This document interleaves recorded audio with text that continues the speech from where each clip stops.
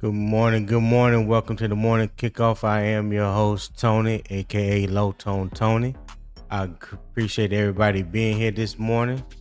So let's just kick it off with some facts. All right. Scott Fowler, July 30th column put a 9-figure question on Bryce Young. Could Carolina's quarterback eventually command not only 100 million, maybe 200 million? But let me separate the headline from the evidence. All right. What Fowler described was a brilliant July practice. That matters because command, anticipation, and ball placement are a quarterback evidence, right?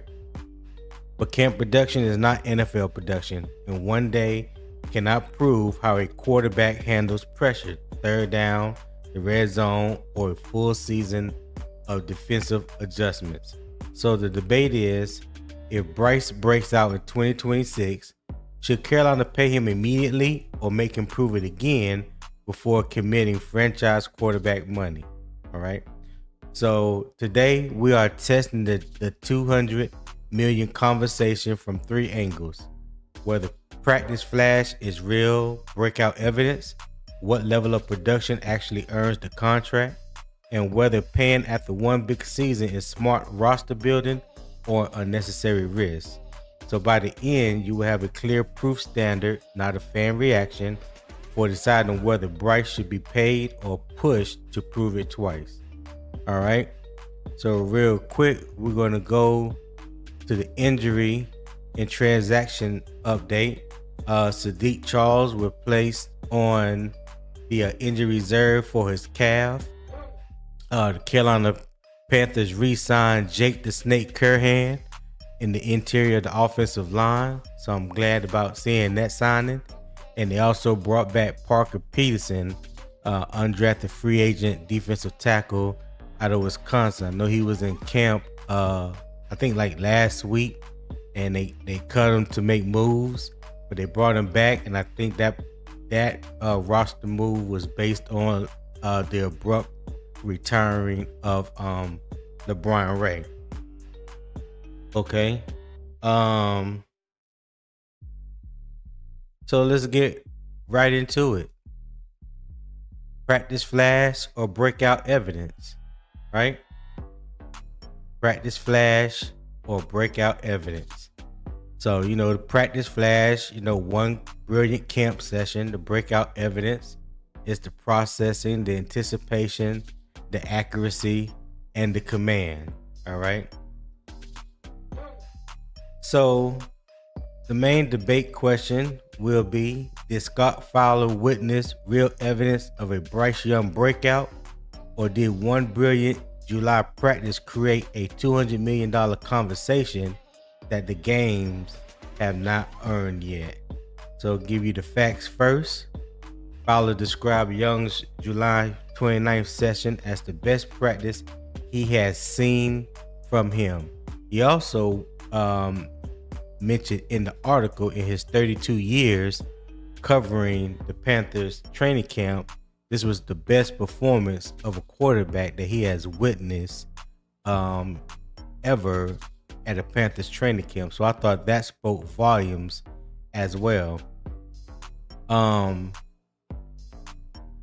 The reported highlights were not just easy completions. They included tight window placement, a deep touchdown to Xavier Legette, another touchdown to T-Mac, and an accurate throw while moving away from pressure. Panthers reporting from the same practice quoted Dave Canales praising Young's ownership and mastery of the concepts, timing, the rhythm, the anticipation, and comfort with the receivers. J.C. Horn said Young was trusting his receivers and giving them chances to make plays. That gives us a legitimate football story. It does not give us a contract report, a completed evaluation, or proof that the same performance will appear every Sunday. All right. The most useful camp evidence is process evidence. Is the quarterback identifying leverage before the snap? Is the ball leaving before the receiver comes out of his break? Is he climbing or sliding in the pocket without losing his base? Is he placing the ball where only his receiver can finish? Now, those details can transfer to games, but camp by itself cannot completely reproduce live contact, disguise pressure from an opponent, that is built specifically to attack Carolina, a hostile road environment, or the fourth quarter consequence of a mistake. Practice can raise the ceiling of the evaluation. Games have to establish the floor, right? All right. So you can make a case that Scott Fowler saw something real, or you can make the case that the headline ran ahead of the evidence. A case can really be made for either or. So that is what today's topic is going to be, because I was presented with that article last night, and I had something else that was on the plate for today, and it triggered something in me, a conversation I tried to have on another podcast, that speaks about the full evaluation, contract evaluations, things that go more into whether you should pay somebody is more than just about statistics or stats. So we're going to talk about that as well. All right. So let me drop the link. So if anybody want to come up and join the conversation for today, I would greatly appreciate it. How's everybody feeling this Hall of Fame game day is what I call it. Football is finally here. Even though it may not be the level of football that we are hoping to have in the regular season, but football is football. Pads gonna be popping. There's gonna be some good plays made, some bad plays made. There's gonna be some evaluation on players that we've been thinking about and talking about, evaluating all off season. Players that we want to see. I mentioned last night that I want to see Zakee Wheatley, because he hasn't been really talked about since he was drafted. So I definitely want to see Zakee Wheatley. And I also want to see what Jimmy Horn is going to do. I saw his interview with Sheena Quick. Looked like he has bulked up, like a lot of people had mentioned to me. So I want to see how that is going to translate, and how is that going to be beneficial for him going into his second season, and could he solidify a roster spot? Can he use special teams as a way to solidify his spot on this team, right? So that's what I'm looking to see from Jimmy Horn and Zakee Wheatley. I just want to see him produce like he did at Penn State. Again, a lot of conversation has been talking about Will Lee, at the corner position, but not much has been talking about Zakee Wheatley, who I like more as an NFL prospect right now over Will Lee. So we're going to get an opportunity to see both of those guys tonight in the Hall of Fame game. I believe both of them will get a lot of run, a lot of reps. Okay. So who are two guys that you guys would like to see? One on the offensive side and one on the defensive side. So you guys let me know in the chat, who y'all would like to see tonight in the Hall of Fame game, and possibly what it is that you are looking for from said players. All right. So real quick, SC Panther Boy said, "What's up, low man?" What's up, low man Tony? What's good, SC? You just won't stop, man. You just won't stop. It's all good. It's all good. I got you later. It's all good. And hit that like button. You guys, make sure y'all hit that like button for me too. It's about 35, 36 people watching right now on both platforms. If you're not subscribed to Unbiased Opinion Sports Talk, go ahead, open up another browser on your phone, on your laptop. Go to YouTube /@UO Sports Talk. Subscribe to the channel. I would greatly appreciate it. And thank you guys also for helping me reach on my first 100. Right now I'm at 112 subscribers. So my next goal is 500. But I couldn't be here or couldn't have accomplished that without you guys help. You guys tuning in every morning, whether you're going to work, coming to work, in the gym working out, ladies, if you're at Pilates, some of y'all might be at Starbucks wherever the case may be. I thank each and every one of y'all for choosing to wake up and rock with me every Monday through Friday, 7 a.m. Eastern time. So I greatly appreciate that. All right. And it looks like Rashak is trying to. Okay, there he is. Hold on, Rashak. I'll bring you up in 1 second. All right, Rashak, what's going on? Nope. What's good? Rashak, what's going on? Hey, shit, I'm up, I'm ready. Talk about this Bryce, man. You, yeah. I was triggered the other night. Being on Mr. Miyagi show, and I was trying to explain to these to these fellows about the market value. When contracts are being signed, new contracts are being signed, guys getting these extensions and things like that. That is not just based solely off of stats. Production is more to it that go into that. I had a long day that day, so they kind of ganged up on me, Mr. Miyagi and beefy brass knuckles. So I said, I'm gonna let them have it. I'm gonna let them have it. Then I was presented with this article that Scott Fowler wrote in the Charlotte Observer, and I was like, oh, is that right? Is that what Mr. Fowler has witnessed in his 32 years and of covering the Panthers in training camp? And in his words, not mine, his words, is that this is the best quarterback performance of any training camp in his 32 years of covering the Panthers. So I was like, wow. So I got to talk about it. I mean, you don't put something like that out there. We gotta talk about it. We gotta discuss it. You know what I'm saying? So here we are. Yeah, Here we are, Rashad. Um, so like I was saying, the first debate question, um, pretty much was, did Scott Fowler witness real evidence of a Bryce Young breakout, or did one brilliant July practice create a $200 million conversation that the games have not earned yet? What say you, my friend? I mean, I still think it's kind of early to say because it was only one practice. But Mm-hmm. I don't like to call nobody or anybody Bryce fans. I think everybody is the Carolina Panther fans. That some may like Bryce a little bit more. Some people would like to say, "Oh, they're Bryce fan boys," or they Bryce. No, it's just like, you know, some people can see the improvement, and some people don't see. You know what I mean? Or even if they do see it, they They don't they want they to they admit it. don't see it. They don't see it, or they don't want to see it. Yeah. So it's like when you try to say, well, I believe Bryce will do this and do that.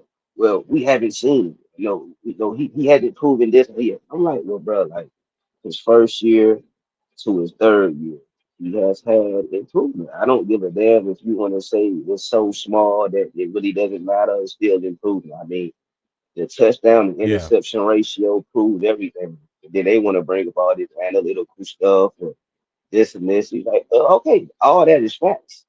I mean, I can't deny if you go to PPP, PFF, or you go to whatever site and get this information, and you telling me this, that. Oh yeah, it's correct. I mean, okay, but if Right. you the eye test, when you look at him play and you see, you know, There you the go. things that wanted to see and you believe that he can do, it's like, okay. We see it, just like the Atlanta game that you were saying. It's like we seen. And it's like we know he can do it. You know what I'm saying? And Yeah. it's like trying to explain to him. Nah, it's like, but I mean, but as far as the practice, man, I mean, it's only one practice, man. But for him to say Right. that was the best practice in 32 years that he has seen from a Carolina quarterback, that's big. I wouldn't say, That it's time to that talk. speaks He's like a volumes, right? million. Yeah, yeah. I wouldn't Yeah. want to talk about no $20 million contract right now. He still got to go out there and do what it do. But Right. flash in the pan. I I I, I like I Bryce, mean, but I'm gonna I say a flash in the pan right now. yeah. Like I know he was mainly talking about the one practice that he saw this training camp where he wrote the article, but I think is it was probably just more than just that one practice, because if Mhm. you're there, like those beat writers are there pretty much every day covering practices. When he makes the comment about that Bryce is showing the mastery of the offense, and this is the same thing that we have heard Dave Canales mention since training camp, that Bryce is showing the mastery of the offense. So if for him to say, this is like the best training camp that he have seen of any Panther quarterback since he's been covering the Panthers for 32 years. I mean, to me, that speaks volume. I think the 200 million is just a number that's out there, but it falls into place. What I've been trying to explain to some people is that they talk about this 37.1 million evaluation that they got from a spot track, or 39 million evaluation. I can't remember where that come from. But what I'm trying to say to people, like, you have to look at the market value. And the market value isn't just solely dictated just off of stats. The market value ties into the the salary cap, and all that. So you have to figure up the salary cap goes up every year, right? So as the salary cap goes up, the market value goes up, and so you got to factor. I'm gonna get into that. I'm gonna get into that. I'm not gonna get ahead of myself, but yeah, a lot of that is more than just off statistics. And let me bring um Nick to the stage. I don't Good Nick, morning. what's up? Good morning. Good morning. Oh, that's Tri-State. That's Tri-State. Okay, what's going on? What's going on, Tri-State? Hey, season starts today. Yes, Beautiful sir. Yes, feeling. sir. Welcome Beautiful to feeling. Hall of Fame. Hall of Fame Thursday is what I'm calling it. Yeah, Hall word. of Fame Word. Thursday. Yeah, I had a few So minutes to Nick, chop it up, Tone. Yeah. What's up, man? okay. So if you've What it been do? listening, you heard Yeah. What up, Ray Shack? What it do? if you heard what the first debate question was, um I'm gonna repeat it for you. Did Scott Yep. Fowler witness real evidence of a Bryce Young breakout, or did one brilliant July practice create a $200 million conversation that the games have not earned yet? What say you? Um, I mean, Scott Fowler is a respected journalist. So, Facts. yeah, so he's a well respected journalist. So for him to say that is definitely a step in the right direction. I would say don't pay Bryce yet. Let him prove it. He has to prove it. Right. And I agree. I got faith he will. I definitely got faith he will. From what I'm reading and hearing, he has more command of the offense. He's holding more guys accountable. He's being more vocal. That's the type of things we need from our leaders. So Talk to him, Nick. yeah, Talk to him. that's a step in the right direction for sure. For sure. Yeah. Yeah. And, I, Uh, and like I said, go ahead. Go ahead, Nick. no, no, no. Rock out, OG. I No, was go good. ahead. Go ahead, man. I wasn't talking about nothing. Go ahead. I No, just you I go ahead, just think man. with our run game, I think we are still gonna absolutely run the ball. I think when we are running the ball effectively and efficiently, we're gonna see Daryl Bevel's positivity come in the play action game this year for sure. I have real good faith in our deep passing game this year for sure. Yeah, yeah. Well, hold on. Let me real quick. Let me get through some of these comments real Yes, quick. sir. Tebow C Panther 59 said, "Good morning, good morning, Tebow. Appreciate you for tapping in. Hit that like button for me." Robert Foxworth said, "What's up? What's good, Tony? What's good, Robert? Appreciate you for tapping in, my guy. Hit that like button for me." Uh, SC Ladyboy said, "Big 74 should have been kept anyways. after he played last season. Makes complete sense to bring him back. I like it. All right, lady boy, we appreciate that. We appreciate that comment. Hit that like button. Hit that like button for me. Yeah. Willie Love said, "Good morning, sir. Good morning, Willie. Thank you for tapping in. I think this is my first time seeing you. But if you haven't subscribed to Unbiased Opinion Sports Talk, do so for me. A lot of you probably are watching through Carolina Armchair GM, CJ Network, through his channel.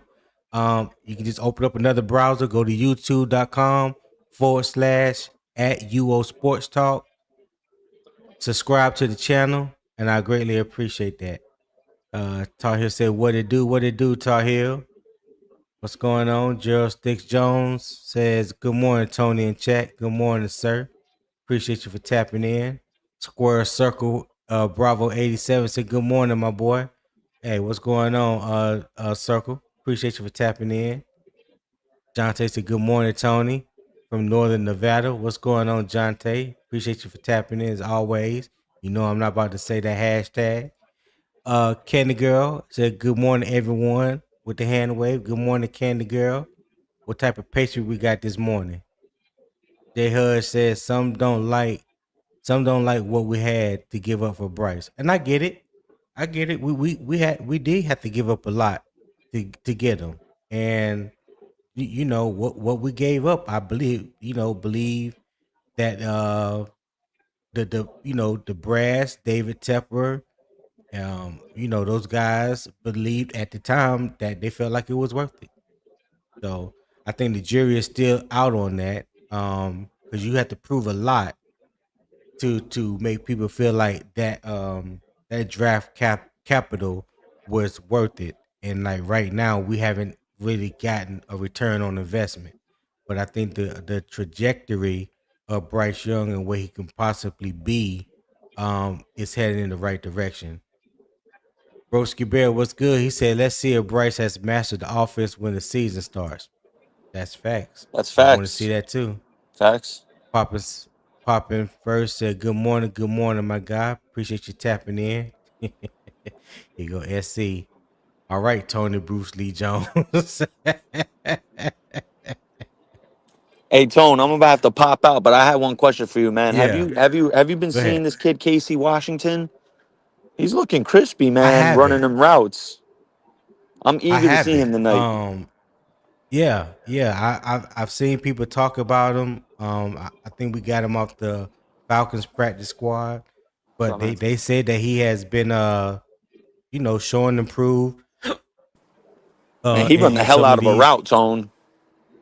Yeah, That boy can yeah. run a I route. haven't I haven't seen him. I haven't We'll seen see him, him but tonight, I do hopefully. definitely. Yeah, I'm gonna have to wake up 4 o'clock in the morning, catch the game. I think I'm gonna do it tonight, just so I can watch the first Hall of Fame game. So I hear yeah, that. so Hey, Tone, you I'll have a good probably be day. Ray back up Shack, watching have the a game. great day. I'll get at you tomorrow, Tone, For sure. for the All recap. right, Nick. Appreciate you for All right, bro. tapping in, my dude. Yes, sir. All right, later. All right, Edgewise said $200 million QB. Wait, hey, don't shoot the messenger, Edge. Hey, listen. Don't shoot the messenger. That's what was put out there. Not saying that's what he's going to get, but that just may well be a starting point if Bryce goes out and have the season like a lot of people are hoping he have on a positive spin. Let me say that because some people wish to see his downfall. I don't. He talking about you said it. Yep. I just repeated what I heard and I'm putting it out there. So hey, I guess you're right. I guess you're right. As he said, he played at Fan Fest. Oh, you talking about Casey Washington, SE? Yeah, that's what I heard. That he looked good out there in Fan Fest. But yeah, Ray Shot. Um, let's see. So do you think that Scott Fowler saw something that was actually real, or do you think that the headline, he got ahead of himself and read got ahead of himself and ran with the headlines and not enough evidence. What do you think? I think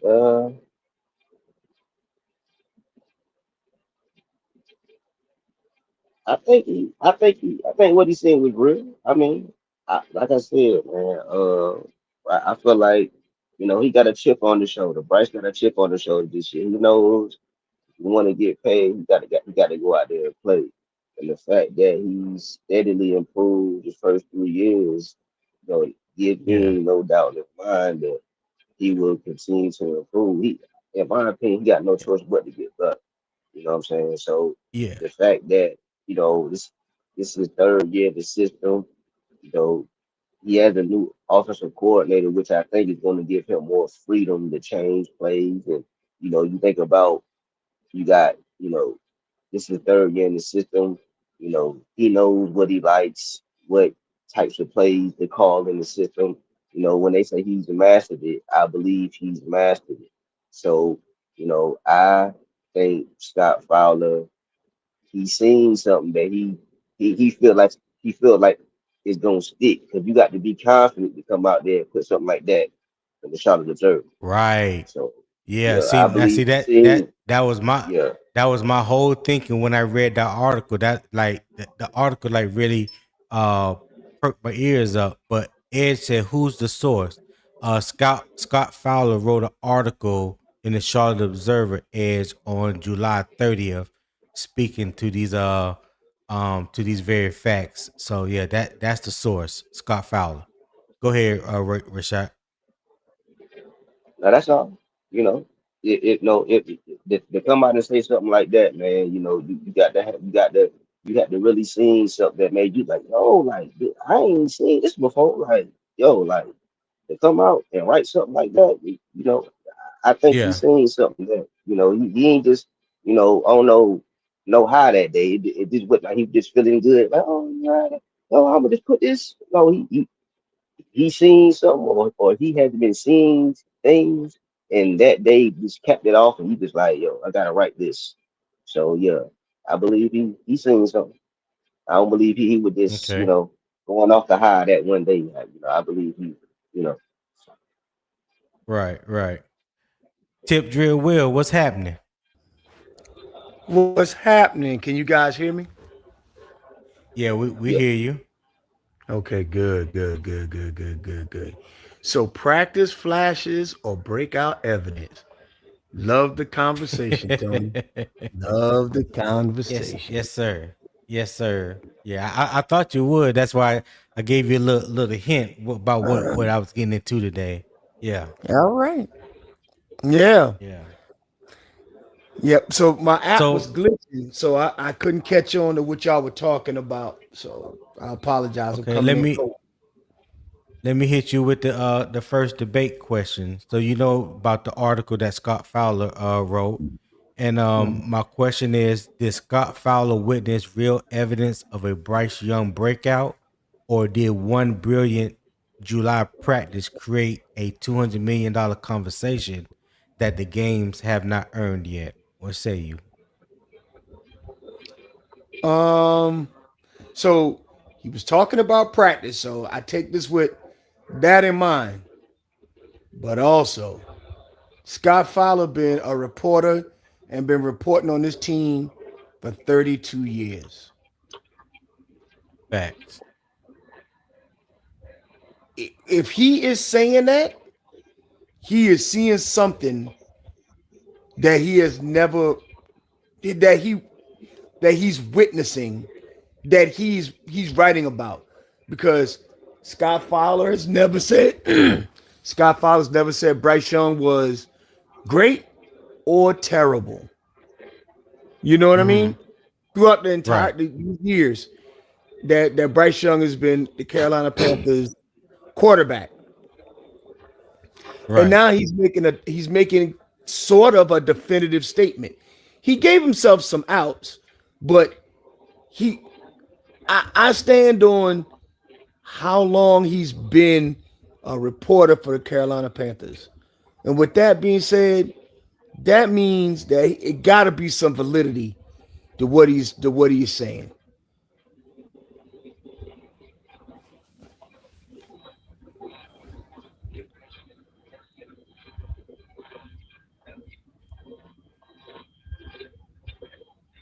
Can you hear me? Yes, Oh, my bad. I'm talking. I had the mic muted. Okay. That was my bad.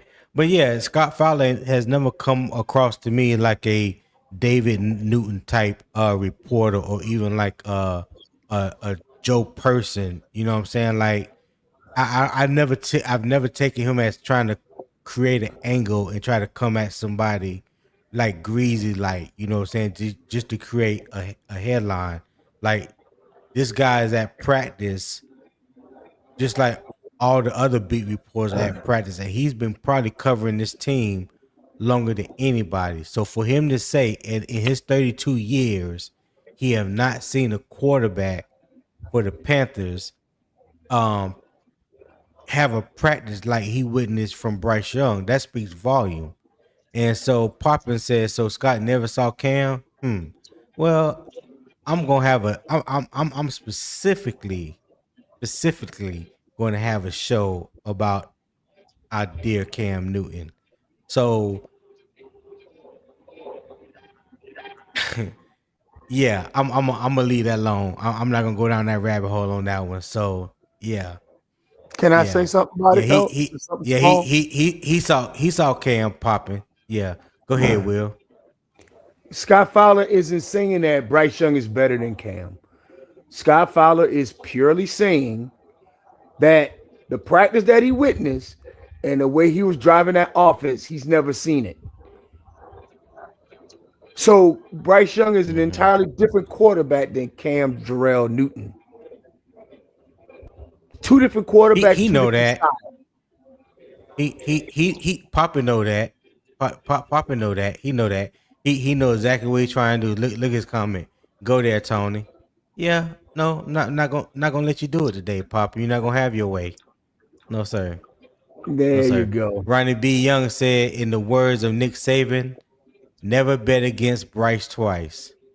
Already, Ronnie. Talk to him. Talk to him, Ronnie. Yeah, But yeah, go popping. You ahead, hear Will. My that? bad. You already bet once. You heard that Yeah, popping. You already yeah. bet wrong once. Mm-hmm. Climb aboard the mothership, baby. The rocket about to take off. Now we don't want to leave you on the tarmac. Yeah. Yeah, we don't want to leave you on tarmac. You know what I'm saying? Ah, Lord, man, get on board, man. We want you on board. Yeah. But that's what I have with Scott Fowler. And what else? I had something else. So I'll ask you this, Will, you can go first. What can a great practice legitimately reveal about Bryce processing, anticipation, and command without treating the result as proof? Okay, so I think what Scott Fowler said is what I would like to say here. Mm-hmm. The route was crisp, the coverage was excellent. Bryce was just better at delivering the ball. If you're practicing Hey, against the same people, if you're practicing yeah, against the same people and they know exactly what you're about to run, yeah, and they still and JC Horn and Mike Jack still can't stop it on 11 on 11. Oh, brother. yeah. What Well, Canales has pointed to Young eliminating options before the snap. His evaluation of the remaining pitcher on his drop, and also throwing with anticipation. So the more meaningful observations than saying only that the offense completed a lot. You know, those are meaningful observations than just saying that the offense completed a lot of passes. You know what I mean? Correct. Like if you are getting the ball out faster, if you are truly trusting your receivers, you know, and anticipating the throw before they even come up out their breaks, you know, where a lot of times when that happens, the only person that you are given opportunity to catch the ball is the receiver, not the DB. You know, so if that's the kind of confidence that is being shown and being displayed early on in training camp, and your hope is that it's going to just get better and better throughout training camp. Come game one, I mean, ain't no telling what you got.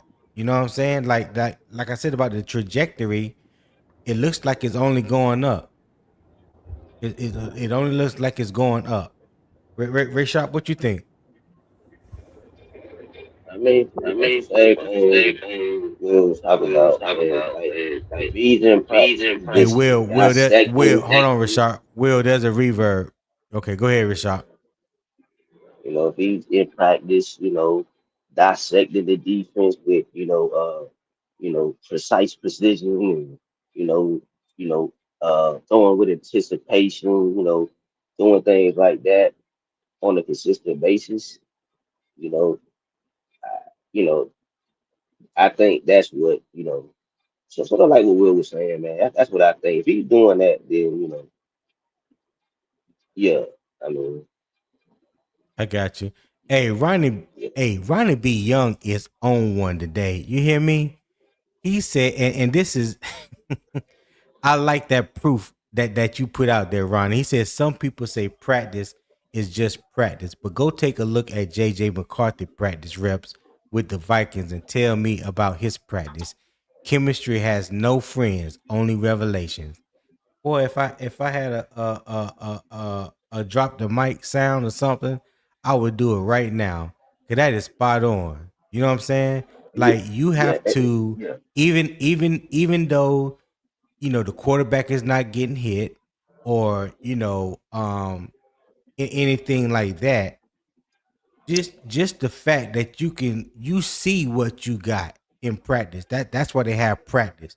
Like we can only speculate from the outside looking in, but these coaches, the offensive coordinators, the defensive coordinators, people like that are in the room, that are witnessing these things each and every day. And then you have like JJ McCarthy, for instance. You have people wondering why he hasn't took hold of the number one, the QB1 position in Minnesota.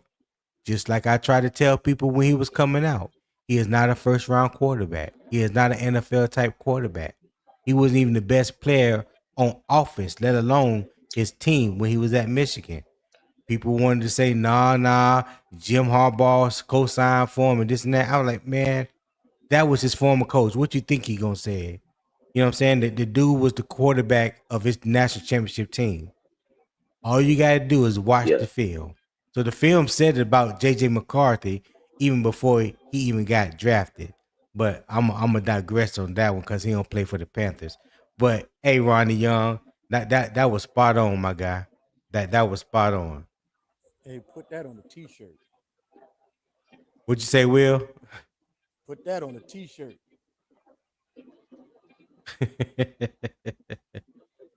Ed said, we heard this before. Again, we will see. Yeah, okay, Ed. Hey, Papa said speaking of, JJ is trash. Who is surprised? Not me. He I told bet said Paco will JJ, probably have JJ JJ. trash running. That's why they got Kill Collar pick somebody who is a worth. Okay. Yeah, they do. Yeah.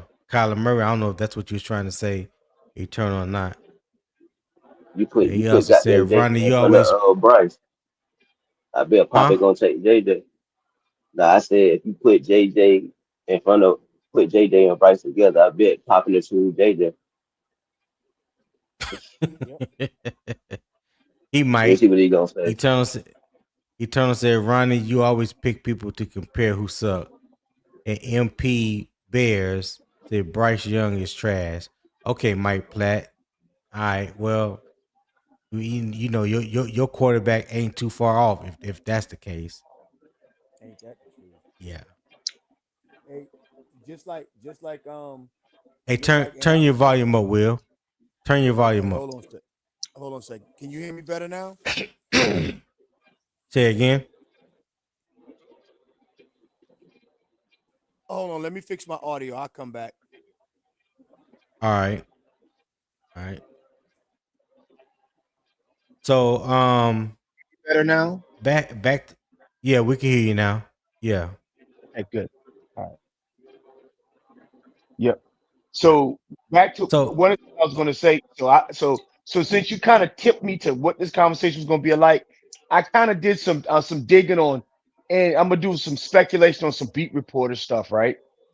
So one of the mhm. beat reporters said, when you see the ball come off a Bryce Young hand, you know that's an NFL quarterback. When you see the ball come off, Wow.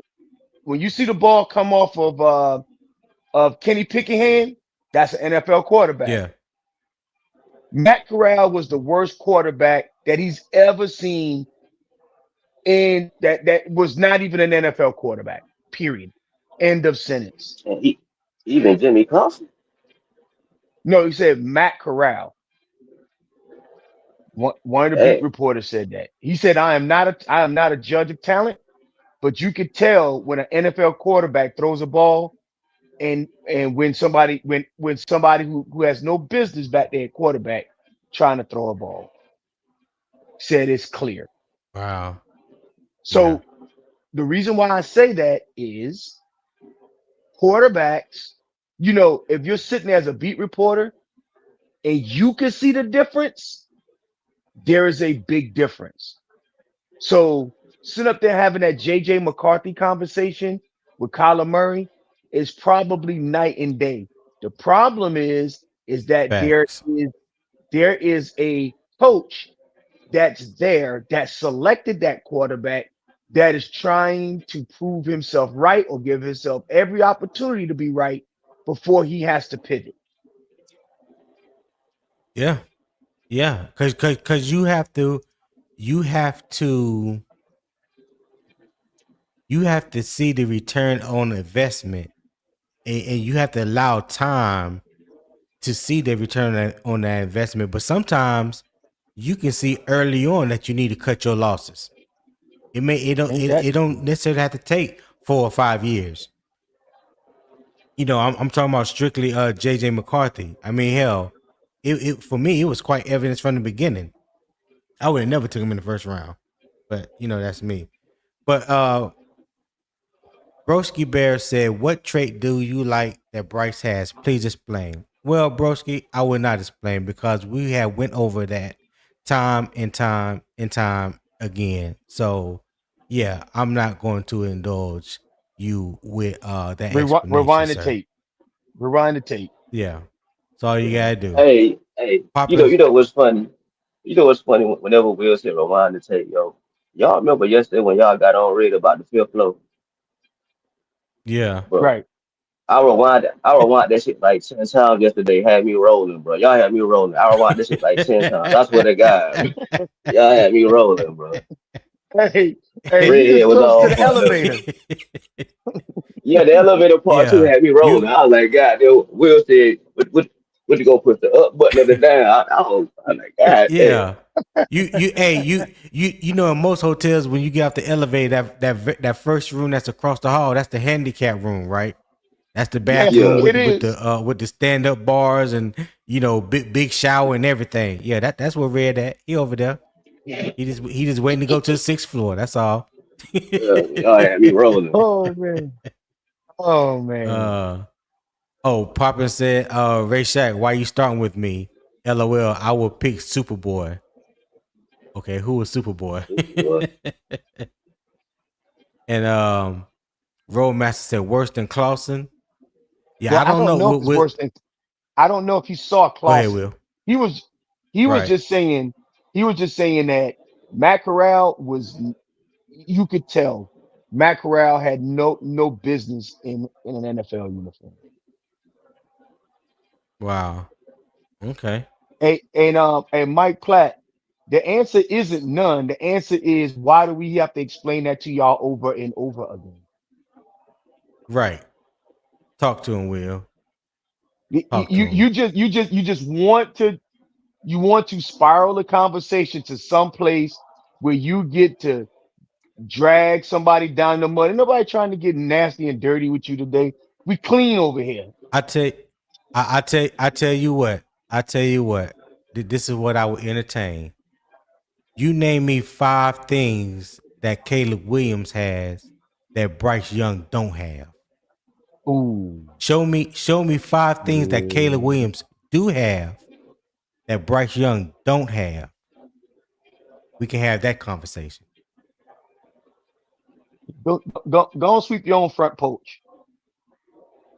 Kasulikins says Superman, Superboy. I don't know what that means.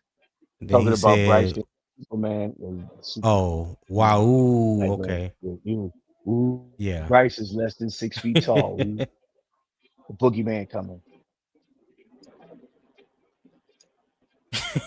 As he said, French chips is one.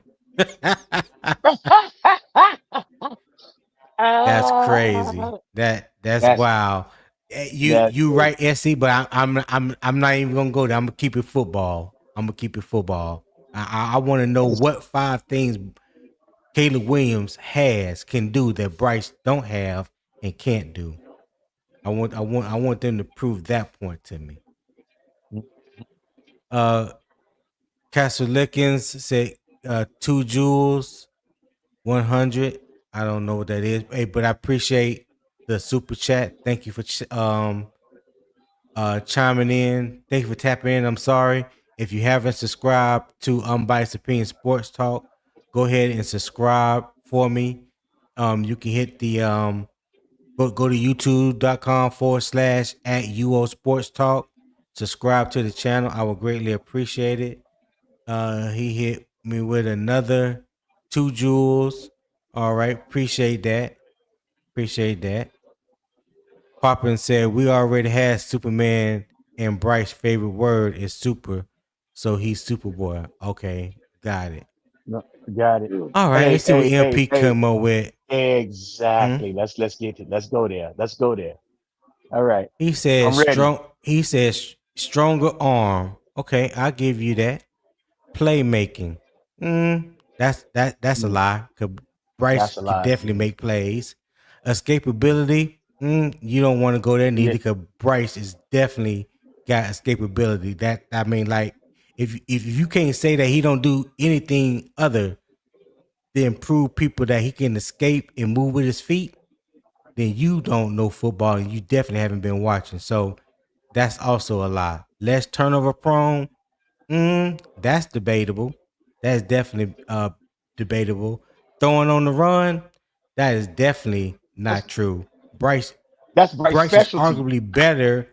Bryce arguably is better throwing on the run outside the pocket than he is in the pocket because according to Broski, he can't seal the offensive line, so he has to go outside of the pocket. So that kills your point right there. So you got to come forth with better evidence. And I specifically said 5 things that your quarterback can do that my quarterback can't do, and you have yet to produce those, MP. So go back to the drawing boards. I'll still be here, and I'll look over that list. Now, if you haven't accomplished said goal, I'm not even gonna bring it up. All right. It, can I add something to the Yeah, go stronger ahead, arm? Will. Yeah, go ahead. If you go and look at Bryce Young's throws at 40 yards, they are extremely Mhm. accurate. So Yeah, so what you can I throw know the that. so what you can throw the ball 75 yards. What difference does it make? You ain't gonna have a 75-yard play. You know what I'm saying? It is so rare that you're gonna a 70-yard play is a Hail Mary like that one that he had against Green Bay. Was that Green Bay he had Yeah. that play against? That I is don't. I don't remember. I don't remember. I just want to make sure What that did we that? What did he understand say it. at the When he Rams? say when he say What did that bring back? when he says yeah, he was drifting Yeah, I back, think. drifting back, I think it drifting was back. the Rams. I think it was the The Rams Rams. was the Rams or Yeah, somebody. I He was think it was drifting the back, Rams. drifting back. I'm talking about Caleb Williams. Caleb Williams is a good quarterback. Yeah. So see the difference is in those guys like Mike Platt and those guys. No one is saying that Caleb Williams isn't a good quarterback, but yet you hit our link and try to tell us that our quarterback is trash. Why? Because you scared? Are you nervous? You got bubbly guts or something, broski? Like, what's wrong with you, man? Like, good hit God, hit you hit yeah. Hitman J 3974 said that's easy. Caleb scrambled better and has a better arm than Bryce. That wasn't the question, Hitman J. Tell me 5 things that Caleb Williams can do that Bryce can't do. I ain't say better than, can and can't. Those are the two words that are important in what I just said. 5 things Does hit? Caleb can do that Bryce can't do. Yeah. So until y'all get that right, man, I ain't got no more conversation for you Bears Because fans. you when you say does something better than, that makes it subjective. Yeah. You are walking them to an on and off switch that they can't figure out, and they can't figure it out. Yeah. And better yet for Broski, he has yet to take me up on the offer to show him that Bryce can throw over the middle. So yeah, Broski, I still have the film. I'm still ready for you to say, let me see, because I don't believe you. So I can just show you the evidence that proves exactly what you say that he can't do, that he can do. But you have yet to take me up on that. So, that hey, I'm a film first person. So if you don't have the evidence to support what you're talking about, why are we even having this conversation? You just throwing stuff out there just to throw stuff out there just to have something to say. It's so easy to dispute or crush your so-called theory, your evidence. It's easy for me to do that, but I digress. I'll let you live. I'll let you Hey, live. hey, Uh hey, Tony, can I say something about the throwing yeah. across the middle? Yeah. When you tell a lie long enough and often enough, and it goes unchallenged by some, people tend to Yeah. believe the lie. Mm-hmm. It is human nature. If you go into certain circles and consistently say the same lie over and over and over and over again, and everybody in that circle agree with you, that is called a bubble. Then once you're in that bubble, anyone who gives you any facts to dispute that lie becomes a personal attack on them.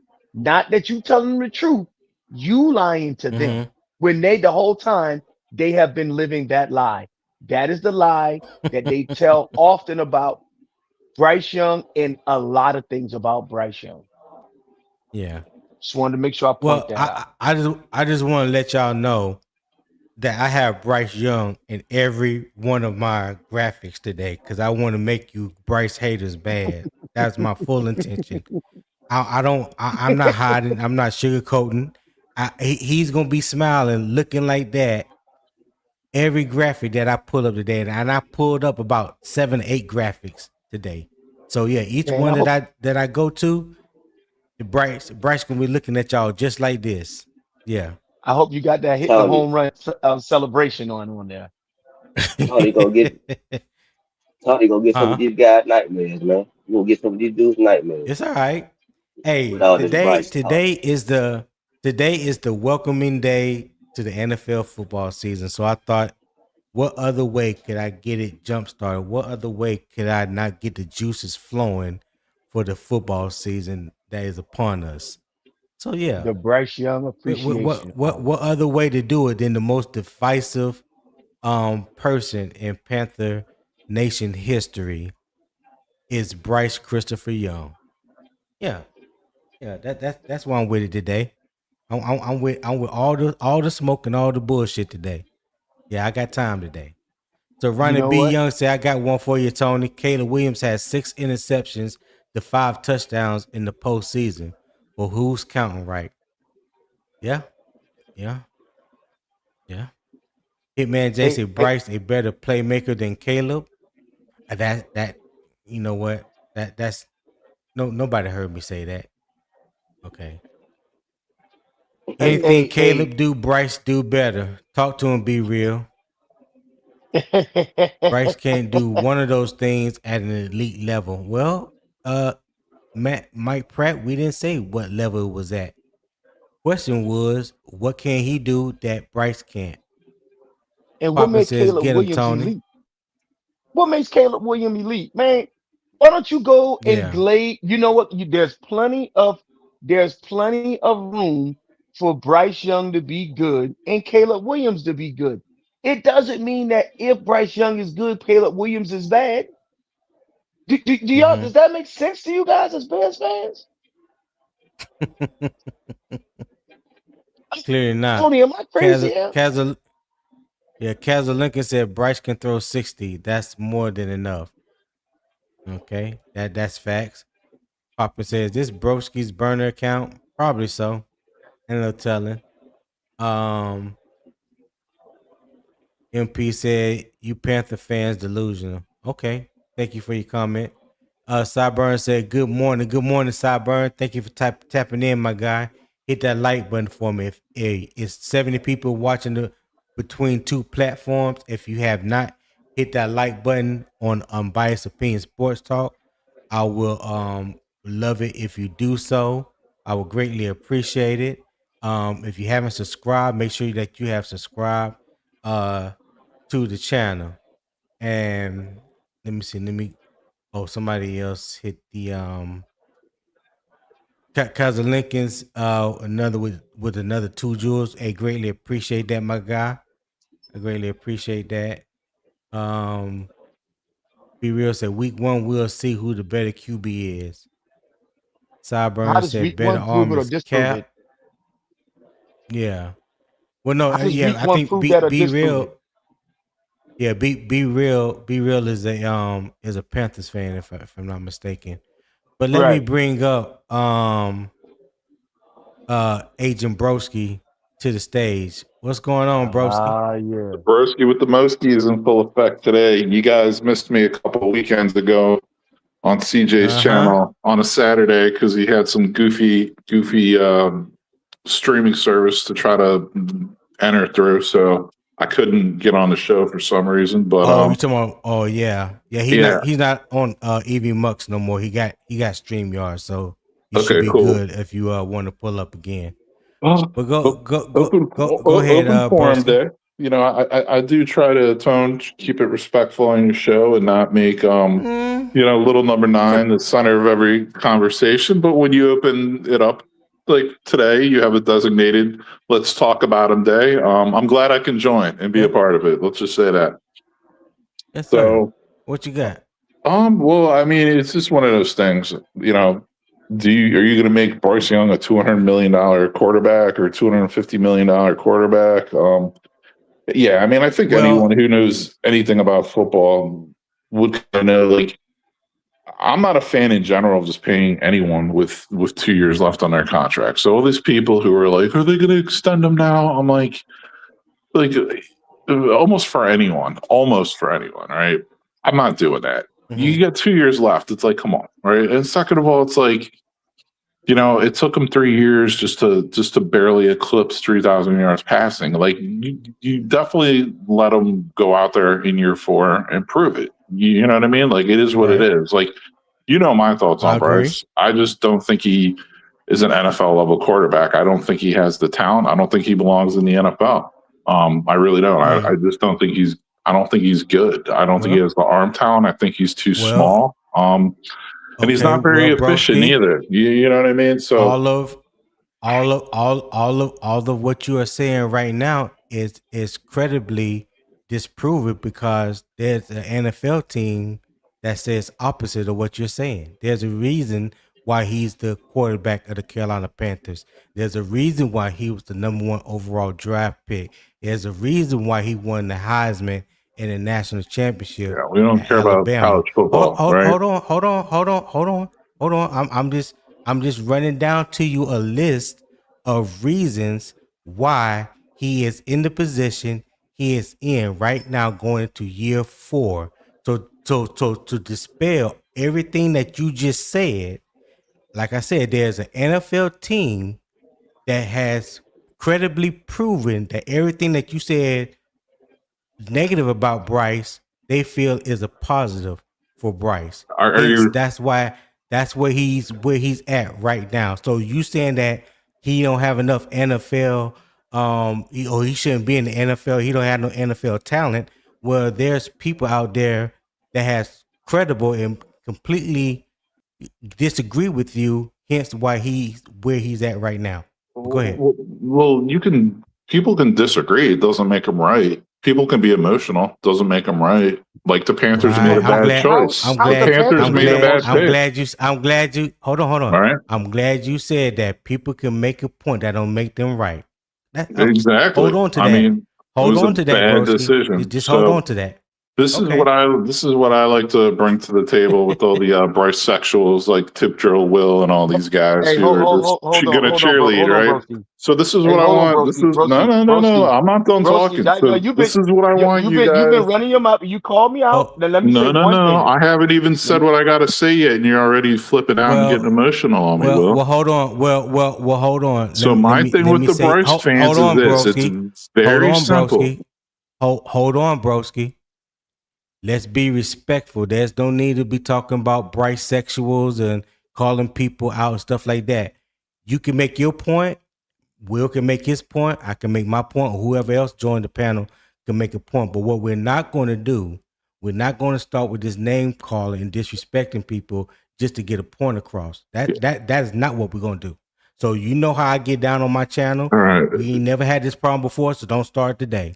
So I know it's a very sensitive topic for people, but what I like to ask Bryce fans is let's keep it about Bryce. Like, don't start, when Bryce fans get a direct Bryce question, they always talk about another player. So my direct question is, what traits do you see in Bryce Young that you think are worthy of the number one pick that he's lived up to, that you see in him that possibly warrant him getting a big contract extension, $250 million? What traits do you see in Bryce that you like, that you think are good? So before you go, Will, like I said before, because this is not the first time you asked that question, broski, whether it's been on my channel or anybody else's channel. I've answered that more than one time. I think there has been enough evidence. I've never asked you directly, so I would like to hear your answer for sure. So, okay. If you never heard me say that before or heard me say it, I think Bryce has great anticipation. I think he processes well. I think he's very accurate. I think he has come into his own as far as commanding this offense since this is his third year going into this offense. I like his high level of escapability. I think he's good with his feet. I think he's sometimes better outside the pocket than he is in the pocket. I've witnessed Bryce Young make every throw that you can ask an NFL quarterback to make. So to me, that's what I like about Bryce Young. And then just furthermore, just to prove a point, when Bryce was coming out of college, he's not the quarterback that I wanted. I wanted C.J. Stroud. It was on the record that I've said it. This was when me and C.J. had two fans in the stands. We both said we wanted C.J. Stroud over Bryce Young. When Bryce Young was selected, we said, okay, you know what? In our mind, there wasn't much difference between Bryce and Caleb, but the size. The arm strength was evident that C.J. Stroud had a better, stronger arm than Bryce, but Bryce threw with better anticipation, in our opinion, than C.J. So just to go all the way back to when he was drafted, he was not our choice, but he's here now, and everything we talk about with Bryce, I've seen have. The trajectory for Bryce has gone up each and every year from his rookie year to year 3. That's what I see in Bryce. The question about the $200 million, that came up from the article that Scott Fowler wrote the other day. It wasn't saying that he's going to get $200 million. He just said that from what he has witnessed, he could imagine that the conversation when it comes time to extend him, whether it's at the end of this year or at the end of his 5th year option, that the conversation will probably start around 4 years for $200 million or 5 years for $200 million. I've never said that he's worth $200 million. So there you go. Yeah, and for the Panthers' sake, let's hope they don't decide to give him that contract. But saying that Bryce can make every throw on the field, though, I mean that's just not true. Yeah, I know. But hold on, Will. Come on, man. This guy has a pop gun arm, bro. He's got a paper mache arm. You can say it's not true. That's fine. That's all well and good. Like I've mentioned and said to you before, when you say he can't throw in the middle, He I said I can't. have tape that I said, well, see everything. So now we're past the point of an opinion. So now you were talking about a I've seen belief. the breakdown. Because hold on. Because even with evidence that I have that I know I can pull up right now, I have it saved on my computer.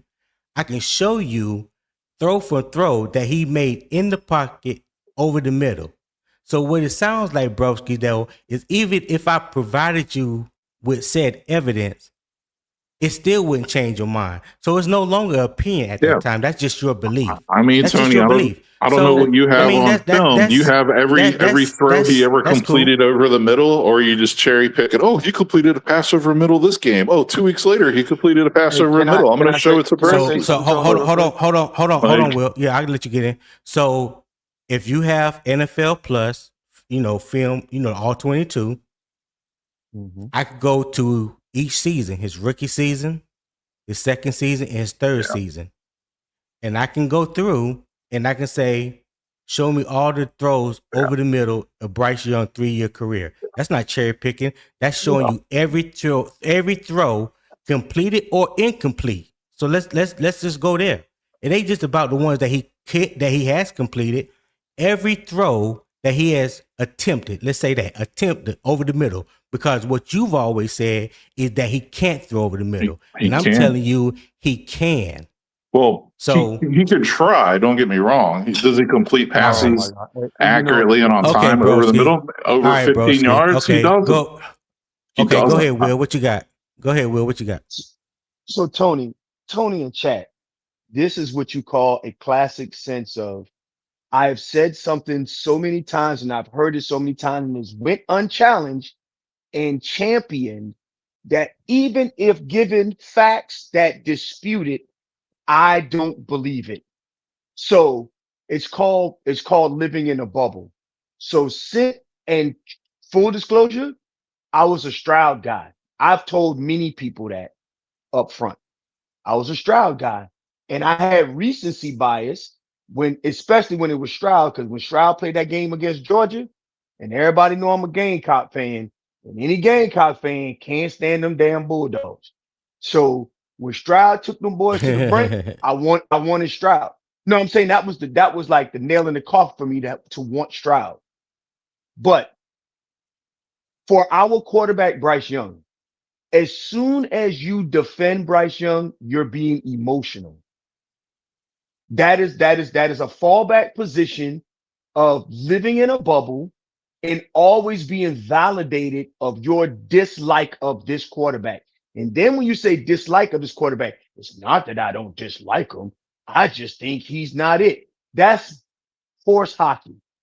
It is No, it's not. all It's well. facts. You're Hey, judging him based on his play on the field. Broski. Hold on, Brisky. Hold on. Go ahead, Will. Now, let's talk about his play on the field for just a second here. Are you saying anybody, not just you, Broski, because we all know where you stand? Are you saying that his rookie season was his fault? Why he didn't throw for so many yards?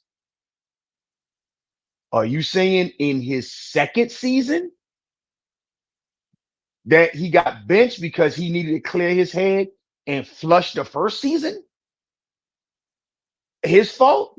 Yeah, see, and this is the problem. Nothing's Hey, ever hold Bryce's on, Broski. fault I'm still either. That's the talking. other problem.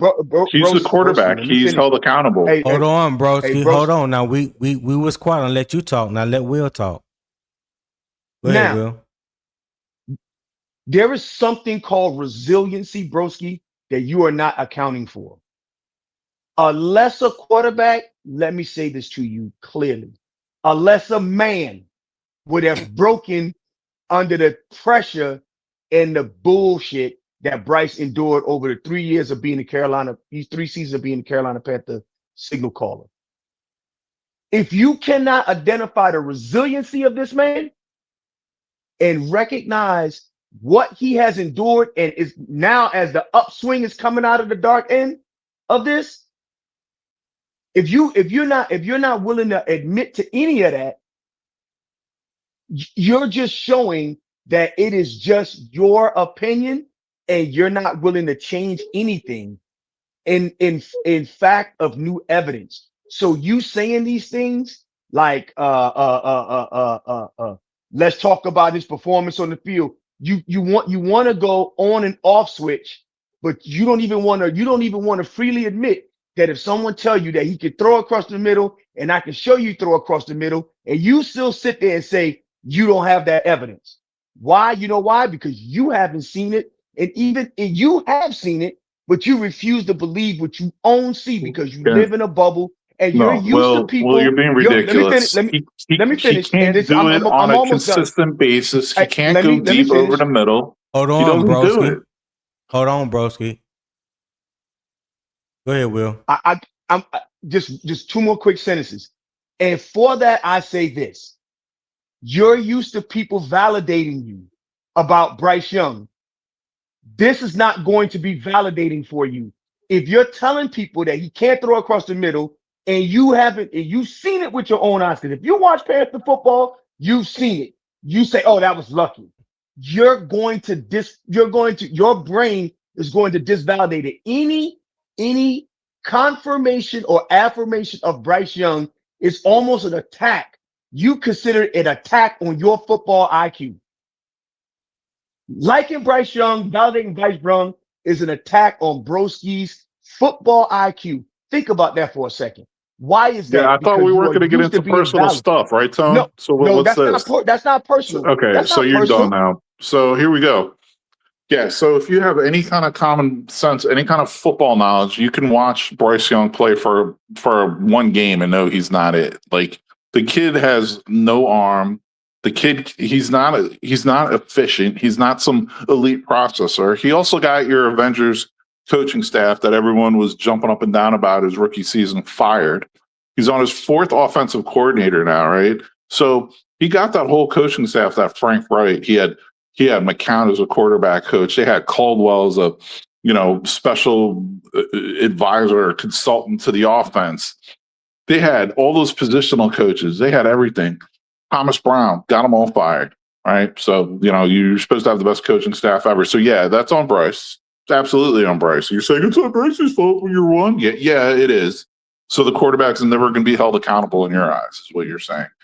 And I don't really consider 100 and whatever, 130 yards more passing from his rookie year to now, and throwing one more interception this past season. He threw some more touchdowns. Completion percentage got a little better, but let's not act like he's making big strides. And you're talking about resilience. He's not storming the beaches of Normandy, dude. Like you're And talking about resilience. He's the number anybody one who knows pick. about He's a resilience is me. pampered little baby boy with a weak arm. Yeah, right. And you're talking Yeah. about resilience. No, Hey, let me explain resilience is something to you Frank about Wright resilience. because Bryce's little Hold on, pop gun Will. arm got Hold him on, Will. fired. Bryce's little pop gun Okay. arm got Frank Wright fired. So Frank Wright is actually resilient, not Bryce Young. Okay. Bro, so you done? Well, I'm just saying, the bottom line is with Will, do you want to extend this guy? Do you think he's worth a 5-year, 4-year extension? Is this really what you want to do with your franchise? So I'm asking real quick, are you done? Because I'm trying to move forward. I'm not going to beat this, could continue dead horse with a stick. I just want an answer from Will. You're trying to make this about what the topic of it is. Whatever yes. it is that you're this what you're doing has nothing to do necessarily with the topic. Pay him or make him prove it. You're doing what you always do when you see anybody talk about Bryce Young. You feel like that is an open invitation for you to come in with your personal attacks about him. Hey, look, you can have your personal feelings and whatever, however you choose to feel. I'm not here to say any different. All I'm saying is, if you're done, because I believe I have allowed you ample enough time to get off of what you want to say. But what we're not going to do is try to make this conversation into something that it was not trying to be from the beginning. Tony, it literally says pay him or make him prove it. And that's what I'm asking Will. Would you pay him? No, I'm asking you, are you done? I'm That's what I'm asking Will asking a you. question. I'd like an answer. But I'm the host of the show. So one last time, broski, are you done? Yes or Defender no? will need someone to step up in his defense today. That's fine. Is what it is, man. Like it's a basic Okay. question. Hey, Like hey, bro, All right. hey, Well, it's a broski, basic hey, question. hey, I hey, appreciate you broski, for being on the panel today. I really do. Thank you so much. Go ahead, Will. what I'd like to say to broski is, if anybody can judge resiliency as somebody like me, you have no concept of that because Mhm. you've never had to deal with adversities in spaces and places that I know I have. That's one. Two, we're not Yeah. saying that the kids home on the beach of Normandy. You have to have resiliency in almost anything in order to achieve and accomplish things. You have adversity, you have to be able to come through that. And yeah, I believe this is just my belief on Bryce Young in a contract extension. If he does as well as he's projected to do this season, then he is worthy of a contract extension. I don't think he should get a contract extension this offseason, but I think once he start going through this season, if he gets the numbers that we believe that he will hit, I believe that we Yeah. should be looking at him at a contract extension. Right. So real quick, shout out to Kaiser Lincolns again for 2 jewels. I greatly appreciate you, my guy. So I know you're probably watching through Carolina Armchair GM channel because I can get super chats. So if you do me a favor, open up a browser, go to YouTube at UO Sports Talk and subscribe to my channel as well. I am streaming to both channels because this is part of Carolina Armchair GM Network.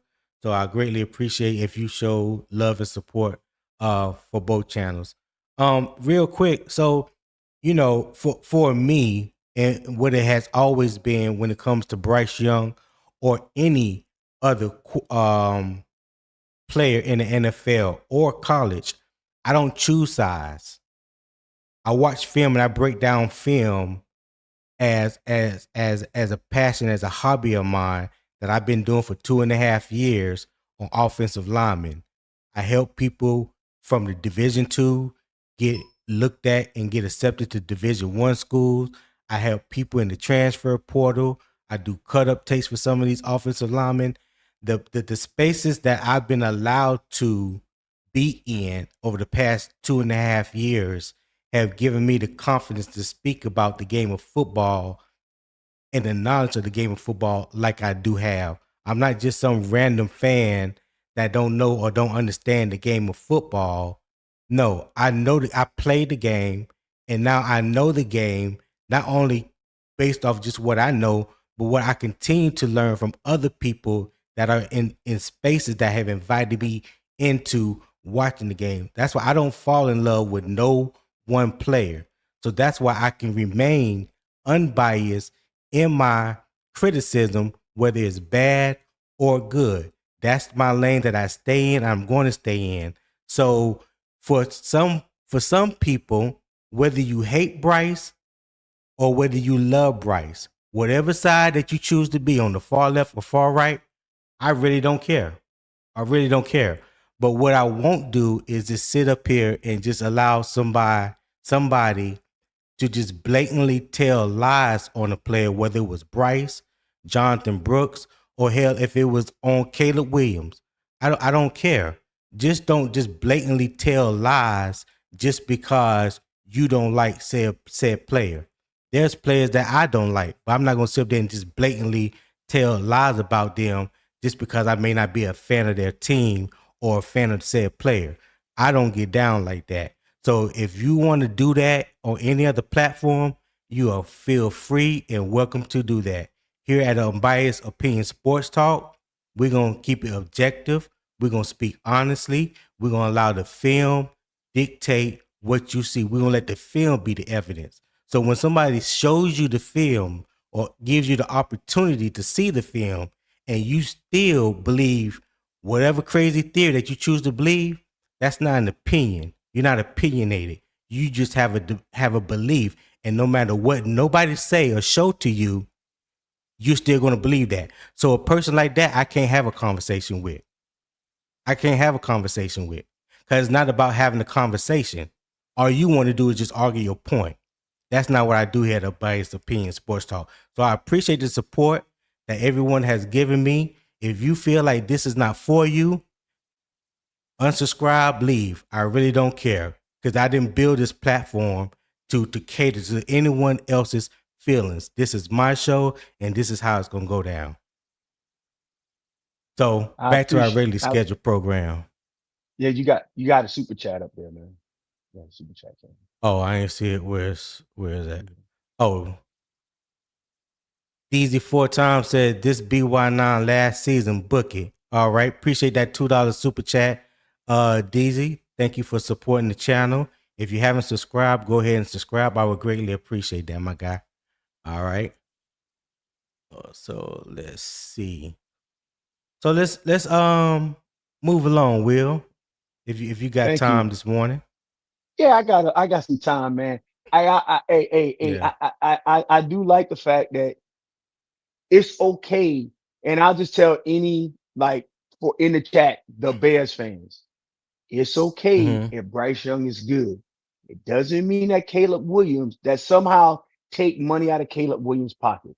And Broski, even if we gave Bryce Young an extension, what difference does it make to you as you a fan of the Bears?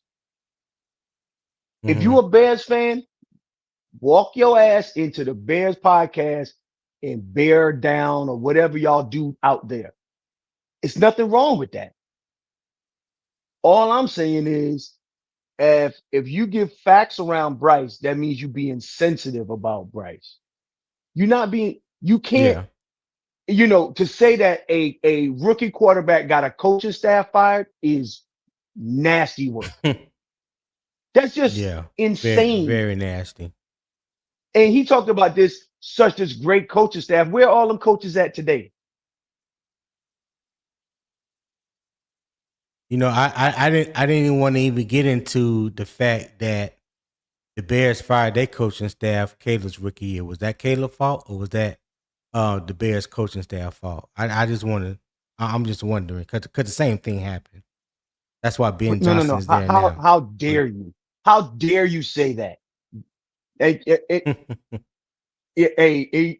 Just you got another super chat came in. I like okay, this all one. right. Let's see. Dream 58 said, "Thank you, Tony. That conversation was starting to give me a migraine." Hey, well, I appreciate you, Dream. I appreciate that $9.99 super chat. Uh, Make sure that you subscribe to Unbiased Opinion Sports Talk. I would greatly appreciate it. Thank you for your support. This is not my first time seeing you in here, so I appreciate you waking up early in the morning and being a part of the conversation. And I appreciate Broski. Broski showed mad love to the channel. You know what I'm saying? He shows mad love to the channel, supports the channel, and all that. But some days Broski know how he can be.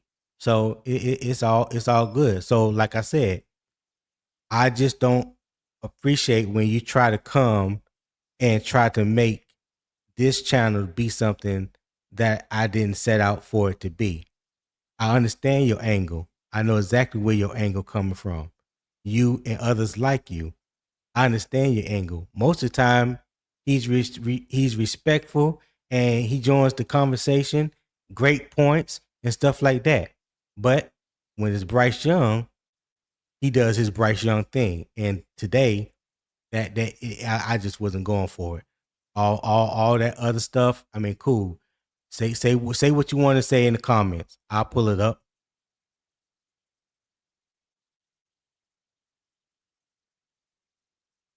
Go ahead, Will. You was about to say something? Yeah, I was just gonna say, as it relates to the last part on this chart, um, if Bryce Young this season has is going to execute his strengths and minimize his weaknesses in his game, he's going to have a great season. Everybody games has Mm-hmm. weaknesses. whatever his weaknesses are in his game, I hope that he's been working on that. It seems like he has, but of course, we haven't seen it with our own eyes. We won't be able to get a clear judge of it until that Sunday night football game. So you'll be able one quarter of the season down. You know what I mean? Um, and then we will be able to see, kind of where we're going in this direction. So, um, I'm excited about it. I think the evidence is there for his breakout. But as people say, it's just camp right now. So we don't know if it's going to translate to Sundays. We hope it does. So that's what I wanted to say.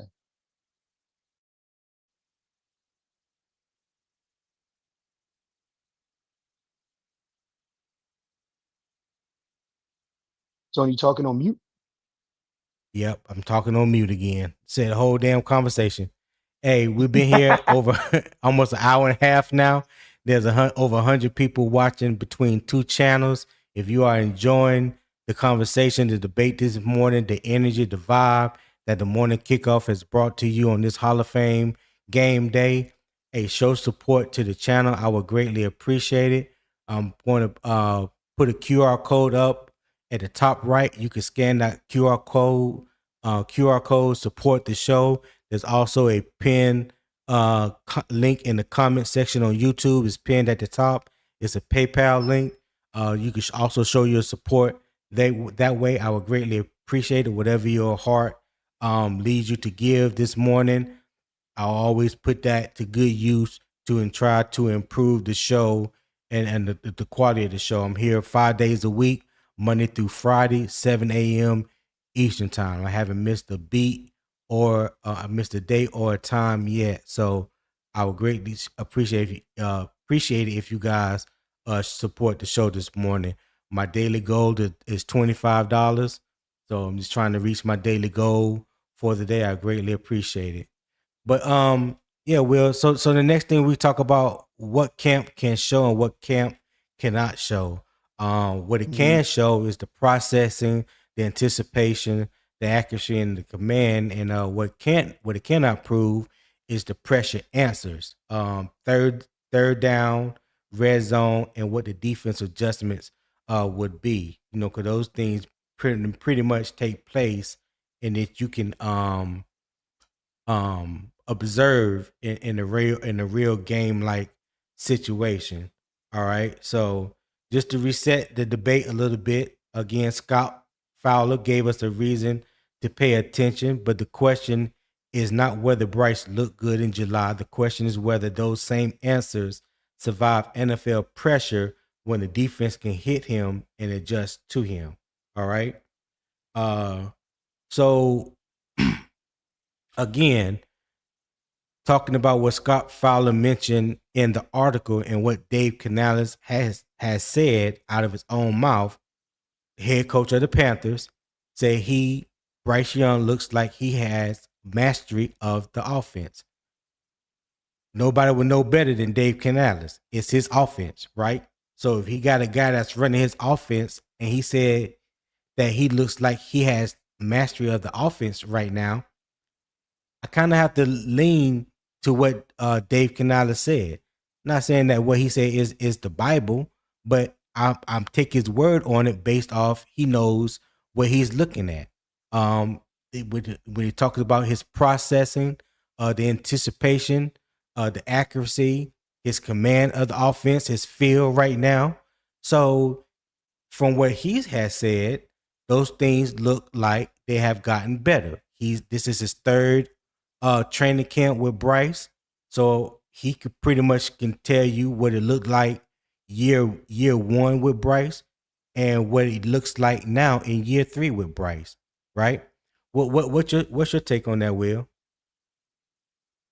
I agree. Here's another thing that I want to point out as context around Dave Canales saying Bryce has mastery of the offense.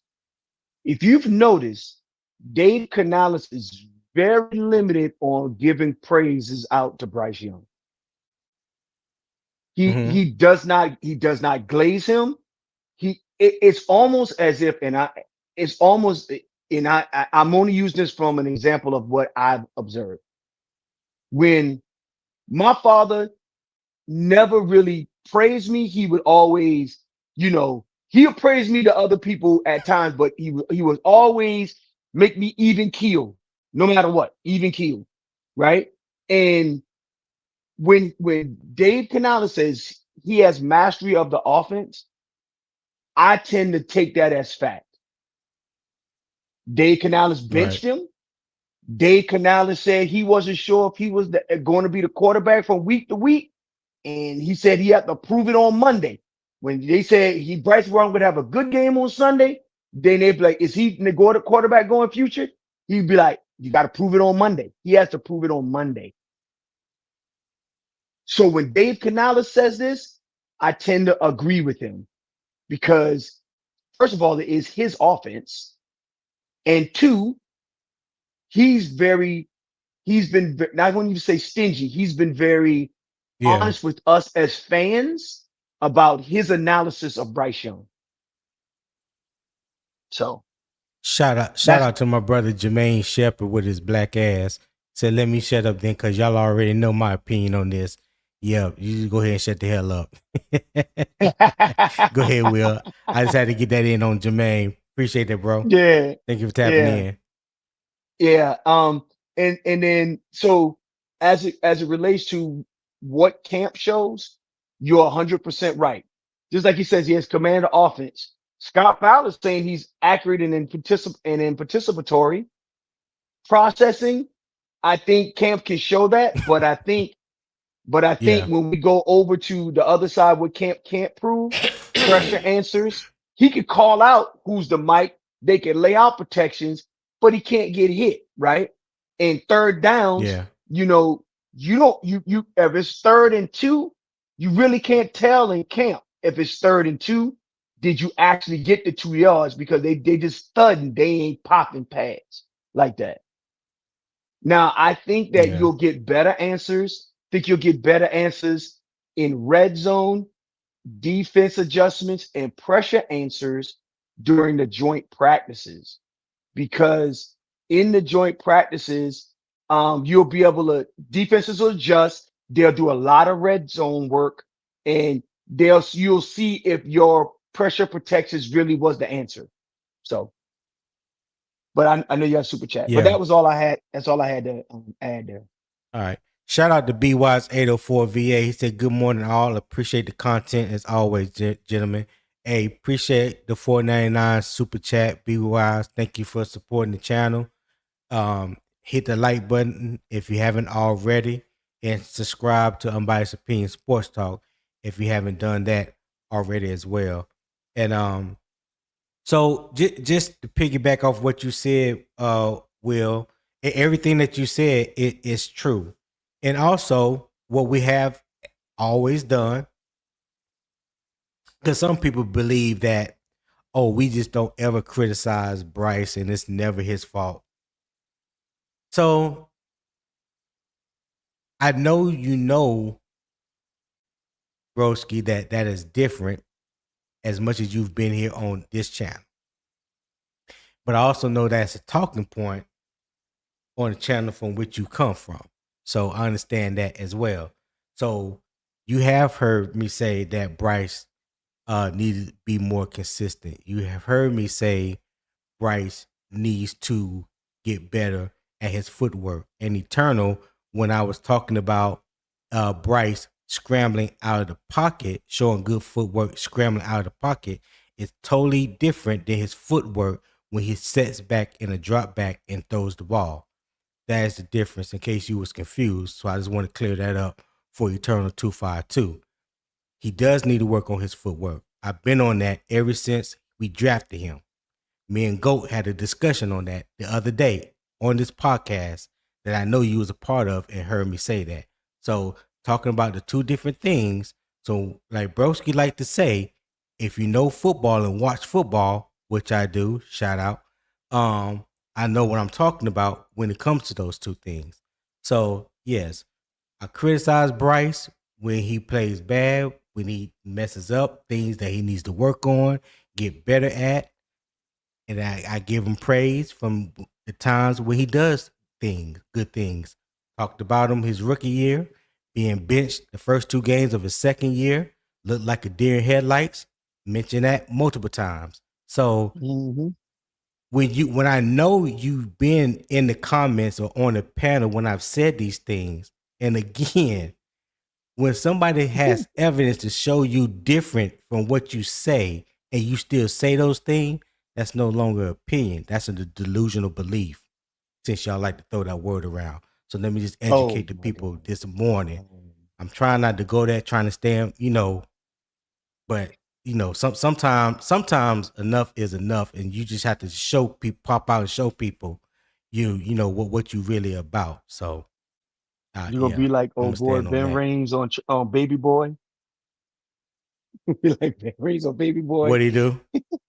Remember he was like, "You're trying to be cool, but these niggas," and he started choking. He started choking Jody on Baby Boy. Hmm. Call your mom. Call your mom. Yeah. Cool Kev said, to be honest, we have heard every year he has mastered the offense. Then the season shows different. Well, I haven't heard that. I haven't heard that Me either. personally, I have Yeah. not heard that he has mastered the offense every year. Now, I don't know if you heard that from the coaches, Cool Kev, or other fans or podcasters. Me personally, I can tell you I've never heard that up until I've never heard Dave Canales say Canales that. said that a couple days ago. Well, Yeah, he Dave he Canales said said that. that. I'm Yeah, sorry. he Go ahead. said that in the presser um a few days ago. I forgot who asked him in that presser. I'll try to go back and find it and send you the YouTube link. So yeah, I actually heard him say it this time, but I never heard him say it any other time. So yeah. Um Cool Kev might be yeah, so that's confusing Dave huh? Canales saying he mastered the offense. Cool Kev might be confusing Dave Canales saying he mastered the offense versus, Yeah. podcasters, streamers, and fans saying that he's mastered the offense. Those are two different things. Because, you Yeah. know, Yeah, it definitely could be two different things. So real quick, so the 2026 proof points, and I forgot to add another one on here, which is consistency. That is my main thing when it comes to oh, Bryce. He has to be more consistent. Last year was very up and down. Like I said, I'm not trying to say who was at fault or who was at blame, but when I'm just talking about Bryce, there was things that I saw him do last year that wasn't consistent to being a consistent winning quarterback. So I would love for him to be more consistent. Like I mentioned the other day, I would love to see him protect the ball better when he scrambles, when he breaks the pocket. There's times where you've seen where he has the ball easily stripped from him from behind, high and tight, tuck it high and tight, put two hands on the ball. Those are things that he can control by himself. It doesn't rely on the head coach, the offensive coordinator, or players around him. Those are things that he specifically can control on his own. So again, that's about the third time I've said it in the past week. So I don't want to ever hear nobody say, "Oh, well, you don't criticize your quarterback or you don't talk about what he does or what he does wrong." For now, I'm just going to ignore idiotic comments like that. What you about to say, Will? so on 4th and 1, Bryce Young said we got to be consistent. He's saying it Yeah. out of his own mouth. I got to be more consistent. And Hmm. like, I think that red zone got better last season, but we left some points on the field, man. We left some points on the field a lot of That's times. true. That is true. Um, it got better, but we left some points on the field. And that damn third down efficiency, look, that 3 and out has to stop. But with that 3 and out, stopping means that we're being more consistent. I think that identifying pressure, because his hurries and his sack counts has consistently gone down. I want that to get even better, because the better that you are able to identify pressure and block up scheme, the better we're able to get the ball to our playmakers.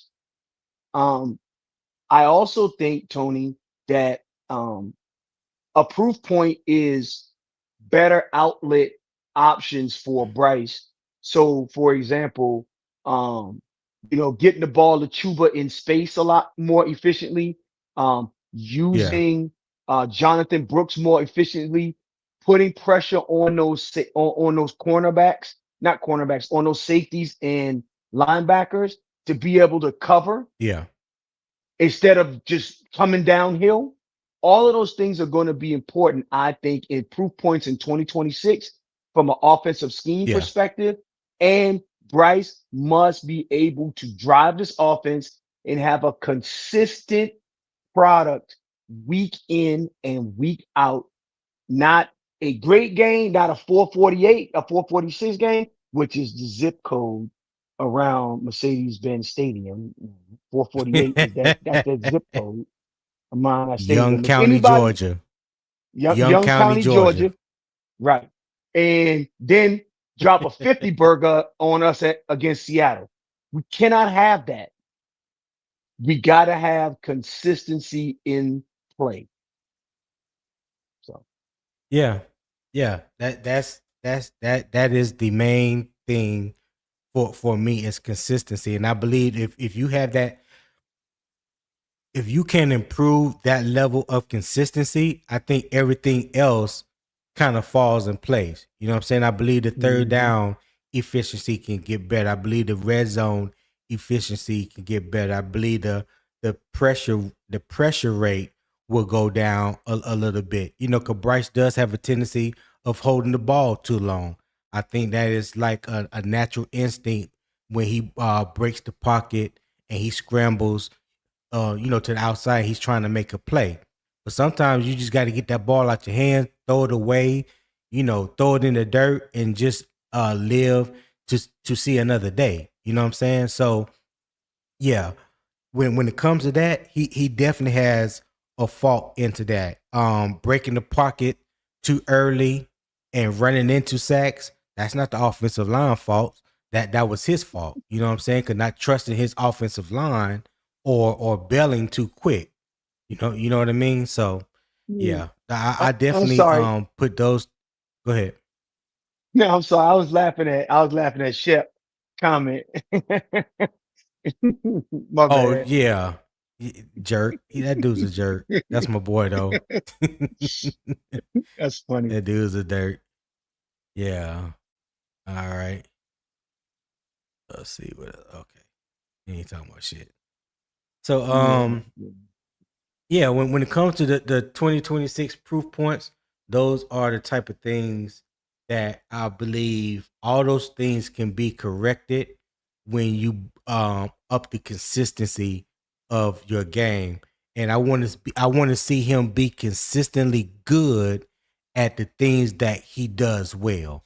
You know what I'm saying? Whatever that may be, whatever you may think he does okay at or he's all right at, be better. Be better and be consistent at that. Don't be consistent at, you know, fumbling the ball or holding on the ball too Mm, long. That mm, ain't what I'm talking about. I want you to be consistently good at the things that you are already good at. Improve upon those things, get better at those things. And if, like Dave Canales has said, or what Scott Fowler said he has witnessed, the mastery of the offense, trusting his receivers, getting the ball out quicker with anticipation, hitting receivers even before they break at the top of their routes. If all those things are true, then I feel like, he may be heading in the right direction. Because to me, there's no other way that you can honestly look at it based off that information that has been given to you, not only by the beat reporter who watches practice every day, but the coach whose offense it is that he's running every day. You know what I mean? So for me, that's good enough for me to hang my hat on the on hope, if you will. Or at least identifying what you believe the trajectory could possibly be coming into the season. I mean, it sets up perfectly for a week 1 contest because we all know that the Bears secondary is sus. Yeah. So the Bears secondary is Do they sus. still have Kevin Byard? I Oh, no, Kevin Byard went to the Titans, didn't I think so. And then they just lost it. They he? just lost they safety. Mm-hmm. So there's plenty of things for Bears fans to focus on. Because you'll notice that the only time we talk about the Bears is when we spotlight our opponent. Yeah, okay. And I know, Yeah. spotlighting the opponent, but I think that it sets up perfectly for the week 1 contest. To see to do it, it's a barometer check to see where he's at. Okay. Star Ski said if Panthers mess up the parlay week 1, don't go missing. Who you I talking don't to, know. Will? You talking to somebody in the How chat? he might be because there's Okay. All because right. Okay. we got a you got a podcast. I join whenever I can. So Yeah. I don't I don't think I ever yeah, duck smoke a day in my life, so I don't know nothing about that. yeah, I know. Brad said I still saw where the receivers were having to come back to the ball. That shows one of Bryce's weaknesses in his arm. Okay. I've never argued about I've never argued against that point about him not having a strong arm. I've never argued against that. It's Matter of fact, I've said it so myself. He don't have the strongest arm. He don't have a strong arm. Okay. right. So yeah, What and does that mean in the grand scheme of things? Let me ask you that, Brad. Well, what does that mean in the scheme of things? Did Peyton Manning have a strong arm? I don't believe no, so. Um, did Joe Montana have a strong arm? Did Tom Brady have a strong arm? Did Drew nope, Brees have a strong nope, arm? nope. I don't think so. But yeah. Somehow those guys are Hall of Famers. Somehow those guys played 10, 12 plus years in the NFL. So What's the what was the quote? people kill me. People kill me with that conversation about arm strength. Like you got to have a howitzer on the end of your arm to be an NFL quarterback. You if you don't have no accuracy with the arm strength, if you don't know how to throw, a level 1, level 2, a level 3 ball with that arm strength, if you don't know how to throw with anticipation with that arm strength, like having an arm strength don't mean absolutely nothing. Tim Tebow Absolutely had a nothing. cannon. Tim Tebow had a Joe cannon. Joe Joe Milton probably has one of the strongest arms in the NFL right now, and he has never touched the field as a starter. When Joe Milton was coming out of Tennessee, all people talked about he got a cannon for an arm. He could throw 100 yards. What has that got him? Where has that got him right now? Good Nowhere. facts. So So to I have that, I'm sorry, I didn't go mean to ahead. cut you off. No, you good. You I, I, good. I so just they make it seem like the NFL quarterback with the strongest arm is the best quarterback. That isn't true. You have to have enough to be able to deliver. We've seen Bryce put the ball out 40, 45 yards on time, on target.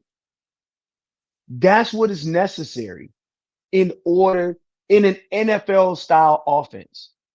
So to say, oh, he doesn't have a strong arm, those are all talking points that y'all gonna have to get over.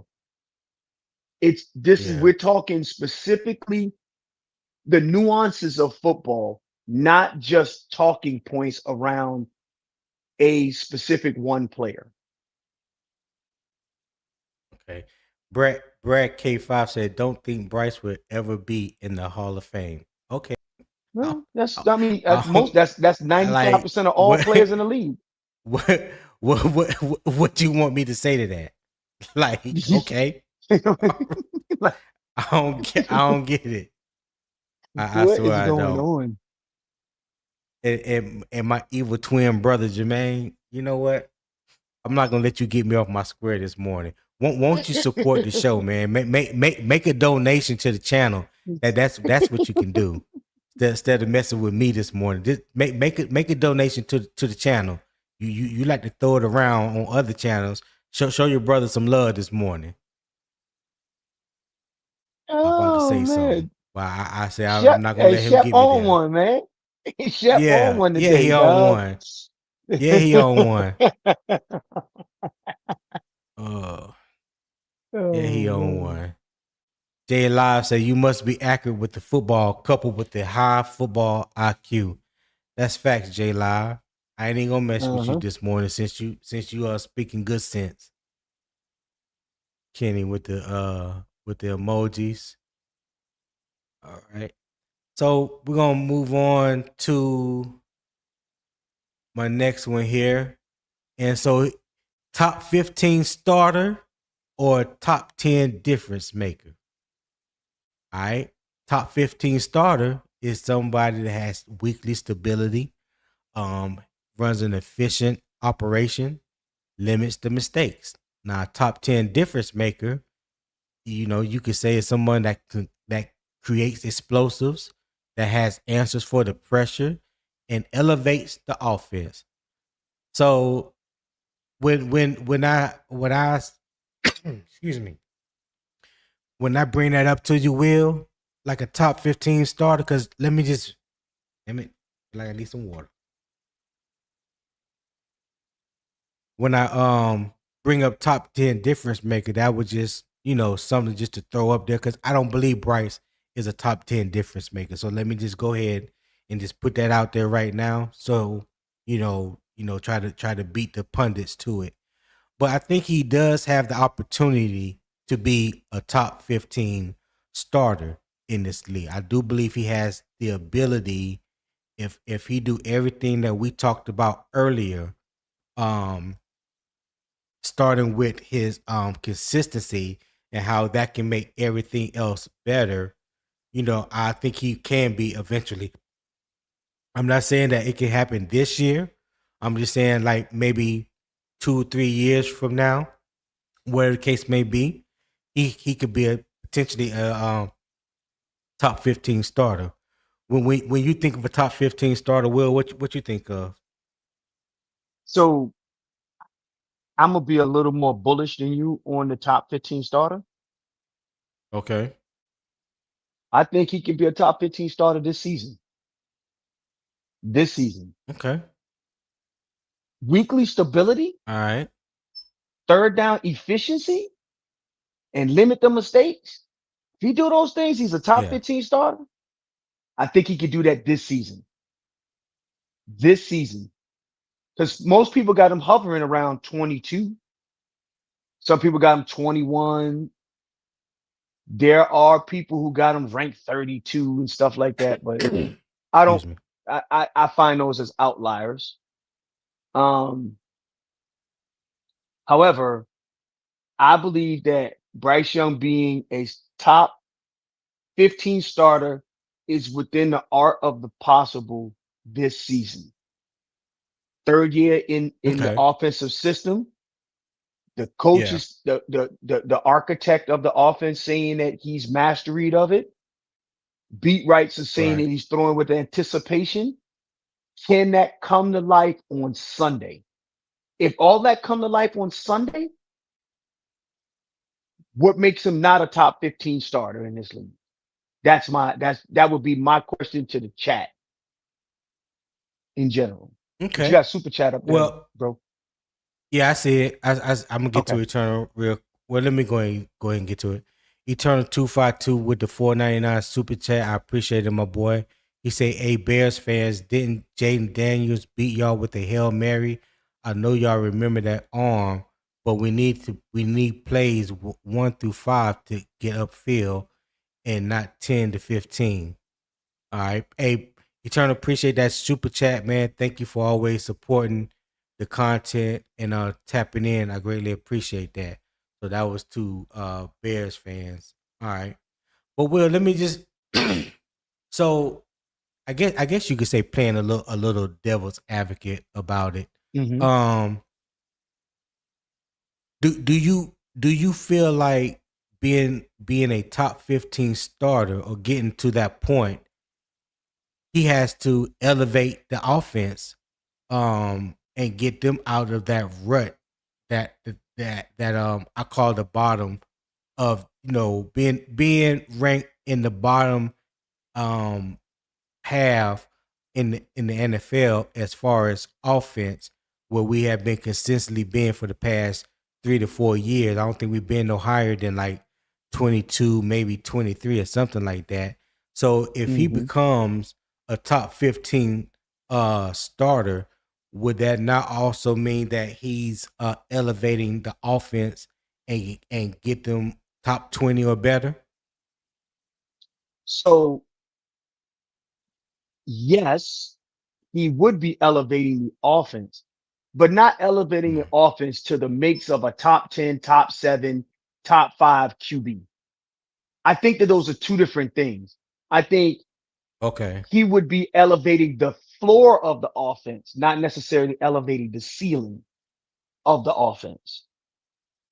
If he's able to do these things to become a top 15 starter, I believe when you're a difference maker, you are Mm-hmm. not, the floor is set. The floor is going to be with the floor is hard. It's hardened, but no one knows where that ceiling could be for your offense if the right tools are there and everything is working correctly. And I Got and you. I, I'll just use an example of um Josh Allen for the Bills. The floor of the Bills offense is set. The ceiling could be a Super Bowl if Right, Josh right. Allen I has get what all you're of the saying. tools and resources around. That's what makes him a difference maker. What I am saying is a top 15 starter is where I think he could get to this season. Right. I got you. I got what you're saying. So let's move over what creates contract value. So this my halftime report is what actually earns 200 million. All right. Mhm. What actually earns 200 million? All right, so facts first. Young's 2025 career highs were 3,011 passing yards, 23 passing touchdowns, 11 interceptions, a 63.6% completion rate, 6.3 yards per attempt, and an 87.8 rating in 16 starts. He produced genuine high leverage value. 6 of Carolina 8 wins included a young leg game winning drive, and his rating of 156.3 on fourth down passing rating led qualifying NFL quarterbacks. The overall profile was not top of market production. Carolina passing game remained low volume, and the weekly swings went too large. A 200 million total contract is also incomplete information. 4 years at 20 million means $50 million average. 5 years means $40 million average. The 2026 NFL salary cap is 301 million per club, up 22 million from 2025. So those averages equal roughly 16.6% and 13.3% of the current cap. Both contract structure changes the yearly cap charges, right? So the context, Carolina should pay for repeatable responsibilities, efficient early down operation, protection answers, third down conversions, red zone touchdowns, explosive plays without reckless turnovers, late game command, and the ability to keep the offense alive when the original structure fails. Quarterback scarcity pushes dependable starters into expensive contracts. Market value is not a league ranking and is not created by statistics alone. It is the price created by comparable deals, position scarcity, age, health, leverage, replacement costs, in the cap environment. Carolina still needs a football standard, but also has to understand what retaining or replacing Young will cost in the actual quarterback market.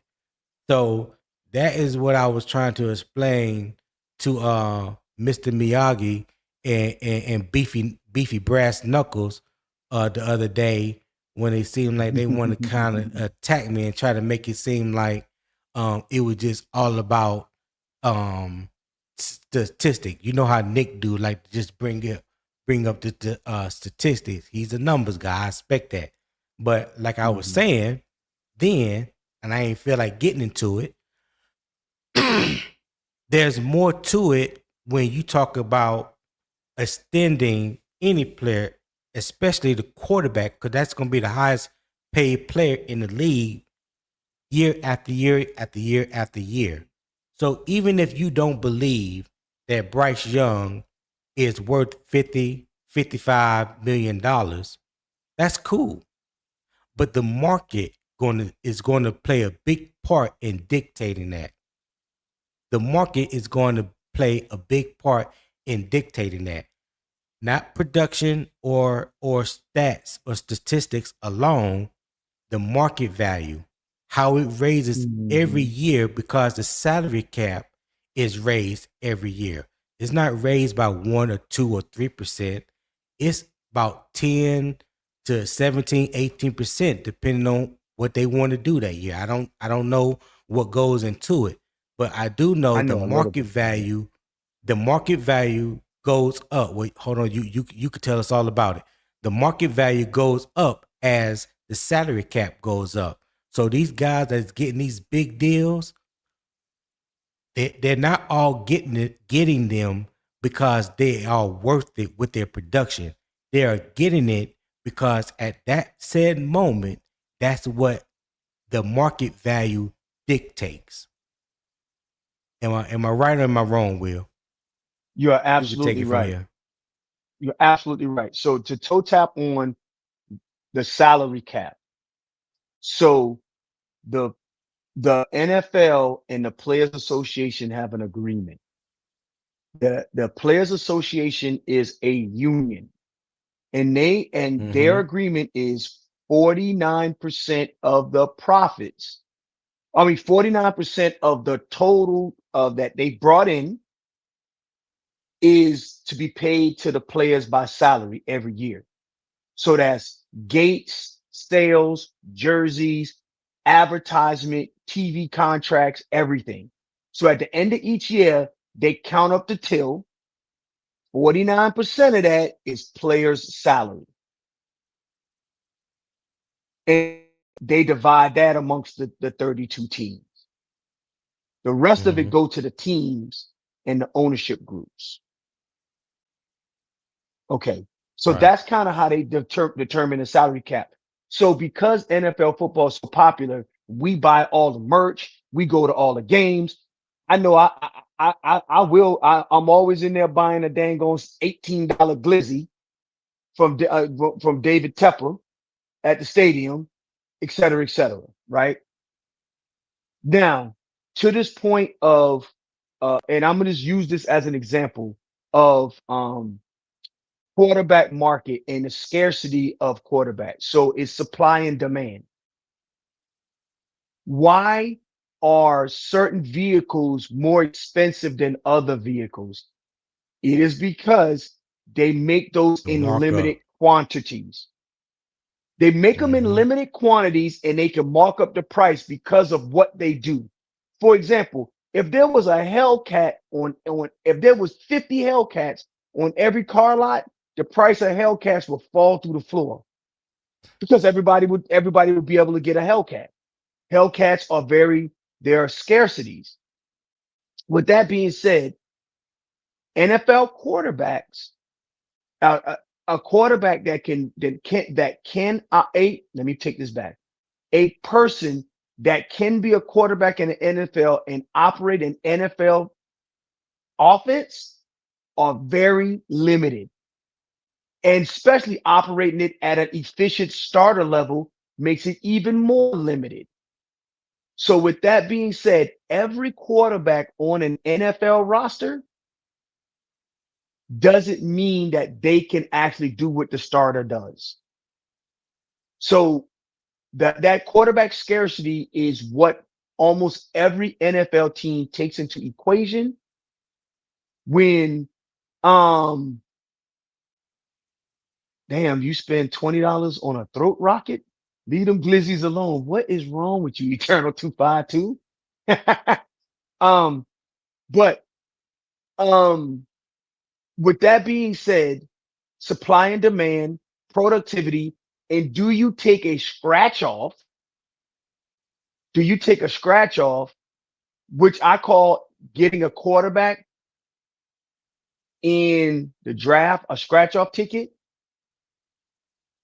and hope that hits for you versus growing what you have internal. Now, back to the $200 million and the salary cap. If you look at NFL contracts, especially for quarterbacks, there may be a $50 million. They said that the total contract is $200 million, but it's the guaranteed money and how they push that money out over years and all that other stuff to minimize cap hits. It is very feasible to pay your quarterback $50 million based on the salary cap that we have today, based on the way contracts are written, and based on the projection of salary growth going from 2028 to 2030. So what is wrong with it's Eternal, feasible. man? I have no idea. I don't know. And the glizzy is about $13. So I was being sarcastic when I said $20. He still gonna say that's beyond inflation. I know. No, I Oh know. God. Yeah. Yes. Go So, ahead, Will. but I'm I just, sorry, I didn't mean to cut you off. Go ahead. yeah. So going back to what would get him there, I think if he operates to your last chart, becoming a top 15 quarterback, you better lock him up. Yeah. You better lock him So up. here's the case for paying market value. So if Bryce becomes a reliable, let's say, I'm just throwing a hypothetical out there. So y'all, everybody, hold your panties tight now. If he became a reliable 10 to 12, top 10 to 12 quarterback, maintains late game value, and carries a more explosive offense, a $200 million total deal may simply be normal franchise quarterback business. The Panthers will be paying for stability at the most important position, preserving continuity with Canales, and avoiding another quarterback reset. The price may look enormous, but the price of not having a quarterback can be greater. Draft capital, coaching turnover, wasted roster years, and a cycle of short-term answers, which we have witnessed that. We witnessed that during the Matt Rule era. The constant turnover at the quarterback position, like you still searching for your quote unquote franchise quarterback and paying more money to certain guys that probably wouldn't get that money elsewhere because you're still trying to out these recyclable quarterbacks, as we call them during that time. So when you finally get one and your head coach or your offensive coordinator has built has built that continuity with that quarterback, they're not going to be so easy to so ready to get rid of, say, a quarterback and start out over again. Because when you start over, you don't know what you're getting with the next quarterback. That's an unknown.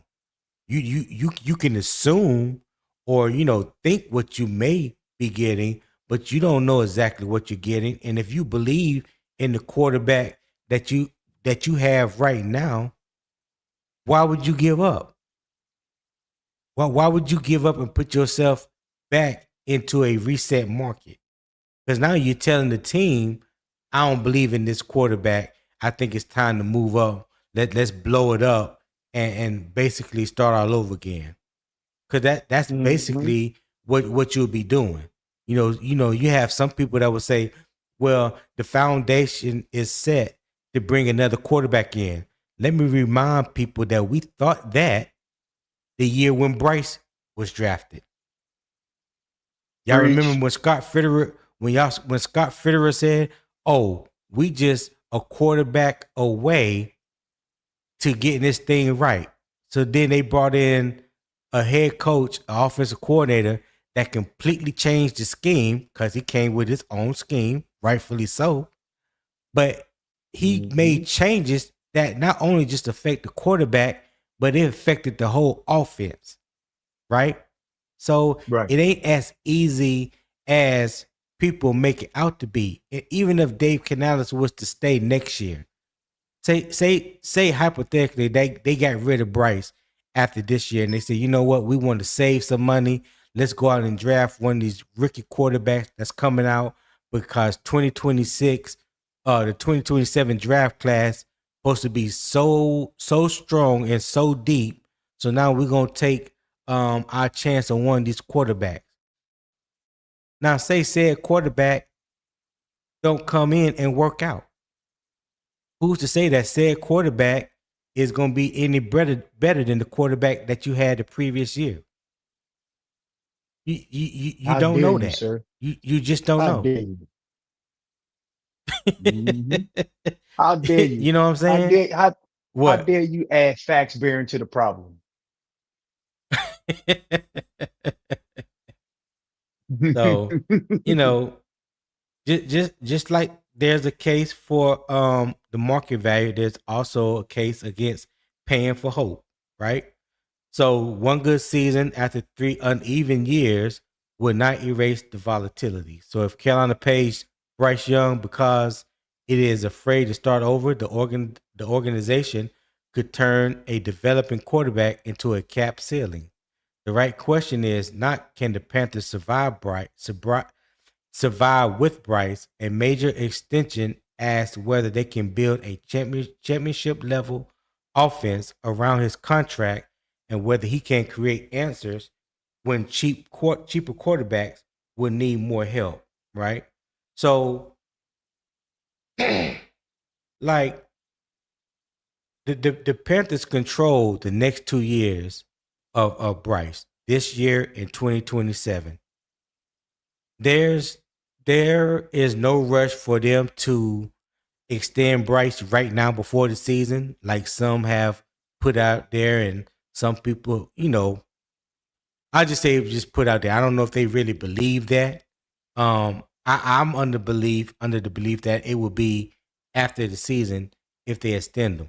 But let's just say they don't extend them after this season, and they say they need more proof, so we're gonna let them play out the 5th-year option. They can do that. But what also happens in that case is each year that you continue to wait, the market value goes up every year. And eventually you're going to have to end up paying the market value. So whether you do at the end of 2026 or at the end of 2027, there's going to be a price difference, especially if he continues to improve and his numbers reflect that at this year and next year. That creates better leverage for Bryce. You know what I'm saying? That creates better leverage for him when he go to the negotiating table. Now, if the opposite was to happen, then that would create more leverage for the team. But still, if you can sign, let's just throw a number out there. Say you can sign him for $40 million right now. I'm just throwing a number out there. Would you like to gamble and take the opportunity and say, okay, we could sign him for $40 million per year right now, or wait next year when that number may become $50 million, or the year after, the 5th-year option year, wait till after that year, now that number probably is more like $60 million. So there's a risk and reward in waiting or doing it early. You know what I'm saying? But one thing that's not going to change is the market value, because each year a quarterback is going to come in and reset the market. A wide receiver is going to come in and reset the market. We just seen Bijan Robinson reset the running back market. Just 3 to 5 years ago, the running backs looked like they couldn't even get more than 10 or $11 million. Now Bijan getting 25 million. Saquon Barkley getting 20 million. When the last time you thought that a defensive end was going to be getting over 40 million? Hello. When did we see? When did we think we were going to see receivers getting 35 to 40 million? When we thought we were going to see cornerbacks getting 30 million? Like, the market goes up every year, and those numbers are going to go up every year, whether you choose to believe it, choose to pay these guys early or not. Even with draft picks, it just started happening like 2 years ago, where the whole first round is like guaranteed, to the point now even the early second rounders are getting like 97, 98% of their contract guaranteed. They ain't never did that before. The market value and the salary cap dictates all of that happening. When the league makes more money, the players are going to make more money. Did I tell a lie, Will? You ain't tell a lie. And thanks to us as fans, because we the one paying for all of this. We're the ones paying for all of this. So how do you think YouTube is able to afford to have dang the Sunday ticket? That's generating revenue. I know I got Sunday ticket because I want to be able to watch all the games. Right. And then the other thing that you got to understand, when you go and you do a quarterback reset, you think J.C. Horn want to stick around for a quarterback reset? Think Derek Brown want to stick around for a quarterback reset? You think Jalen Phillips want to stick around with that? Tedroy McMillan, Right. then none of these guys are going to want to do that. So just because you don't think that the quarterback is the one that you like, or the one you think is the one that should be there, they believe, and I'm talking about the Carolina Panthers, believe that they are doing, that they have what they need in order to accomplish what they want to accomplish. So I get it. Everybody has their preference. I mean, my preference was Stroud, but I can literally see the value of having Bryce Young be a signal caller. I know, like, what's the guy named, the Nepo baby that be on, Peacock, Phil Sims' The Nepo son. baby. Chris Um, Sims. Chris Sims.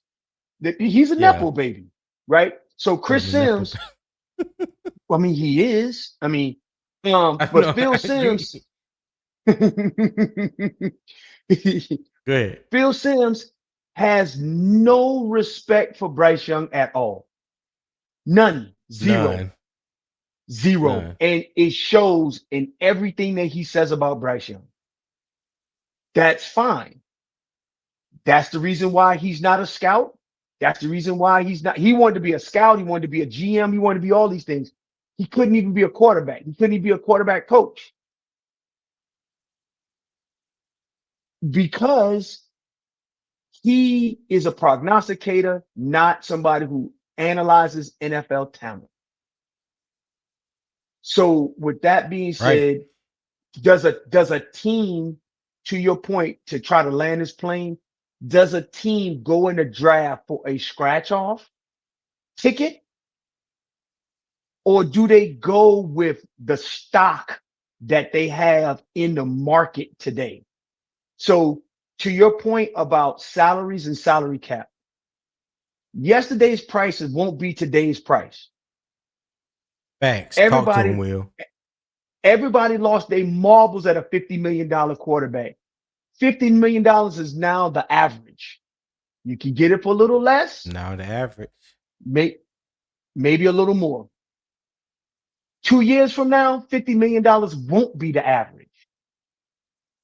Now you're And trying let me I'm sorry. let, Go let, ahead. let me Go let ahead. me let me just no, I didn't mean to cut you off, but let me just be clear about something because I saw somebody earlier in the comments said that well the lowest starting quarterback is getting around 20 million. I don't know who that is, and it may be true, but when you talking about I'm not putting Bryce Young on anybody's level. I'm using the fact that he was the first overall pick because that has value. Whether people choose to believe it or not, it has value. First overall pick. He's looking to get a contract extension with the same team that drafted him, not the third team that he's played for or the fourth team that he's played for. That is totally different. So when people try to lump it in and compare him to Baker Mayfield or what Sam Darnold is doing, that is completely different because none of those guys got a contract extension with the team that drafted them. They got the contract that they got with the current team that they're playing for. Right? Took Sam Darnold a number of years to get to where he's at right now. Took Baker Mayfield, even though he had some success early on at Cleveland. For whatever reason, Cleveland didn't want to give him a contract extension, so they got rid of him. Mm-hmm. So Right. if Bryce gets a contract extension with the Panthers, he's going to be put on the plateau of say like Trevor Lawrence. Um, who else recently got a contract extension with the team that drafted him? Um, I know Trevor Lawrence did with Jacksonville, Um, and we I'm we trying to can think. we know what his first year, a couple years looked like in Jacksonville. They were not good. They were not good by no means. I'm not saying it was all his fault. I'm just saying as a whole, the team was not good. But Mm-hmm. he eventually got his contract extension with the Jaguars because the Jaguars value him. They don't care nothing about what the other 31 teams feel about you as a quarterback. What does the team that you currently play for feel about you at the quarterback position? And if they feel Tua like Bryce is Tagovailoa. somebody, Tua. Tua. yeah, Tua Tagovailoa. Tua got that, yeah, Tua got that one with Miami. Miami drafted Right. him, but it wasn't long after that till they was able to get out of the contract, and it wouldn't hurt them cap wise. They got rid of Tua, but he did get that contract, and the number that he Mm-hmm. got was over $50 million a year, and that was just a couple years ago. So just imagine when Bryce do um, get that contract extension if it's with the Panthers. Just say it's with the Panthers. That's why I believe Scott Fowler put that number out there at 200 million, whether it be 4 years or 5 years. It's going to be and that's just a starting point. That's not the Right. max of what he could possibly get. That will probably be the starting point. So when people say, "Oh, well, Spot Track says 37.1," okay, cool. Spot Track can say that, but I promise you, that's not what the NFL or the Panthers are thinking. Or Yeah, what go Bryce ahead, Young Will. was signed for. Or what Bryce Young would even sign for. Yeah, So, yeah. but I mean, this is a very important conversation for us to have as a fan base prior to the start of the season. because this sets up what he's playing for. Hmm. Now, I will tell you, the Carolina Panthers want to give him that. He's going to have to show them that he's worth that money. I hope that makes sense to everybody Yeah. when I say that, because the Carolina Panthers need Bryce Young to work out. The way they have set up the offense, Yeah. the way they have Yeah. invested in the defense, they need it to work. Okay. 336 says, Tony, you're right about this being his draft team, but the problem is, Will, his value right now isn't 50. So that we're not saying that's what it is. 336, you probably came in late. We talked, the whole reason of today's discussion was based off the article that Scott Fowler wrote back on the 30th of July, when he was talking about what he witnessed from Bryce in training camp thus far, and how he felt like in his 32 years of covering the team, it's the best that he has seen from a quarterback for the Panthers. And he was talking about when it is time for the contract extension, based, like I said earlier, based on the current market value and the salary cap continuing to rise, whether you may feel or I feel or will feel that he's worth 50, that don't mean anything, because a lot of that, a lot of damn, a lot of that is going to be based on the current market value, not just production, not just based off statistic.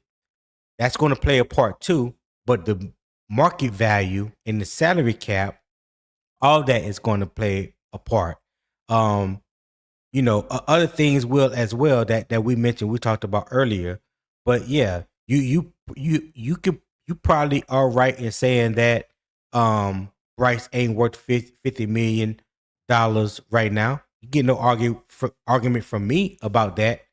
But the salary cap and the market value is going to determine what he's actually worth. And the longer you continue to wait to sign him to a contract extension, the market value is going to continue to go up year after year, just like the salary cap continues to go up year after year.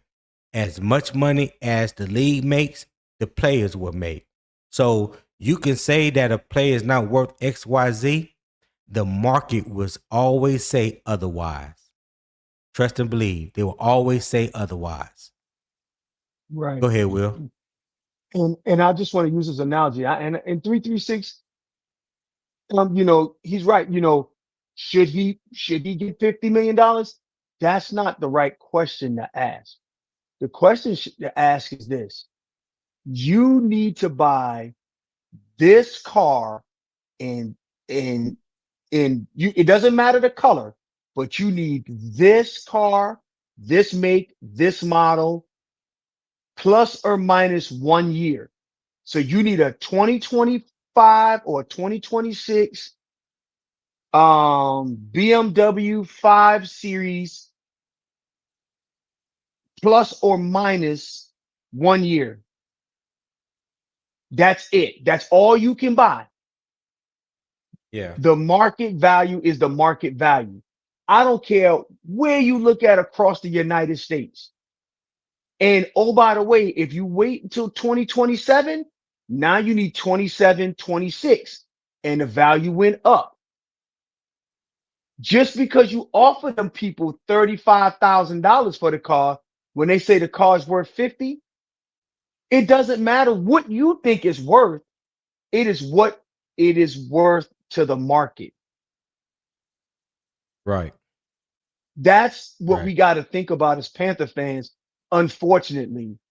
And then it's also based on how you structure the contract. Do you load void years in there? Is it incentive laden? There's so Protection. many other, Yeah. for his protection. There's outs in the contract. There's a lot of things that you would have to Right. look at as you're walking through that. And I think that, and the Carolina Panthers hasn't made, with this current front office staff, hasn't made bad money decisions as of yet. Right. So this is the conversation that has to be had. Yeah. And And so I know. go So ahead. the last My thing I want to bad. My say about bad. the Tua thing, one last thing, I see a comment about the Tua thing, 1 year of production, yada yada yada. Couple of things with the Tua Yeah. production piece.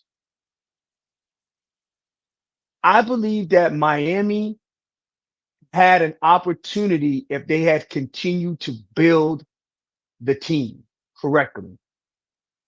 I think that we're a better Mm-hmm. built team than Miami Dolphins built around Tua. And I'm talking about offense and defensively. I think that we're better.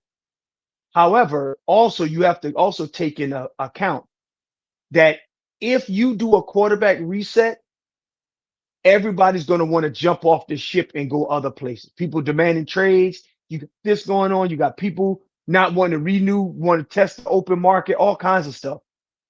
You are then That's true. resetting your entire franchise based off of the core working out. So that's the reason why the Carolina Panthers really require this quarterback to work out, because they have invested so much in this particular nucleus, and he's the centerpiece of that nucleus. Yeah. Yeah, that's true. Um, Jeff R6599 said, "Good morning, fellas." Said Tony, I think the issue is that the organization is 100% sure that Bryce is the guy. They aren't convinced. What y'all think? Issue that I'm sorry, that the organization isn't 100% sure that Bryce is the guy. They aren't convinced. What y'all think? Go ahead, Will. I'll let you answer that one first.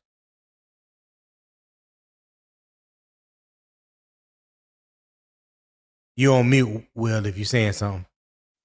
Oh, I was talking to Jeff. You are right. Yeah, Jeff is right. They have said we want this to play out. We want to see where he stands. And I think that the guy who runs the cap says specifically, we don't know where Bryce Young's ceiling is. And they didn't say that Bryce Young was terrible. They just said that they need to, basically what he was saying in there, I require more evidence so that I can make a more suitable offer to the quarterback. So you also got to Right. think about this, Jeff. If they were to slide $35 million contract in front of Bryce Young and his uh Team. representative, in front of his representatives, it would be like slapping that quarterback in the face. And do you really want to do that going into the season? You don't want to do that. So there's a Right. delicate balance of that. So I think Jeff has a valid point. The organization has said specifically that, you know, they like Bryce, they like where he's headed, they want to see what the projection is as they move forward, and they want more evidence. I wouldn't say that they aren't convinced. What they want to do is validate what they believe the answer is. Okay. I got you. Major Key said nobody is really convinced yet. We want Bryce to be the guy because let's face it, nobody wants to start over at QB again.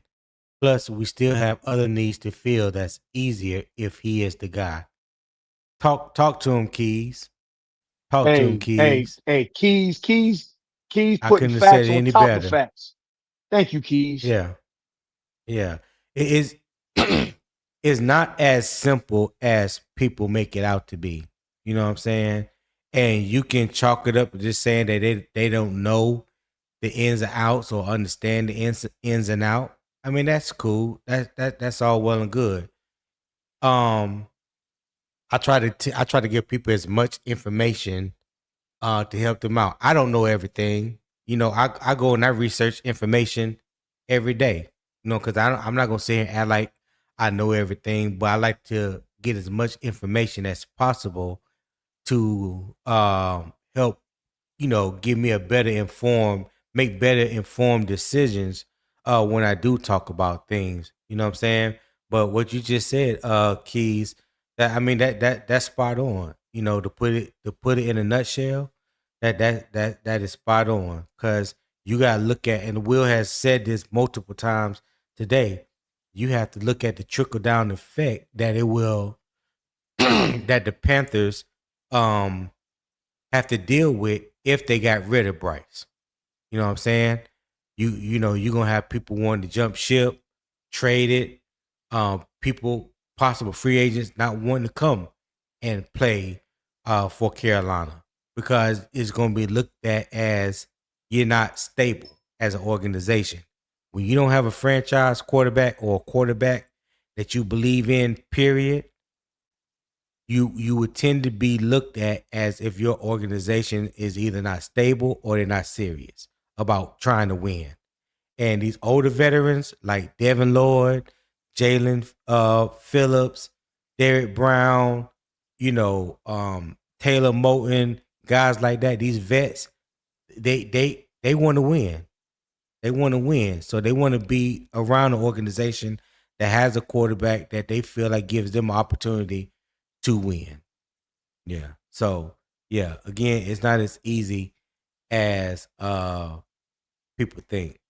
But Eternal said if he get 50 or plus, everyone going to want his agent for their contract negotiation. Just like Puka Nakua signing Zay Flowers' agent. Yeah, I know he just switched to a new agent like a day or two ago. Okay, Eternal. Yeah, but can I add to this 336. eternal comment? This eternal Yeah, go comment, ahead. 50 plus is the league average. That's the point. That's the part that we all got to wrap our brain around. 50 Mhm. is the league average. I know that we feel that he's worth 37 or 36 or whatever we think it is. You got to start thinking about the market price for a starting NFL quarterback.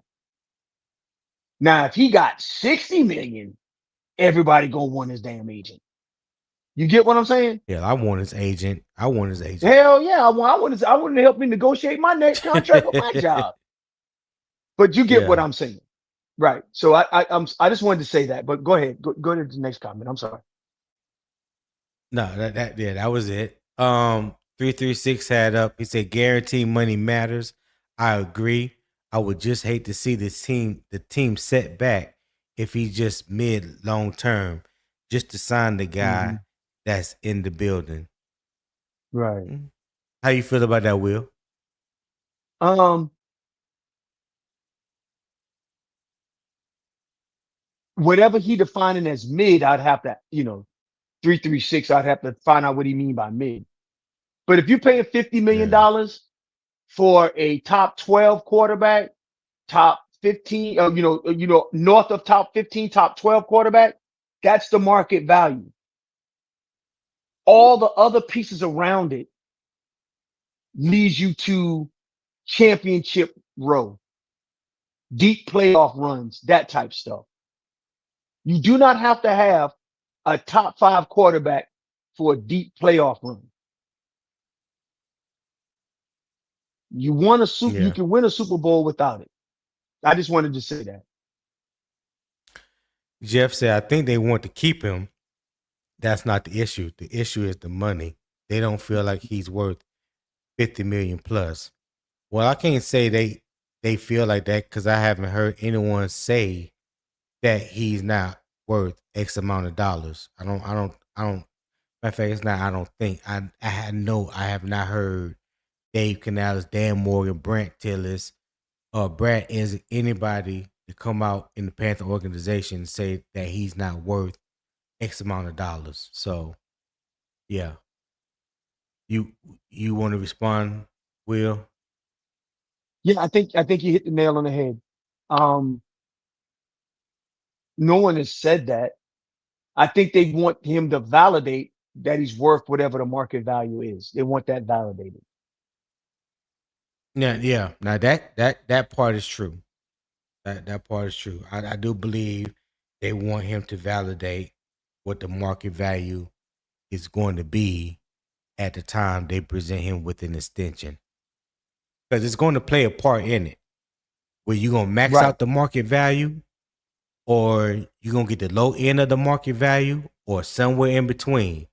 But what cannot be denied is the market value goes up every single contract, along with every year that the salary cap goes up. That's just something that's just going to happen. It's inevitable right now, and it's not going to slow down, and it's not going to stop. So these players understand that. They agents understand that. They understand that as long as the NFL keep making more money, they going to make more money because it's part of the collective bargaining agreement. They make a certain percentage that's allocated to the players, as much as there's a certain percentage that's allocated to the league. And when that money goes up, their money goes up. And that's just how it is. Um, so real quick, it said Young's 2025 numbers tell two different stories. The traditional volume, 3,011 yards and 23 touchdowns. That's modest compared with top tier passers. The situational value, 6 game winning drives and league leading fourth down efficiency. That's much stronger. So, see, when you just talk about those two things, that's how leverage changes hands. That's how leverage changes hands. That's how leverage can either benefit you Um, or hurt you. You know what I'm saying? yep. Yeah. You may say, well, I want to give you 35 million based on you only threw 3,000 yards and 23 touchdowns. But then on the other hand, you could say, aha, I think I'm worth 45, because how many quarterbacks um leading in fourth down efficiency and had 6 game winning drives? So now you got 35 or 45. So that there's a balance. So now you got to try to find somewhere to meet in the middle based on Hmm. those two numbers that was thrown out. It's called negotiating. And then they start Negotiating your throwing, and then price. exactly, and then I can throw in two examples for either other side that is not directly related to Bryce's numbers. The Carolina Panthers can say, hey, so we haven't seen the consistency out of you, but one season, and then Bryce Young team can go back and say, yeah, you're right, you haven't seen the consistency out of me, but also I played with the league's worst NFL run defensive team, so I had barely had time to be on the field in one of those years. And then, oh, by the way, in my game, I had to gain one, but we couldn't stop a drive.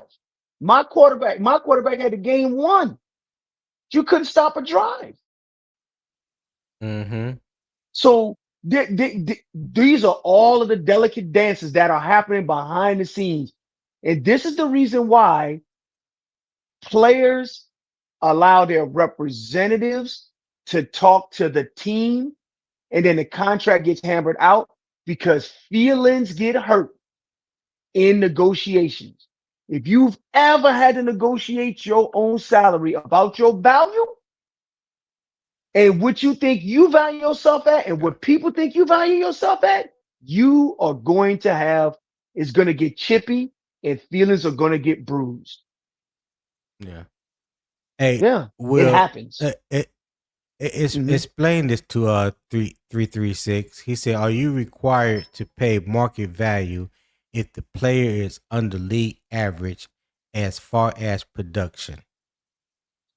Um, I so, I'm gonna let you have that one. okay. So the answer to the question is twofold. We've already talked about QB scarcity, which is considered the market inventory. How many quarterbacks are out there that can actually do this work? Whether the production is slightly below average or slightly above average, it's the QB scarcity of the market. So to answer that question is, if you believe that that quarterback can operate your offense and you don't believe that the productivity was there, the lowest the best that you can hope for as a team is if you want to pay that player, is the low end of the market value. It would be like buying a car with a lot of miles on it. You bought the same year. You bought the year that you wanted it in. You bought the car you wanted, but you had to get the car with high miles. So you paid a little less money than everybody else paid. So yes, the answer to that question, unfortunately, in business, the answer to that question, 336, is yes. Yeah. Hey, I dropped the link. So 336, if you want to come on up and have a conversation about it, you're more than welcome to hit the panel. Anybody else that feel like they want to hit the link and join the conversation, the link is definitely in the chat. Okay. Let's see what time. I mean, my lamb and black eyed peas for tonight. I'm ready. I want to see Will leads the key and these trash ass linebackers. Okay. All Yeah. right. But what about So yeah, development, man. Eternal? So we've been saying for the past 20 or 30 minutes, we're not saying exactly what the market value is. We're not saying that Bryce Young is going to get exactly what the market value is, because we don't know what exactly the market value is. I think the starting point, what we have alluded to since we've been talking about this, is based on what the last 5 quarterbacks that I have seen get an extension. It's had Mhm. at least been 50 million or better. And we're talking about teams, quarterbacks that are getting these extensions from the teams that drafted them, right? Teams that they have been Mhm. with for so long, or whatever the case may be, whatever the case may be. Just like any other position in the league, whether you have been with that team 4 years or 10 years, the market value goes up for each position every year. Right. Every year. Every time Mhm. somebody signs a new contract or extension, they are resetting the market in some way, shape, form, or fashion. Again, whether you believe that player is worth X amount of dollars doesn't mean that they're not going to get more than what you believe that they are worth. Again, I don't believe Bryce Young is worth $50 million right now. Does that mean he's not going to get that? Absolutely not. There you Because what go. I may think, There you go. what I may think, or what I believe has nothing to do with the market value and what the Panthers are willing to pay. I can There sit here you all day long and say I don't think he's worth $50 million. That don't mean nothing. That don't mean nothing. That is a as you say, Will, that's like empty calories. You know what I'm right. saying? I'm just trying to get people to understand why the NFL and why these owners and why these teams make the decisions that they make and what they base it off of. It's not my own opinion. Mhm. It's not Will's own opinion. We just understand how the business is done on the other side. That's all it is. Right. And to Yeah. Papa's point, he said it's messed up, Will, if that's the fact. Well, I'm sorry, business is the way it is. And I've said this is the third day in business. If you want a friend, get a fucking dog. Get a dog. If you want, I am sorry, it is business. And so you ever heard players when players be saying that stuff all the time, man, it's a business. Just like Mike Jack said, you think, I mean, I want Mike Jack here in Carolina uniform. He wants to be here in the Carolina uniform. But just like Mike Jack said, Look. look who popped in. Will, Mr. Who? Miyagi himself, Mr. 2020. I want to let him Oh know he is shit! the reason.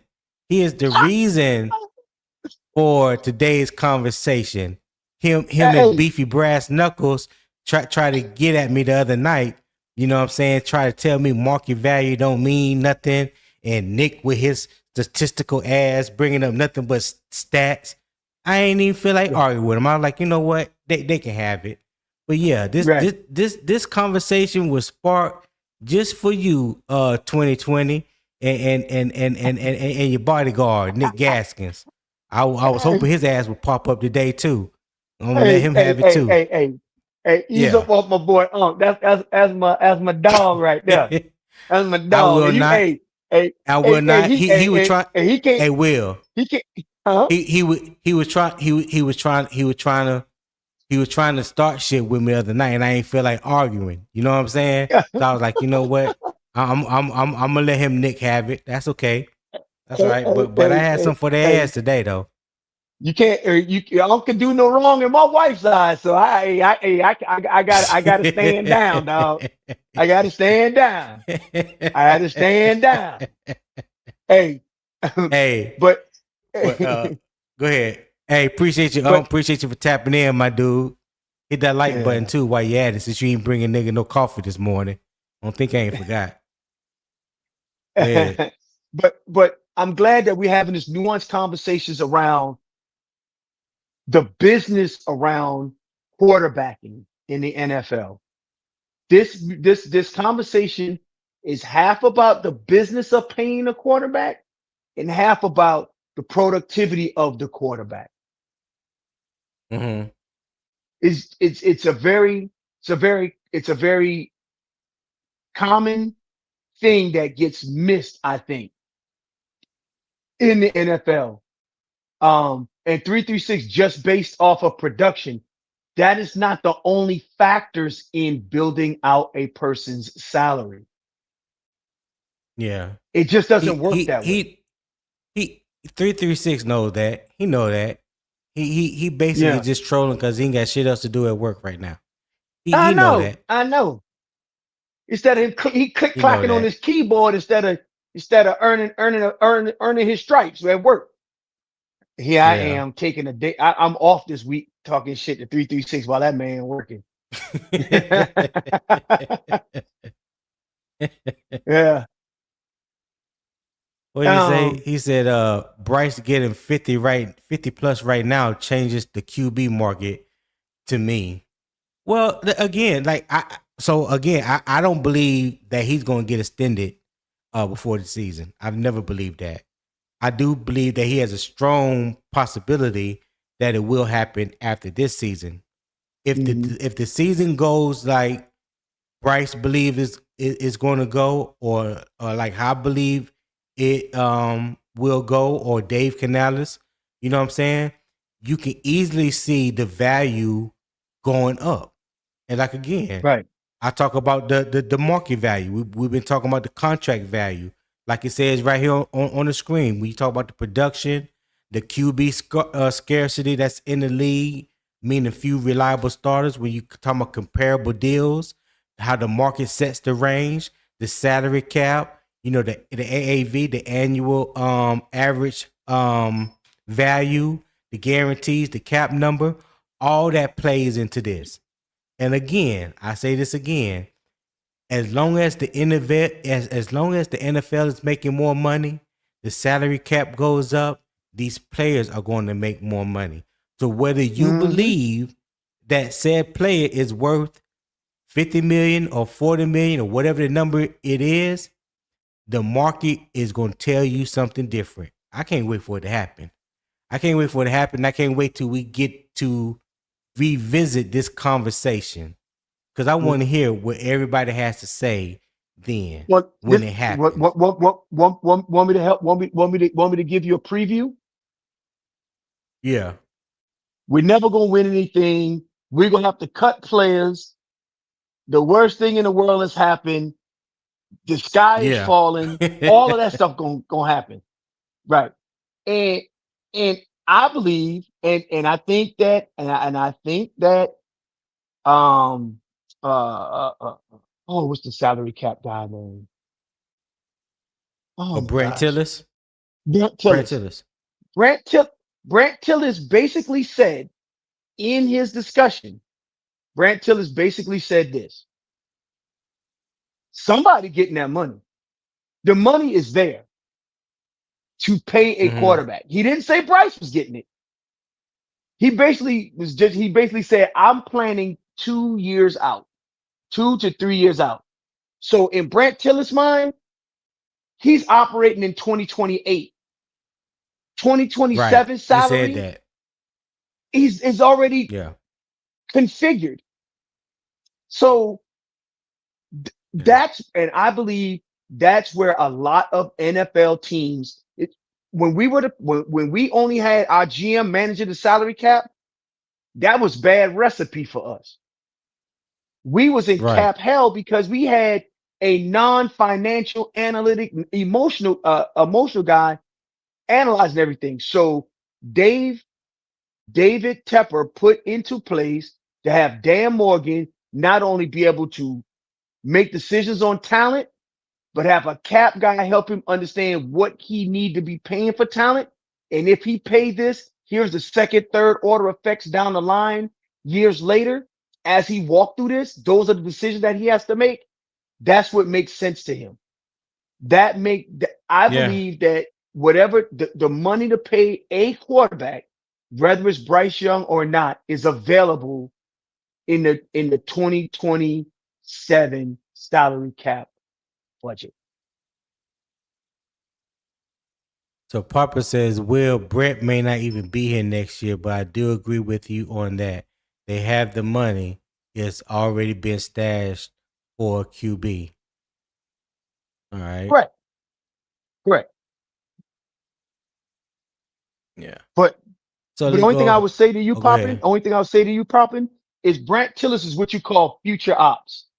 So Brent Tillis has already planned out the Mm-hmm. salary cap from to 2028 to 2029.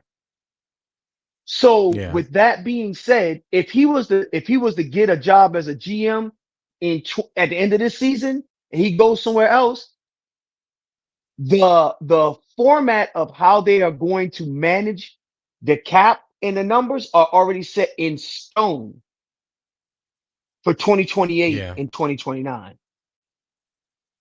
Yeah. We just have to find somebody to pick up that mantle. So let me ask everybody in the chat. All right, real quick. Um, would you pay 200 million for a top 15 quarterback play, or does that price require top 10 proof? That's a good point. Yeah. Would you pay 200 million for top 15 quarterback play, or does that price require top 10 proof? So y'all answer that for me in the chat. And look, we've been here 3 hours now. There's 104, 105 people watching between two platforms and Twitter. I appreciate the love and support. And thank you guys for tuning in. If you are enjoying the debate, the conversation, enjoying the vibes and the energy that the morning kickoff has brought to you this morning, I would greatly appreciate it if you would show love to the show. The QR code here is in the top right. You can scan that QR code, show support to the show. There's also a pinned comment in the YouTube chat at the top that has my PayPal link. So again, my daily goal is $25. I would greatly appreciate it. Not trying to pay rent or a car note or whatever. Just the $25 that will go a long way into helping me improve the channel and continue to bring you guys a great show each and every morning, which is Monday through Friday, 7 a.m. Eastern time. I greatly appreciate it. And if you do leave something through the PayPal, make sure you let me know in the chat so I can properly shout you out. I'm not going to announce your full government name on the channel. So if you do leave something through PayPal, once again, just let me know in the chat, and I will definitely shout you out for that. I appreciate it. Go ahead, Will. Would you even say something? No, no, I wasn't going to say anything. I was just reading some of the comments on your question to the chat. Okay. I'll pay, if you would pay $200 million for a top 15 versus a top 10 guy. I'll just read some of the Let's comments. see what they say. Uh, Papa said, absolutely will. That was his clone up there talking to us. LOL, he's already 2 years ahead. he talking about Brent Tillis. Yeah, you're right, Gerald Poppy. Sticks Jones said, yep, show him the money. All right, Jones. I mean, Gerald, appreciate that. Uh, AJ Brooks 9086 said, you think Brent is going to be the highest paid cap guy? You are crazy. No, nobody said that. Tepper will not let him leave without an offer that is greater than what is on the table. I believe that. Tepper got the money to keep him. He already, when he hired him the first time, gave him a higher position, I guess you could say, as far as um what's the word I'm looking for? A title, that he didn't have in Kansas City. So, I mean, Yeah, to lure him away from Kansas City to bring him to Carolina, and when they are beginning to rebuild, yeah, I would not put it past David Tepper to pay whatever it needs to be paid to get his guy. So whatever he has to do, I wouldn't be tripping. the only Blackout way said, that the only way he'll be leaving is if he become a GM somewhere. okay. Eternal said, I'll pay 200 million for top 10, not 15. Okay, Eternal. Charles Xavier said top 10 gets 200 million, not number 20 to 15. Bryce Young. All right, Charles. Appreciate that. Tar Heel said Bryce gonna be a top 10 this year. All right, appreciate that, Tar Heel. Papa said, are you saying Brent, who's already got money, won't leave to be the man of his own team? Is impossible? Yeah, he's talking to AJ Brooks. Roadmaster say if he ain't top 10 with all these weapons, he just ain't got it. All right, Roadmaster. 336 says Tepper can enter a bidding war with anyone in the league. That is facts. That That is is fact. absolutely facts. Panthros 7496 said I'd like to pay 940 million now and be able to afford a good defense for the next 5 years. We wait now will cost 50 to 60 per year because he will ball this year. Well, that's a strong possibility. That That's is the definitely a risk you strong take. possibility. That's the risk. Exactly. That's the risk you take. Uh, I said every last one of you in in the chat will pay because Bryce will win 12 games and he throws 4K and 30 plus tutties. Hey, from your mouth to Ooh. God ears. Hey, From your hey, mouth to God I promise ears. you, 336. Oh my dissertation Popping. for you will be terrible.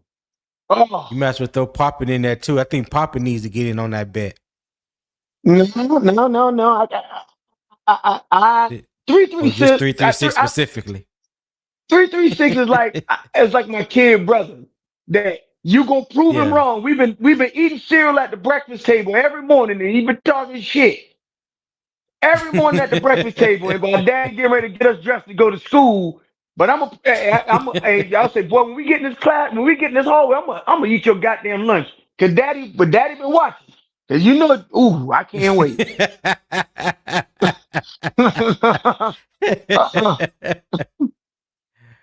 Papa said, "What bet?" Oh Hey, yeah. that's Will and 336 bet. So I'm gonna leave that alone. I'm gonna leave that alone. Hmm. Hmm. Milo the Great said the difference between the 10th QB and 15th QB is literally minimal. That's facts. That is true. Eternal said Bryce throws for 4K, Poppin and Charlie going to be pissed. Yeah, they're gonna be upset. I'll And that would be bet Bryce crazy. don't throw for 4K. Okay, Rollmaster. Yeah. What you say, Will? Yeah. I mean, the thing about it is this. If he is successful this season, the way we think he'll be successful, I mean, if you're upset about it, if you open your mouth and say, well, he got to prove it to me again, nobody don't want to hear your mouth. Nobody Right. gives a damn what Right. you say. So go ahead and save that. Do it next year, and then I'll see. Ain't nobody got time for you, dog. Get somewhere and sit down. Yeah. I just want to go ahead. I just want to go ahead and say that right now. Okay. All right. Let's see what I still don't know what these damn jewels mean. At 313 Martin with the super chat gift with the 1,000 jewels air travel. Hey, I appreciate that. 313 Martin, appreciate that super chat gift. This is my first time seeing you, I believe. So I know you were watching through Carolina Armchair GM CJ channel. That's how you was able to send a super chat. But if you do me a favor, open up another browser, go to youtube.com/@UO Sports Talk, which is my channel, Unbiased Opinion Sports Talk. Subscribe, turn the post notification bell, select all. So when I do go live, which is Monday through Friday, 7 a.m. Eastern Time, I would greatly appreciate it and hope to see more of you, my guy. All right. So thank you.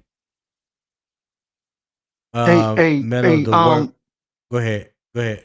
hey, can you put your channel in CJ's chat so people can just click the link and go to and it'll bring up your YouTube feed so they can just go there and subscribe? Put it in his chat. What do you mean? Yeah, you like put the link, like you could put your YouTube feed link in his chat, YouTube Yeah, UB Sports, whatever you just said. Put it that people can just I click can't. on it. I'm sorry. Yeah, I can't specifically put it in his chat, but what I can Oh, do, let me put the link in the I could put it in the StreamYard chat. So everybody that's watching through StreamYard, you should be able to access it from my channel or from CJ channel. So I just put the okay. link to my YouTube There it channel is.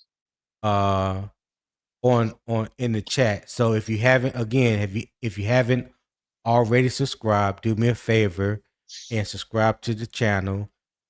Turn the post notification bell, select all, so you'll be made aware again when I do go live. And it's 5 days a week, 7 a.m. Eastern time. I would greatly appreciate that. So now we're talking about pay after 2026 or use the option year. So pay after 2026, I mean this upcoming season, you beat the market and there's a price certainty, right? But if you use the 2027 option and wait till after that season and you going to demand repeat proof. So whatever he does this year and you hope that it's better than last year, you want to see it again, right? Hmm. Performance certainty as well when it comes to that. But again, like we've been talking about, the longer you wait, and if his trajectory continues to go up, that's more leverage for him, and then the price goes higher. So those are the options that the Panthers are going to face by waiting, after this year, or then if they wait again after 2027. So these are answers. These are things that's going to come up. That's going to be talked about.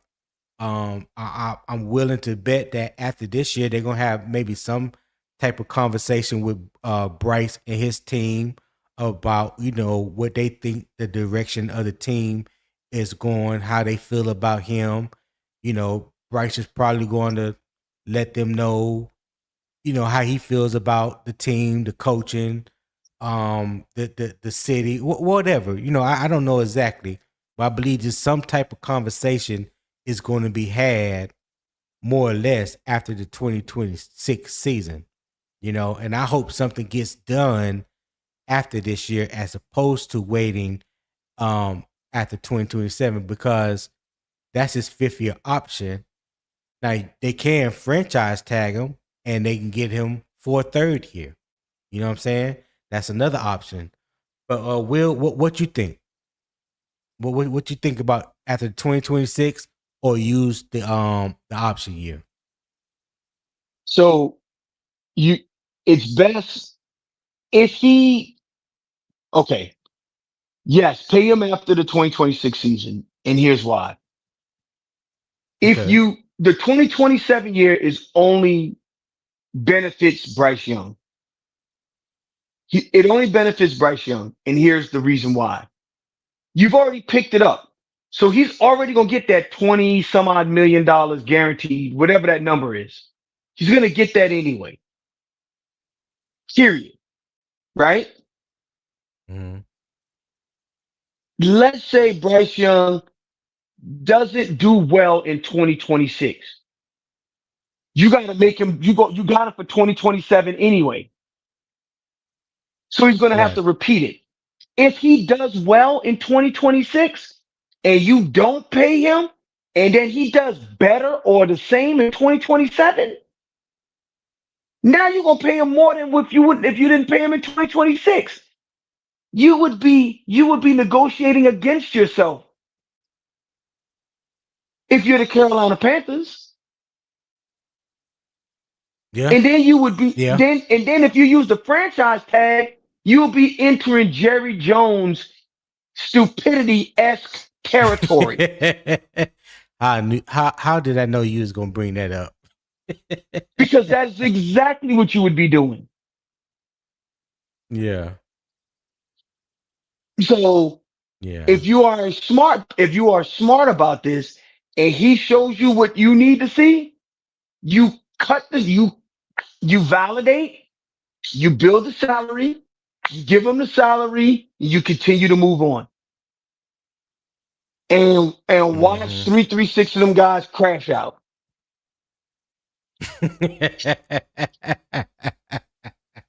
336 336 popping all them crashing out. boys. Oh, them Crashing boys out. crash out. Crash out. Yeah. No. I know how to make Papa crash out. That conversation gonna come up before week 1. Oh, Don't you okay. worry. Okay. All Don't you right. worry. Well, okay. Popping in Roadmaster.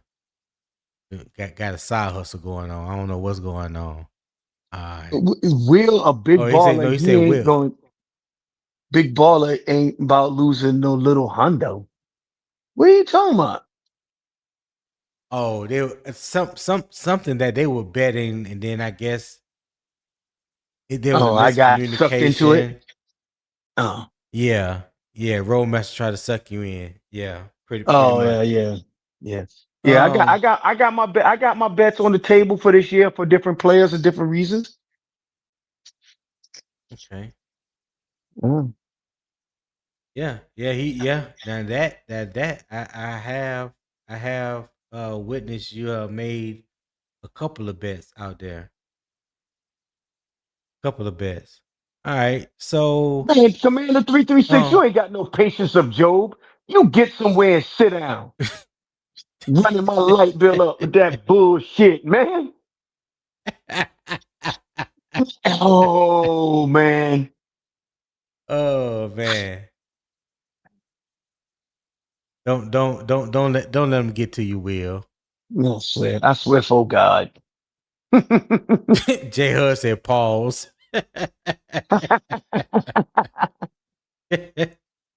Oh man. So I give it's just Gray official said I give him 3-year 120 million guarantee and 4th-year option for team to pick up and add some incentives for playoffs season I like. yardage. Can you go back to that comment about Baker Mayfield top 10 and Aaron Rodgers? Where that's at? You had it up. Milo right here. Yeah, yeah. What he was So talking about? you was talking about, yeah. So check this out. That's a good point there. So Yeah. if you got a quarterback that throw for 3,500 yards, that means you're a top 12 quarterback. Mm. Well, okay, I see what you're saying. Yeah. That's an important point. S- So I just wanted to throw that out. I just wanted that's people to see the numbers. And that's in yeah. your passing yards. That's just in the passing yards category. Yeah. So what do you think about all the people that say that Bryce need to at least throw for 3,800 or 4,000 yards before they can take him serious or feel any different about him than what they feel right now? When you just said like 36, almost 3,700 yards has Baker 10th in the league, because a lot of people they base it on off of how many yards the quarterback has thrown. So if You don't have to Bryce do that. Hmm. throws for 36, if he throws for 3,600 yards, does that make him a top 10 quarterback? Um, I say this is that is one of the metrics that would make him a top 10 quarterback or whatever the case may be. There's other things that would go Yeah. into that. But what I will say is this is that just go to show when you put the numbers, you say you have to throw for 4,000 yards. They make it seem like 4,000 yards is the average. That goes to show you that Mm-hmm. they actually don't look at stats. They place unrealistic expectations. I tell you what, get your lazy fat ass out there and run an 8-minute mile. Damn, Will. Every average human should be able to do that, right? Oh, you know they can't do that, Will. Come on now. What's happening? Hey. What's happening? The real HHT Entertainment. I think this is Yeah, I this just is read. first time. This Yeah, your yeah, first it's my time first being time up on on the this panel, show. right? Yeah, yeah, Okay, yeah. But okay. I be listening to your show every morning though. I appreciate that, my guy. I appreciate that. What's on Yeah, your yeah, yeah. mind? Talk to me. Oh no, since y'all was talking about the with the yards, I think there's like some context with that. Like, I mean, I don't think he got Okay. to throw for no 38, 4,000 yards. You know, if he throws for 35, but the touchdowns is like 30, that's a very good season. You know what I'm saying? But if you're throwing for I like agree. 31, 3,200 yards and you only throwing 22, 23 touchdowns, then, you know, that's a different story. So I think what people want to see is more. I know 31, what would he do? 3,011 yards. Jumping to Yeah. 4,000 to me is not realistic. It's just, I mean, if it happened, hey, Right. great. Me neither. But but if you can get to 35, you know, and let's say you go from 23 touchdowns to 28, 29, that's some significant, you know, improvement. So that's kind of where I see it. But when people say 4,000 yards, I'm like, come on, man, that's not happening. It'd be great, but the offense would have to completely change Right. for that. Will, what you think about what HHT said? I absolutely agree. I absolutely agree. And that goes is to you're placing your expectations in the reality column and not, what I love for him to throw for 4,000 yards, man, you wouldn't be able to smack a smile off my face if he did that. However, if he throw for 3,500 yards and 28 touchdowns, 28 tutties, Yeah. and less than half of that less than 15 interceptions, let's say he throw for interceptions or something like that, what's that is that's a different story. And you better cut the line right there and pay that man what is the market value right now, because it only goes north from there. Yeah. Yeah. That is true. That is true. That both of you guys brought up excellent points. Well, HHT, you definitely brought up a good point, and I co-sign with both you and Will said. Yeah, I definitely agree on that. So I apologize that for some reason I felt like I just got a little tongue tied. Didn't sound right. All right. So do you think Um team success is included with that? Because quarterbacks can it have good years can. and not win. Yeah, and see, and that's the unfortunate part of it, because it seems like not all QBs get measured on the same scale. You know what I mean? Um, you know, for the quarterback, they, in my opinion, unfairly get judged based off of just wins and losses. Because it's like if they win, they gonna get the credit, but if they lose, they gonna get the credit. It's like nobody says no. It's like nobody realizes that football is the ultimate team sport, right? So you got to have offense, special teams, and offense, defense, and special team factors into that. But because the quarterback plays such a polarizing position, in the most demanding position in all of sports, rightfully so, they get held to a different standard. They are expected to do more than than any other position. But I don't think like they should just be solely judged based on their numbers. Let's just go back just a few years ago when Joe Burrow threw for over 5,000 yards and like 40 something touchdowns, and the Bengals only went 5-12. But you didn't hear too many people saying that the Bengals went 5-12. They just talked about how good of a year that Joe Brady had. You know what I'm saying? So are you a team first guy and look at everybody's stats, or are you just a me first guy and just look at individual stats, and you just going to reward the quarterback based off individual stats? So it's different ways that I think people look at it for each team, because not all 32 teams evaluate their quarterback position the same. Now I'm not speaking like I know, because I don't know, but I would go out on a limb and say everybody evaluation is just a little bit different. It's not one all be all evaluation type thing, if that answers your question.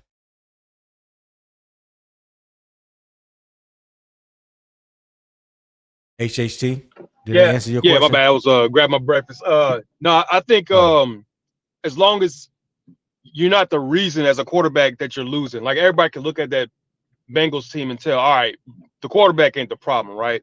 But when you look at like Jameis right, Winston when he's with the Bucks, yeah, he was throwing for 5,000 yards, but he was also throwing for 30 interceptions, right? So they knew the quarterback was the right. issue. That's why they switched him out.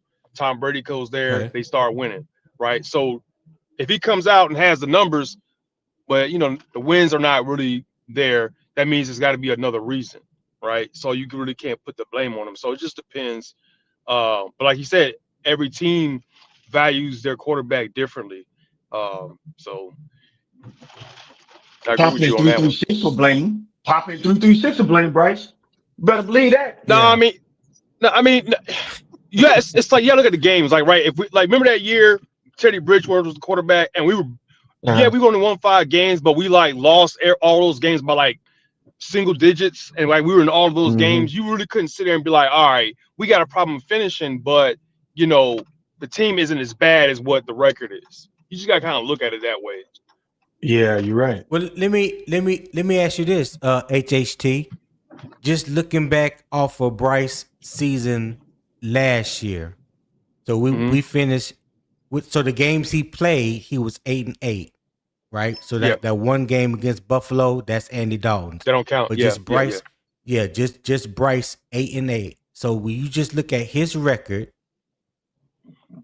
how would you judge him based off his record alone as the quarterback? Would you say that the games that we lost was on him, or Hmm. the game? How many games did the Panthers lose last year? Would you say was on Bryce, and how many games did they win last year? Would you say was on Bryce? Well, I could just name I can't think of the number off the top of my head, but like I can name a few Right, games. Obviously, the first two, Bryce did not play well. Like his play led to those losses. Yeah, in that Cardinals game, kind of picked it up in the second half, but I would think he was like the kind of sole, almost like the sole reason, but a good reason why we lost that game. Obviously, that 49ers Okay. game, the defense played, great. We just didn't score any points. But I would say some of the losses, like, the one that was in New Orleans, we played well enough to win that game, but I felt like we just didn't separate ourselves in that second half. That could be the play calling, those dumb penalties or whatever like that. But I think his record basically meshes up with his numbers. His numbers were average to, slightly below average. His record was average. So, I mean, I'm not really shocked there. Okay. All right. All right. Well, what you think, Will? I never asked that question to anyone before. That just popped up. But Yeah. what would you say? What would you say? The number of wins to the number of losses you feel like Bryce contributed to. So I agree with everything HHT said. I'd like to add Mm-hmm. about the New Orleans game. We had that game won in New Orleans, and I don't know what it was that called. I mean, we had that game won, and we let it slip away. I will always say this about the Tampa game in Tampa. We left it into the officials' hands. We didn't lose that game. That Hey, Will, game, I completely Mm-hmm. agree with you right there. Mm. right? That game still sticks into my claw because you have people right now saying, "Oh, they won, they 8-9, they won." If we would have just been fairly refereed, we would be a 9-8 team, and we would have won that game. I'd have been a hats and t-shirts game in Tampa. Right. Period. We would have swept Tampa. I mean, so I say that still going back to your point that you said in the middle of the pod, Bryce's consistency, the offense consistency will lead to better productivity, which will lead to more wins. Because to HHT point, that game that we lost to Arizona, if they would have came out and played like they played in the first half, the second half, they played in the first, it wouldn't have been, we would have won that game. Period. We would have beat New Mm. Orleans in New Orleans handily if we was more consistent. And if we were more consistent, we would have never left it to the umpires and the officiating hands the game that we lost in Tampa. And I'm still upset about it because I will tell you this, the Tampa fans was laughing because they was like, they are trying to the NFC South. Oh yeah, a real fan. Yeah, they saw it. They was laughing. They was laughing. They was like, "Hey man, because I was telling the guy sitting next to me, I was like, yeah, I love coming to Tampa because I love getting Cuban sandwiches." He was like, "Hey man, go Mm. get you a Cubana, man. Go get you a Cubana. Hey, go down to Ybor Cities and smoke you a Cuban, baby. Y'all gonna lose this game. The rest is the fix is in, baby. The fix is in." I was like, "Oh boy, I was so mad." Oh, you couldn't, you know how much I'm a fanboy, Tony. Good God. But you know what? Yeah. Oh well, I think that goes Hold to. on, hold on, Oh my hold bad. on, hold on 1 second, HHT. No, you good, but hold on 1 second. Quantum, what is happening, my brother? What's up, Tony? Good morning. How you guys feeling? Man, hey, I So can't call it. Trying to shake a little honey from the tree today. That's all. I What's feel going you. on with you? I'm on the right podcast for that. Nothing much, man. Just chilling, listening to the show as always. What's up, Will? What's up, HH? What y'all guys got going on? I hear the conversation. Yeah. Yeah, Go ahead and let go ahead, HHT. Go ahead and finish your thought.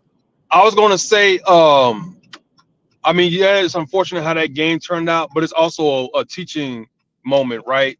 All right, hey, we got to play, certain games. We're going to have to just come out here perfect, or close to it. We can't allow it to be in the refs' hands, like, Will said, because when you play those close games, the refs will intervene, unfortunately, because, the NFL wants those ratings. That's why that, week 18 game with the Saints and Falcons, meant a lot because we would have won. Who cares about that game? But we're still a young team, and it's a teaching moment. And hopefully next year, we'll go into a game thinking, all right, we can't leave into the refs' hands. Right. What you got, Quantum? What's on your mind? Talk to me. Yes, sir. Well, first off, I've been pollinating all of the shows out there. It's like, as you can imagine, man. This past week has been like a marathon of Bryce hate, and I've had to fight everybody on almost every podcast. HH knows all too well what I'm talking about. And it's like the more the excuses, the more that Bryce accomplishes, the more the excuses barrier starts to be pushed back farther and farther. And I'm just watching this in real time, and it's just it's comical to me. It's like what Will just said a moment ago about those yards. I said to him, well, if he accomplishes that, they're going to say 4,300 the average after that.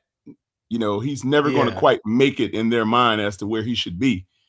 And he's never going to be justified the numbers that the team is willing to pay him.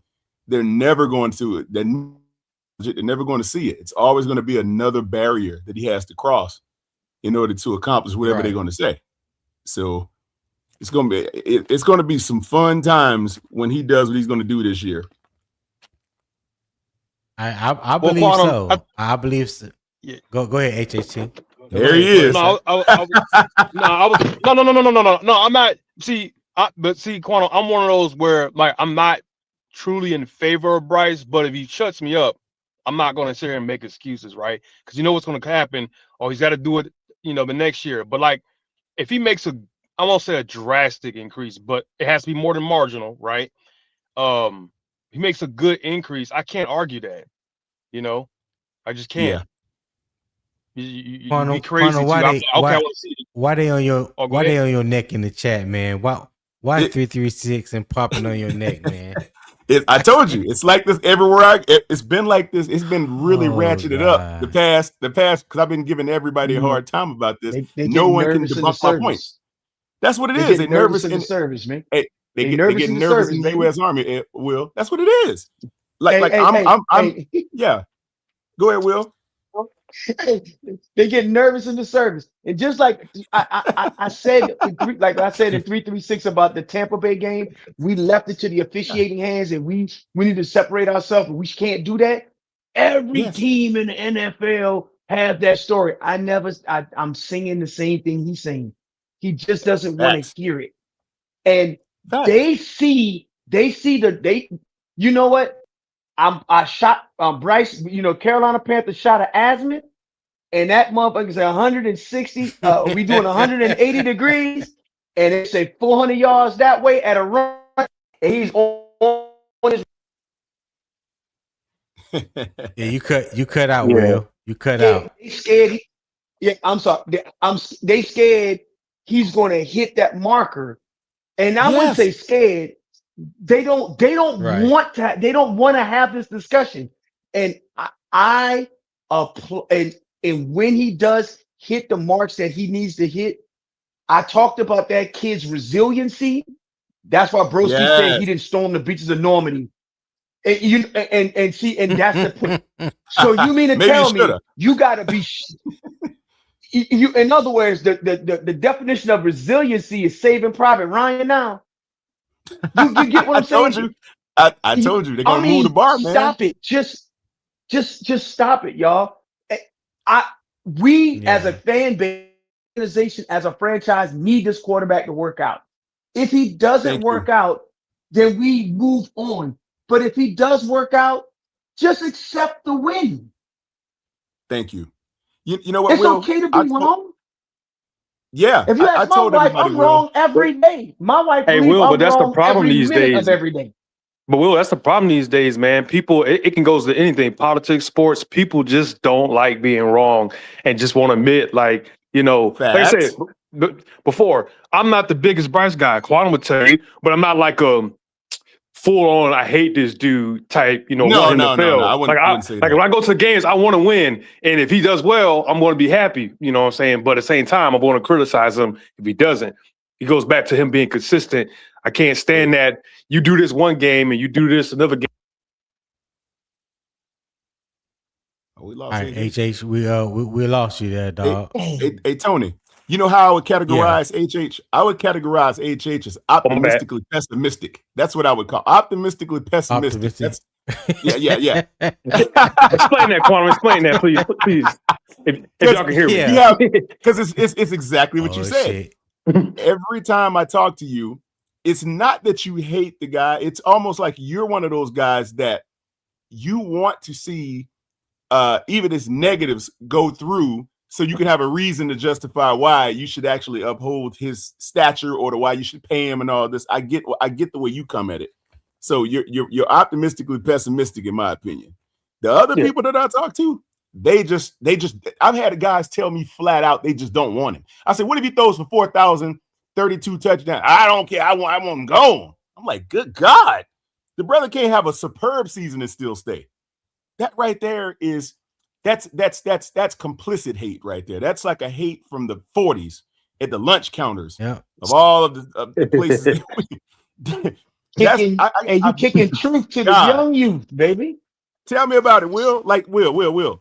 We both military servicemen. Tony's a military serviceman. All of us on here, even HH, military servicemen. We all understand what it takes in order to breach the barriers of high level aptitude, et cetera, right? I think Bryce exudes a lot of that. The guy has the right attitude. He's improved in a direction that the team can actually rely upon him now. Think about it. When Bryce gets behind center, fourth down, we all know, like, okay, he can make this play. We don't doubt him when it comes down to stuff like that. Am I right or wrong? I don't doubt that he can't make a play on the field anymore. I think we talked about that, Quantum. We was talking about like why. Yeah, I think we was talking about that, Quantum, where it was like, why is it he don't do on first and second, third down what he does in the fourth quarter and the fourth down? Like, it makes no sense. Tar Heel. You're right, HH. I mean, I think what Bryce can do, and I'm going to say it again, man. I think that he had handicapped, or let's say training wheels on him that inhibited a lot of what he could do last year. And I'll go back to this. When the season started, a week before the season began, this dude had his full receiver core intact. Now, he couldn't depend on Tet because Tet was obviously a rookie. He didn't know what he was going to get out of Tet. He probably had high hopes for him, but he didn't know the production, the overall outlet of production that Tet would display. So he didn't really, you can't really count on that. But he had Adam Thielen. Hold that thought, Quantum. Who said Bryce would throw for 4,500 yards? I don't think nobody up here said. Yeah, I don't think nobody up here said he's gonna throw for 4,500 yards. See what I'm saying? See and that's how they change it. They're going to do. And what happened is they'll go to their handlers. We haven't had a quarterback in Panthers history that did that before. No, hold on. Y'all gotta let me get this out, fellas. He said handlers. They will run to their handlers and say that we said that. And then I am crying real tears. And their handlers will go off. And then Quantum, when you go to one of those handlers' channel, they're going to say just that. I know they are. This will be picked up this will be picked up, Will, like a pilot from a TV show. They're gonna pick it up and they're gonna go with it. It's gonna be on every airway. Somebody said Bryce gonna throw for 4,500, and no one ever said that. Don't worry, Quantum, I'm here. I know you didn't say it. Hey, plausible deniability. I have HH here to undermine exactly the commentary that's been displayed here today. It's not been said. Number two, when Bryce came into this past season, Adam Thielen was there, Jalen Coker was there, but when the season started a week before, those guys were injured or either gone. That's a huge hole in your production outlets where you could throw the ball. So you're gonna throw for 3,011 yards. That's another 400 or 500 missing. He would have had 3,500 had those guys still been there. Tell me I'm wrong. We missed Jalen Coker for 7-8 weeks. No Adam Thielen. How dare you provide nuance to the conversation, sir? How dare you? No. But hey, Will, they will tell you these guys will have you believe that that's all Bryce is capable of is 3,000. Oh, he barely got 3,000. Like, come on. Let's be real. We know why. He missed one game. He didn't have his weapon. Yeah. None of that nuances matter. None of that Now, matters. can you go back and say that 54 burger that he dropped on us is unacceptable? Absolutely. So two things can be right. Well, Will, I've already debunked that too. See, everybody wants to point to this 54-yard game. They like that's when I nail them down, Will, in each corner they can't go anywhere, they'll go to that. 54 yards. Okay, well, how about this? There was another outstanding quarterback that actually played a sub 100-yard game. Matter of fact, it happened to be in the AFC Championship. Who was that guy? Hold on now, Quantum. Hold on. Nobody now. said a word of it. Hold on notice now. how that slid under the radar. Nobody ever talks about it. Hold on now. What was the? Yeah. What was the? I'm not listen. What was the context of that AFC Championship? What happened in that game? It was a blizzard. You ain't about. I don't give a crap. It's football. You can, look, man. So you mean to tell me a blizzard? Why do they play the ball? Why do they play the game outdoors? Because those things are the elements and inclement weather is expected. I agree with Will when he said, like, you can't excuse that. It happened. Look at Broski. Yeah, you can't excuse that, Quantum. He did that 54. We can't excuse it. There's context into it. Both can be true. Of course. Yes, he didn't start off with his full amount of weapons, but at the same time, he did have some subpar games. So both can be true. A blizzard. Okay, if it was okay, so that's very true, HH. Well, let me ask you a question. They want to talk about Bryce's that game of 54 yards. Can we not accept the ideology and the fact that there are multiple quarterbacks that have had sub 100-yard? I found about 5 or 6 of them. To be honest, I just didn't name them all. The problem is Bryce has had a lot of those. No, he's only had one 54-yard game. No, not 54. I'm talking about sub 100. I want to say it's I think it's 6 total. I have to look at it. 6 what? Yeah, I don't know the exact numbers, but yeah, he has had some subpar games. Yeah. Yeah, we agree with that, Tony. All I'm saying is simply this. They quoted at one game to make it seem like that's what he is. It's a 54-yard production quarterback, level production quarterback. That's all he's got. But Quantum, you got people that say that 400-yard game is what he is. I think it's more of he's just an inconsistent guy. When you can go from 400 to 50, that just makes no sense to me. Well, I do know why. If a quarterback throws for 450 and the following few weeks later he throws for 54, do you attribute that to the quarterback or something deeper? Think about that now. Think about it. You got a guy that throws for 450 with all the confidence in the world, the ability to throw the ball all over the field with seemingly no problem, right? Production is there. You go a few weeks later, a couple weeks later, whatever, and he throws for 54. What happened?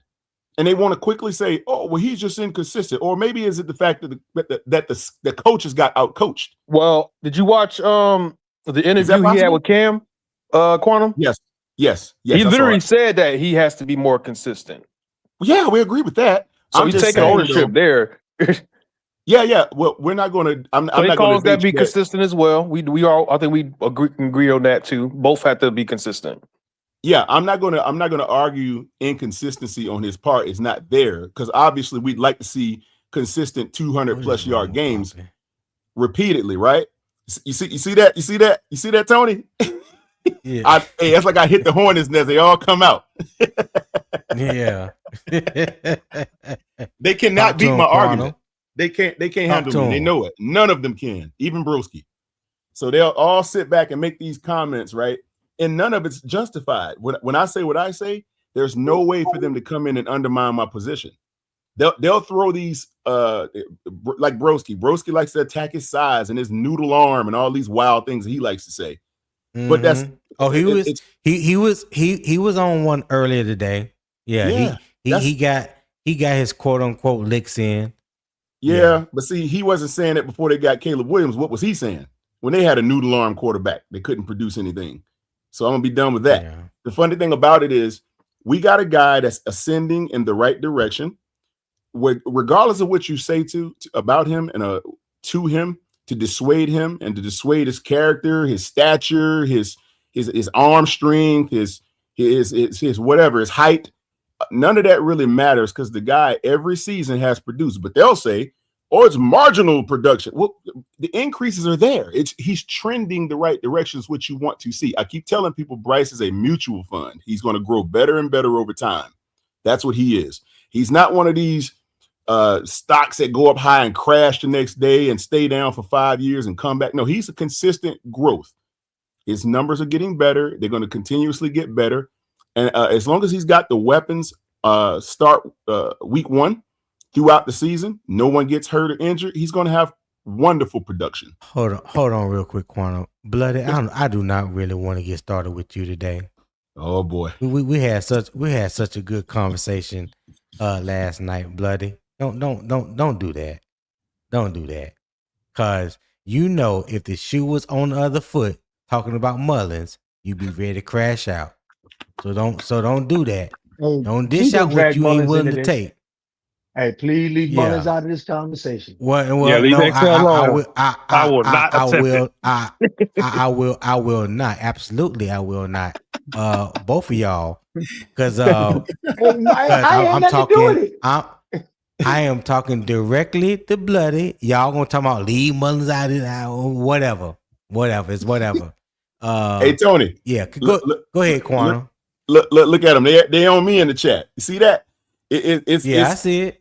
Hey, Will, you see what happens when the truth comes out, right? It's like a truth serum. No one wants to tell the truth, so they run from it. Hey, it makes everybody face the fact. Somebody gonna be wrong this season. You cut the grass and the snakes will show. You know what I mean? Facts. So hold on. She nice. I never seen her before. Say that's the problem. You act as if Bryce Young cannot receive any criticism. All number 1 draft picks are held to a certain standard, but for some reason, Bryce Young is baby fight and cuddled. Okay. She nice. Thank you for tapping in, watching the show. I don't know exactly who you are, but on this show, we have criticized whoever deserves the criticism. Today topic about Bryce, it wasn't even about criticizing his good or bad. Just for people that's coming in late, they don't understand where the topic of the day come from. It was based off an article that Scott Fowler wrote on July 30th, saying that what he has witnessed in his 32 years of covering the Panthers is that he witnessed Bryce Young performance on this particular day is the best that he has seen from a Panthers quarterback since he has been following the team for the past 32 years. And in that article, he was just throwing out the fact that possibly if what he witnessed carries over to the season and the Panthers benefit from that, then it could be possible that Bryce Young could be asking for at least $200 million, and that would be the starting point. So it's not about criticizing him or whatever, because I've done my fair share of that. It's on record. We've talked about that. So I'm not even gonna go down that road, because if that remark was directed towards me, it would be false. But today's discussion was basically talking about whether should the Panthers extend him after 2026 or the 2027, which is his 5th-year option year. So that's what the discussion is about him. Don't be like some of these other people and put out false information, because that's not true. That's not true. We criticize Bryce. We talk about his good and we talk about his bad over here on this channel. Now, I don't know about other channels, what they do, that's their business. But here at Unbiased Opinion Sports Talk and the Carolina Armchair GM CJ channel, we had definitely criticized Bryce. Go ahead, Quan. Yeah, you know something? Bryce's contract is reminiscent of Jason Voorhees, and they're running. That's how afraid they are of him getting it. They're afraid that contract is going to walk them down and slaughter them. They are so afraid that he's going to get re-signed. I asked a couple guys, I said, what are y'all afraid of, man? it comes down to a fear factor that they the trepidation right now is the quarterback contract talks. It's out. I had a guy to tell me they're not talking about contracts with Bryce. I'm like, yeah, they are. They are having a contract discussion with his representatives. No, they ain't. And it's been reported widely that they're actually back at the table to some degree or another, right? But these people are so afraid. Hold up. You've heard that? Because I haven't heard that. You ain't heard that like talking. Now to what degree, Tony? I'm not certain. But Brant Tillis was on the thing talking about, his ascension and where he could possibly go and all these wonderful things. It's been reported that the at least I saw it, that there was some dialogue. I don't know. Maybe they just sent each other an email for all I know. I just know that it's not a closed door. Because you remember before they were saying we're not talking at all. It's not even out there. I thought recently when they asked him like a direct question, and he was basically like, "No, we're not in negotiation talks right now." I thought that's what he said. He said in an interview. Now, see, that's what I'm saying. I don't know if they're negotiating. I just know that the door was opened again to at least start evaluating the scenario. Now, I don't know what they discussed about it. But he just said that Brant Tillis said that all conversations that we have between players, representatives, and us are private. Yep, there you go. So in other words, they're not. So he didn't confirm it. He didn't confirm that he did talk to them or he didn't. Mm-hmm. He just said all conversations that we have with Bryce Young or any player, because he lumped Mike Jack into that conversation. All those conversations are private. Which, in so many words, silence is acquiescence. It means to some degree that there is there's a conversation. Otherwise, you just say no. Yeah. Right. I mean, I think it's always a conversation, though. I mean, that doesn't mean. I mean, it's always going to be some kind of dialogue. Like, hey, what does this look like? What do I got to do to get this? Mm-hmm. Doesn't mean you have an extensive contract talks. No. I think he already knows what he has to do to get whatever number his agent is thinking. Facts. And that's just trying to see if that aligns with what the Panthers are willing to pay. I know some fans are kind of on board, like, okay, about re-signing him to a certain amount, but then you got some that's like, no, I'm not paying him that much. When obviously we don't pay him. It's going to be whatever Tepper decides. So if he decides to pay him $55 million, I wouldn't. But I mean, we can't go against it. Hey, Chase, let me ask you a question. What's up? Why do some of these people continue to go to his record as if see? I have a problem with this. This is what I have a problem with. You got a 14-30 quarterback, dude. I keep saying, I ain't gonna say the guy's name because we like to laugh a lot about this. Bryce is wet cement. He is not concrete yet. They act like he's in his 9th or 10th year with that type of record or something. Like he's trying to get $200 million and he's like in year 12 or something. I think Quantum, what they're trying to say is like, what other quarterback has been paid with that kind of? Can you give like another example where a quarterback got paid? Well, maybe not this early. Well, maybe not this early on. Yeah. Hold on, Quantum. I can tell you, Trevor Lawrence got paid with a losing record. Yep. I didn't know. I was asking. I didn't even know that. It ain't the same. It ain't the same 14-30. But I promise you, he had more losses than he had wins. But he got a contract extension. Yeah. Hey, you know what? HH. Well, let me throw this at you. If you go back in history, and 336 will probably laugh because I like to pull up some of these older quarterbacks. There are quite a few quarterbacks that started their NFL journeys without a win on their resume. Troy Aikman, I think Terry Bradshaw, that was all back in the 70s. Yeah, but the fact of the matter is, just because your first couple seasons or whatever have you did not produce the yield of the numerical figures that everybody likes to exalt as being grandiose, end of the day, the direction that your quarterback is growing shows tremendous upside and promise. You cannot say that just because it's marginal increases, that it's not a a decent enough sample size to determine exactly where you're going to probably end up with this guy if you keep giving him the weapons and the protection. I don't see him getting worse. That's just me. He's too smart to be worse. That's what I think. So, Okay. when they talk about the losing record of the quarterback, he doesn't play tennis. The franchise has that record. Thank you. Now, did he contribute to those losses? Absolutely.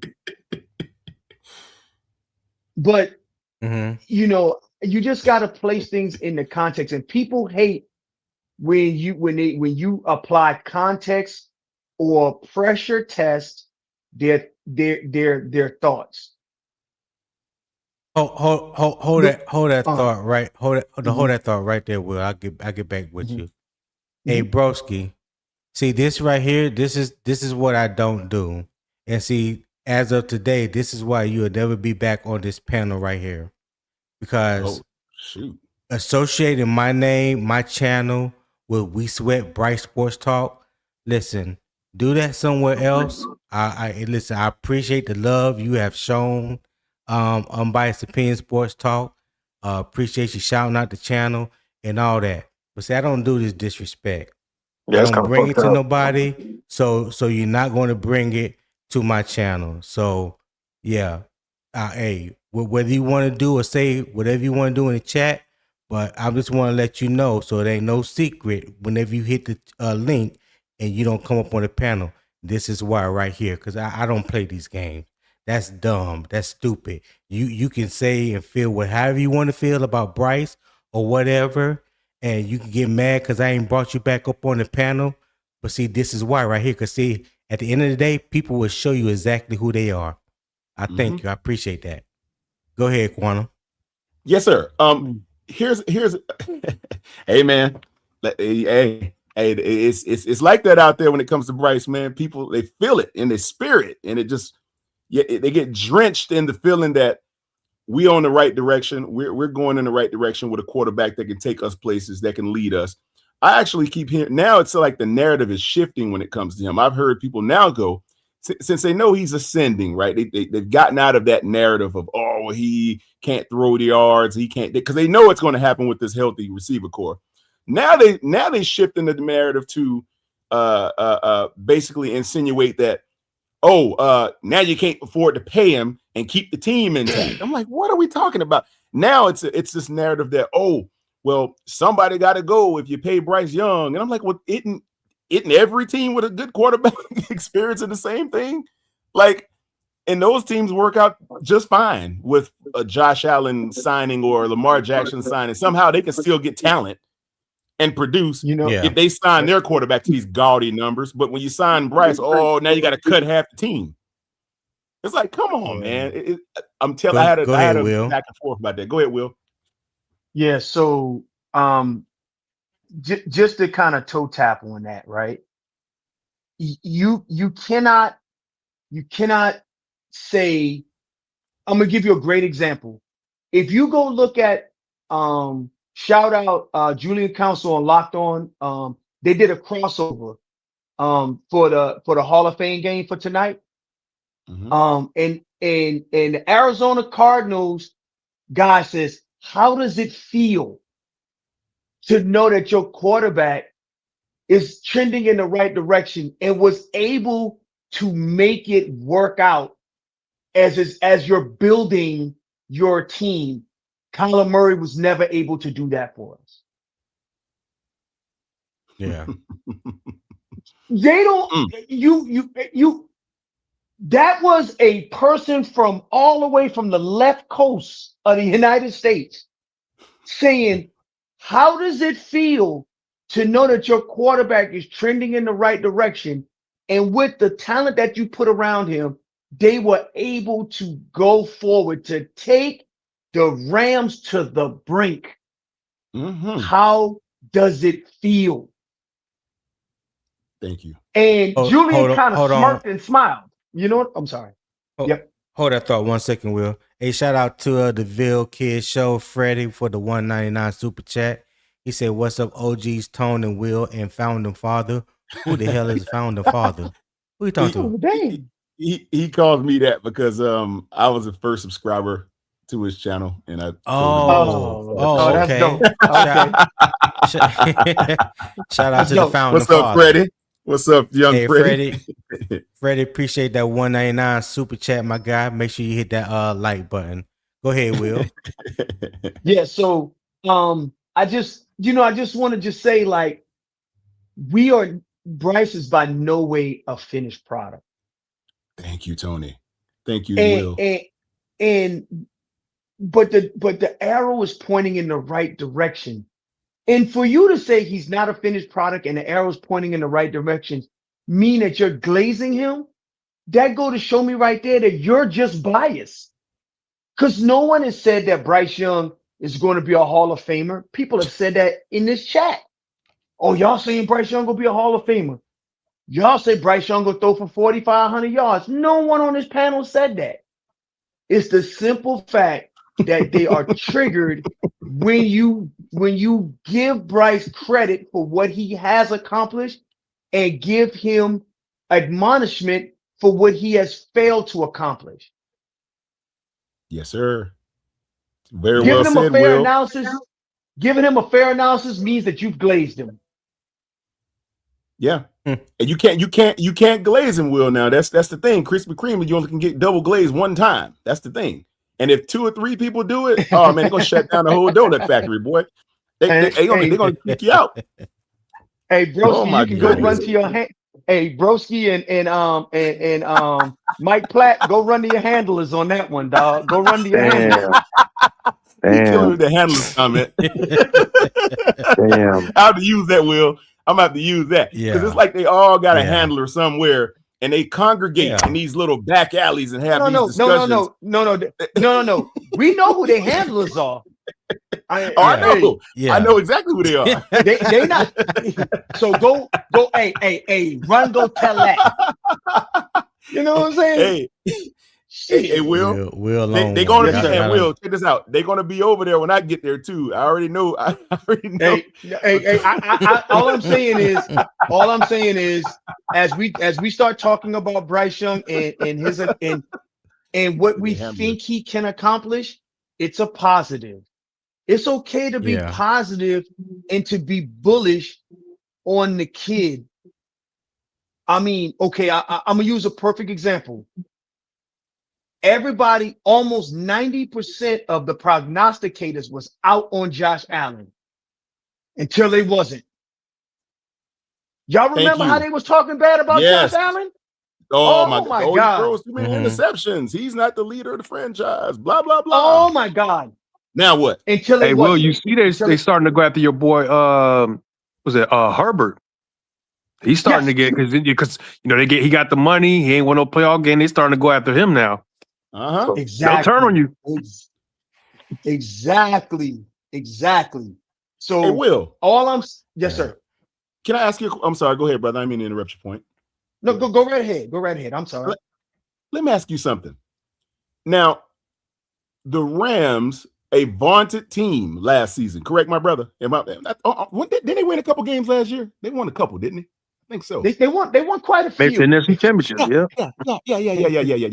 Now, they won a few. For a trash, quote unquote, 54-yard producing quarterback, right? For a 54-yard guy to beat you handily one time and practically take you to the brink of the same fate a second time. What say you there, brother? What does that mean to you? That means that the kid got moxie. Thank you. He has the ingredients. It is inconsistent. He got to put it together. And when he put it together, Tony, you know how I am. You're going to have to pull me off the ledge. Because I am going to jump off the deep end. I'm going to get ridiculous with it. Yeah. Because insufferable. Look who has popped up backstage. Hey, HHT, if you don't mind, I'm a No, you good, man. You good. No, you good. Okay. All right. Okay. Let me pull this young man up real quick. Will, here's your little brother right here. I think he want to holler at you. 336, what's happening? What's going on, man? Oh snap! What's up, fellas? What's up, 3-3? Man. I brought a little bit of insulin with me. It's about to be a sugar overdose in here. Gotta calm y'all down. Oh my God! Here we go. What is Here that? we go. You and Poppin are crazy, dog. Y'all Y'all are crazy. Yo, 336 and Poppin. I'm talking. When I say they are, when it cutting the food ain't even the right word to describe them, dog. I had to text Poppin like you are showing your natural ass. He is. Yeah. You better be lucky he can't come up here too. You better be lucky he can't Make get no up mistake, here, we follow Quantum. Quantum We catching follow all kind of strays. We follow Quantum everywhere. Hey, Will. This is how I guess this is how it feels running from a marksman in the army, an army ranger marksman or something. This is what it's like getting shot at by the Or a sniper. Just Or a run, sniper, just run in a zigzag. Just run in a zigzag. Yeah. That's the best I can tell you. Well, hey, listen. If you don't know how to adjust that 3-prong scope, you ain't sniping nothing. But go ahead. That's correct. 336. What's good? What's on your mind, brother? Hey, man, I'm just Man, I listening to can't y'all call talk. it. Glad you hit the panel. Oh yeah, just listening to you fellas talk. Going over Bryce. Ain't nothing too much. Not too much at all. All right. So yeah, but so. Oh, go ahead, sorry. Quantum. Go ahead. No, I was just going to throw a question at him, but go ahead, brother. It's your floor. You got it. I'm gonna follow behind you. No, I was just saying because I don't know how long he been following line. So like I said earlier, the topic of this conversation today was based off the Scott Fowler column that he dropped on the 30th, talking about how he has what he has witnessed from Bryce thus far in training camp and him covering the Panthers for 32 years. This is the best quarterback that he has seen in those 32 years. And he threw out the number about being a $200 million quarterback when it's time for his extension, if he can carry over what he has seen thus far in camp. So that was the premise of me bringing up the conversation and trying to explain to guys that, like, I think you was on the live when I was live on Unk channel, when I was trying to tell them about the market value and Mr.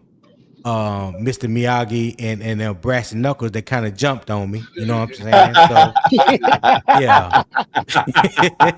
so they kind of jumped on me. So I said, you know what? Let me go and research this a little bit more. So I have a fighting chance. And me, I'm just always trying to bring value and nuance to the conversation. So that's what this show was predicated on today. I never said that Bryce is guaranteed 200 million or he's worth 50 million or none of that. That was just a number that Scott. You said 4,500 yards. Yeah. So yeah, that's where the premise of this conversation has started. 336. That's just a quick catch up for you, my brother. Go ahead. Right. So I guess you kind of got a point, and I guess it can go both ways because you it's kind of like we had this conversation about Brian Burns too. He didn't necessarily have that $30 million production. And it's strange because another team valued him more than the team that actually drafted him, Tony. We weren't willing to give him, the amount of money he was willing to, he thought he was worth, but another team valued him more. So I guess it can kind of go both ways. Usually, I guess it's the team that drafts you that values you the most. Right. So when you think of the market value, so the market value is not a set number, right?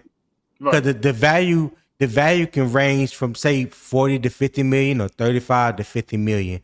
But what I was trying to get the guys to understand the other night was, yes, you are going to base production, the stats, and all that, but you're also going to include the market value because the market value goes hand in hand with the salary cap.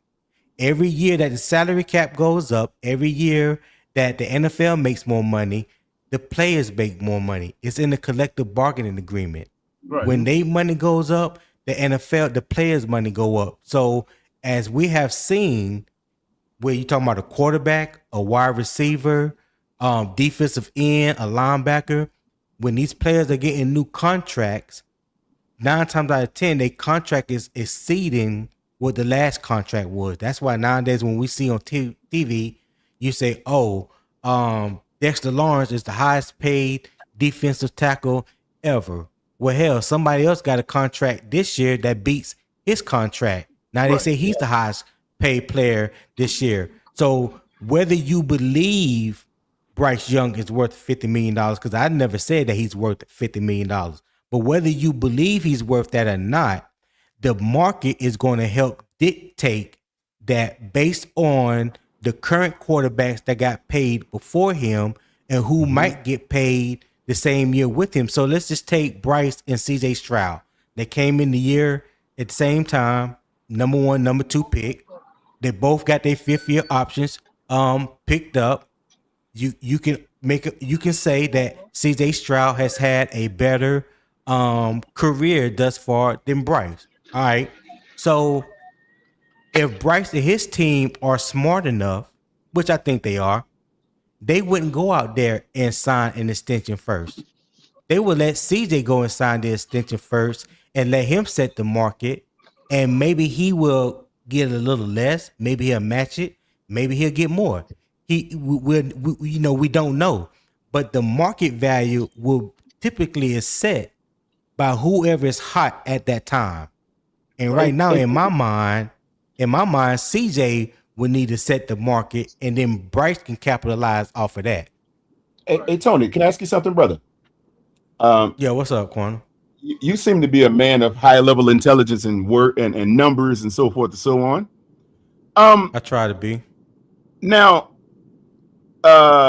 reciprocal effect. When you look at Bryce versus CJ, this is exactly what's happening. I don't care what anybody's going to say with the numbers and blah blah blah. Reciprocal effect is happening between these two quarterbacks. One is trending upward. Hold that thought 1 second, Wick. I think I missed. I'm sorry. Go ahead. Freddie, appreciate that 199 super chat. Freddie said, "Here we go, 336 and Will," and he sent another one, 499 super chat. Appreciate that, Freddie. He said, "I'm showing love to OG Tone and my brothers, even the resident villain of the Panthers community." I guess he's talking about 336. Hey, appreciate the super chats, Freddie. I greatly appreciate it.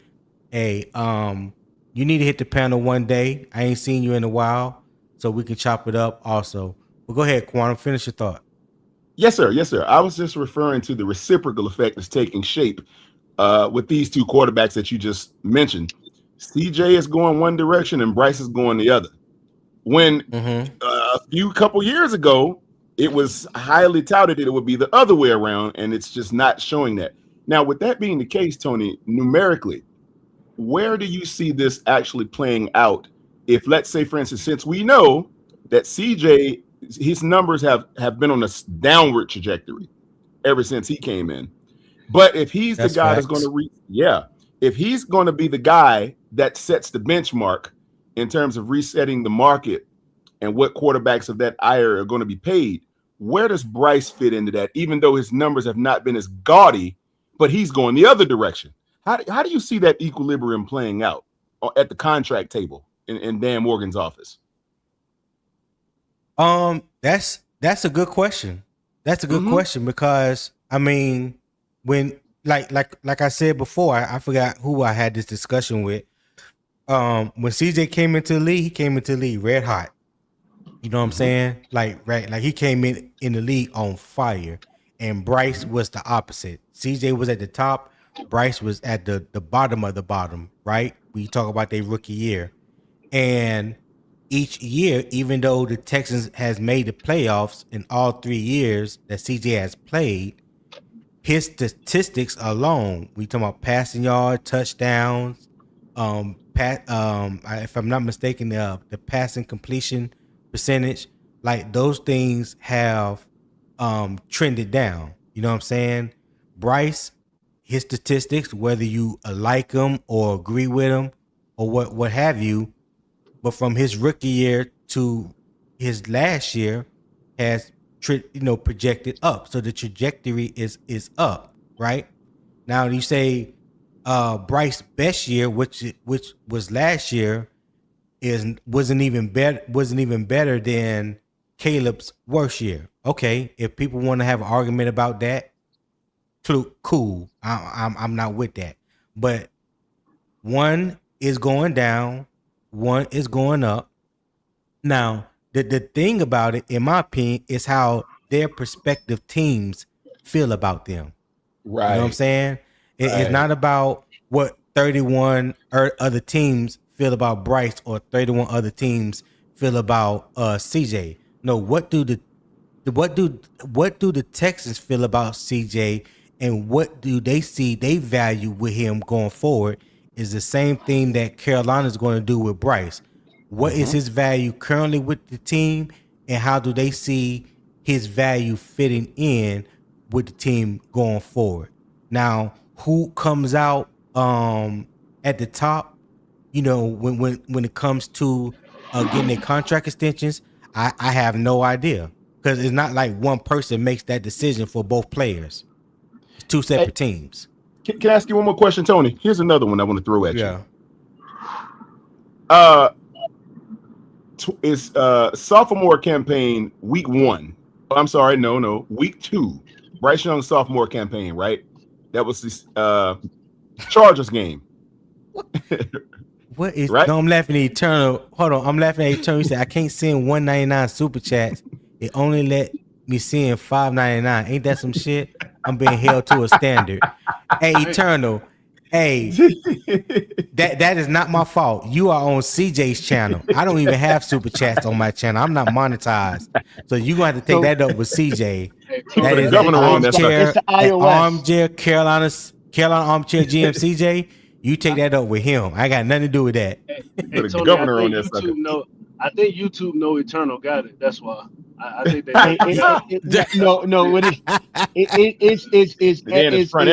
it's Android versus Apple, I think. Yeah, damn, Will. I think that's what it is. It really is that kind of thing though with these apps. It is the operating system that you're operating with. So I just want to point out. Yeah, that's what I'm saying. It's the operating system. So Eternal got that Apple Pay money. Let me find out. Oh, Apple Cash. Okay. Yeah. Yeah, they're gonna get all in your pocket. You got an Apple, boy. They know you got bread if you got an Apple. Double tap that button, Eternal. Double tap that side button. Hey, gonna reject your little $1.99 like Matumbo. Did I answer your question though, Quantum? No. What I was saying was the fact that he if you go back to that second year and his sophomore game, sophomore season, his second game when he got benched, now do you think? Now remember at the time they were talking about trading. People talking about, we'll trade for him and blah blah blah. And you remember what the team said? We're not interested in trading Bryce Young. We have a future set for him. Remember that? Right. Yeah. No, I remember that. Now, are we any closer to letting him go now than we were then when he was at his worst? I don't believe so. No, I don't believe so. You see where I'm going with that, right? What you say, 336? I love it, Will. I said we're further away from trading him now than we were at that point. But what you trying to say, Quantum? I'm saying that everybody should just forget about letting Bryce go. If they didn't let him go when he was at his worst and they could have gotten something for him, imagine what they can get for him now. You think they're obviously going to let this guy walk out the door now?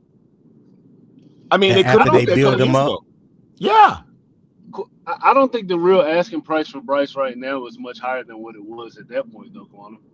What? That's okay. Now you're gonna have to qualify that, sir. You're gonna have to qualify that intently. Now I'm gonna put you. Don't ask him. Don't ask 336 that. Don't ask him nothing about no hypothetical. Don't ask him nothing about quantify. Cause I need to know. Oh my God. Let's say at that time, right? Yeah, we got to crack. I'm going on mute. Let's say for at that time, right, when he got benched, if we would have traded Bryce, somebody says we'll give you a 3rd and 2/4 for him, right? So I think after last year, maybe that changes from a 3rd and 2/4 to maybe a 2nd and a 3rd and a 4th.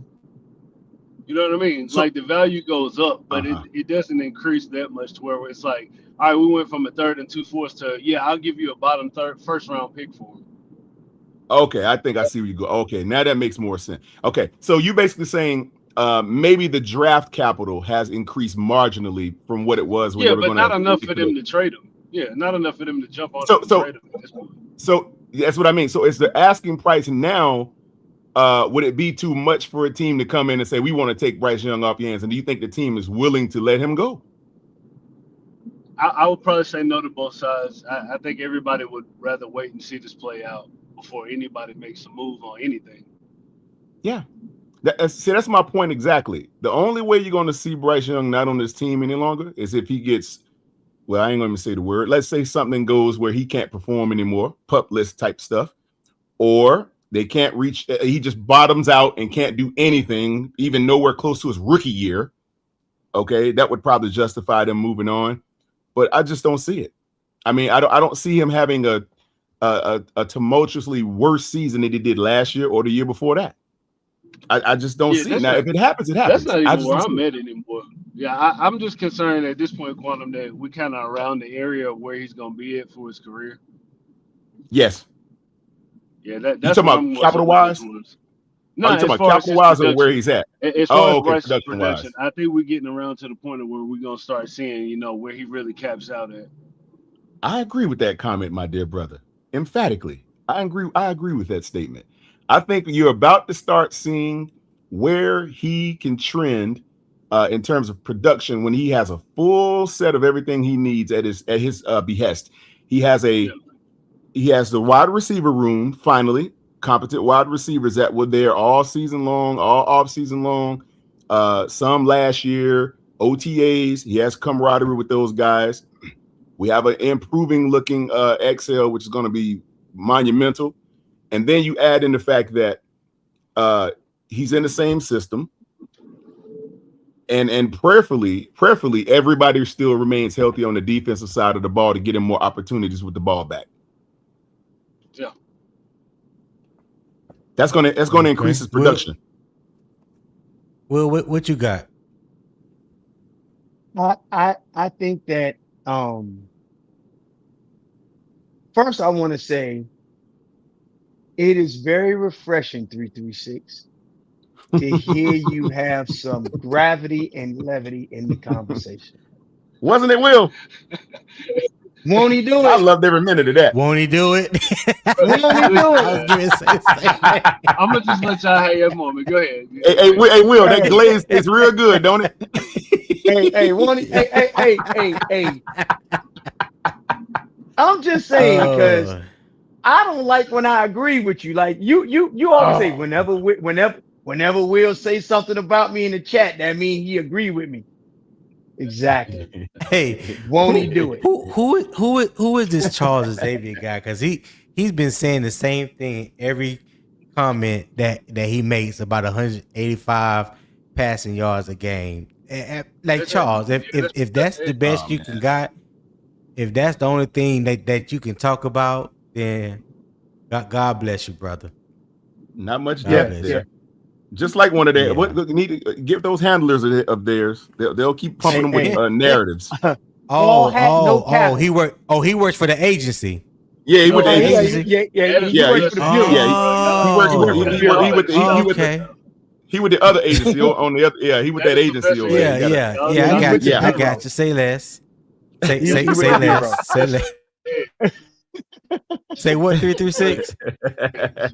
That's the Black Professor X. Y'all don't know nothing about Charles. Yeah. Okay. Yeah. Okay. Hey, Tony. Hey, Tony. The glaze tastes so much sweeter when 336 is applying it, isn't it? Isn't it that much sweeter when he put it on the donuts? He applies it evenly. He applies it evenly. He does. He let it coat just right. Yeah, he do. Then when he get it right, he clicked the hot light on. Fresh hot light. Shit. Yeah. This what happens but we say 336. This what happens when you be honest. Yeah, that's right. That's right. So 336. The other thing that I wanted to mention to you, and I think Poppin had kind of alluded to it. It's not about like the price tag of what the quarterback market is. What I will tell you is Bryce Young has not performed in a way where he's a market setting quarterback. That is not a thing. Right. Neither has Correct. CJ Stroud done that Correct. at Right. all. Correct. What I will say is the market ban for paying paying your quarterback. Where does he fit in that band? He definitely isn't a $60 million a market setting quarterback. That doesn't exist in the No. Bryce Young market. Right. But Right.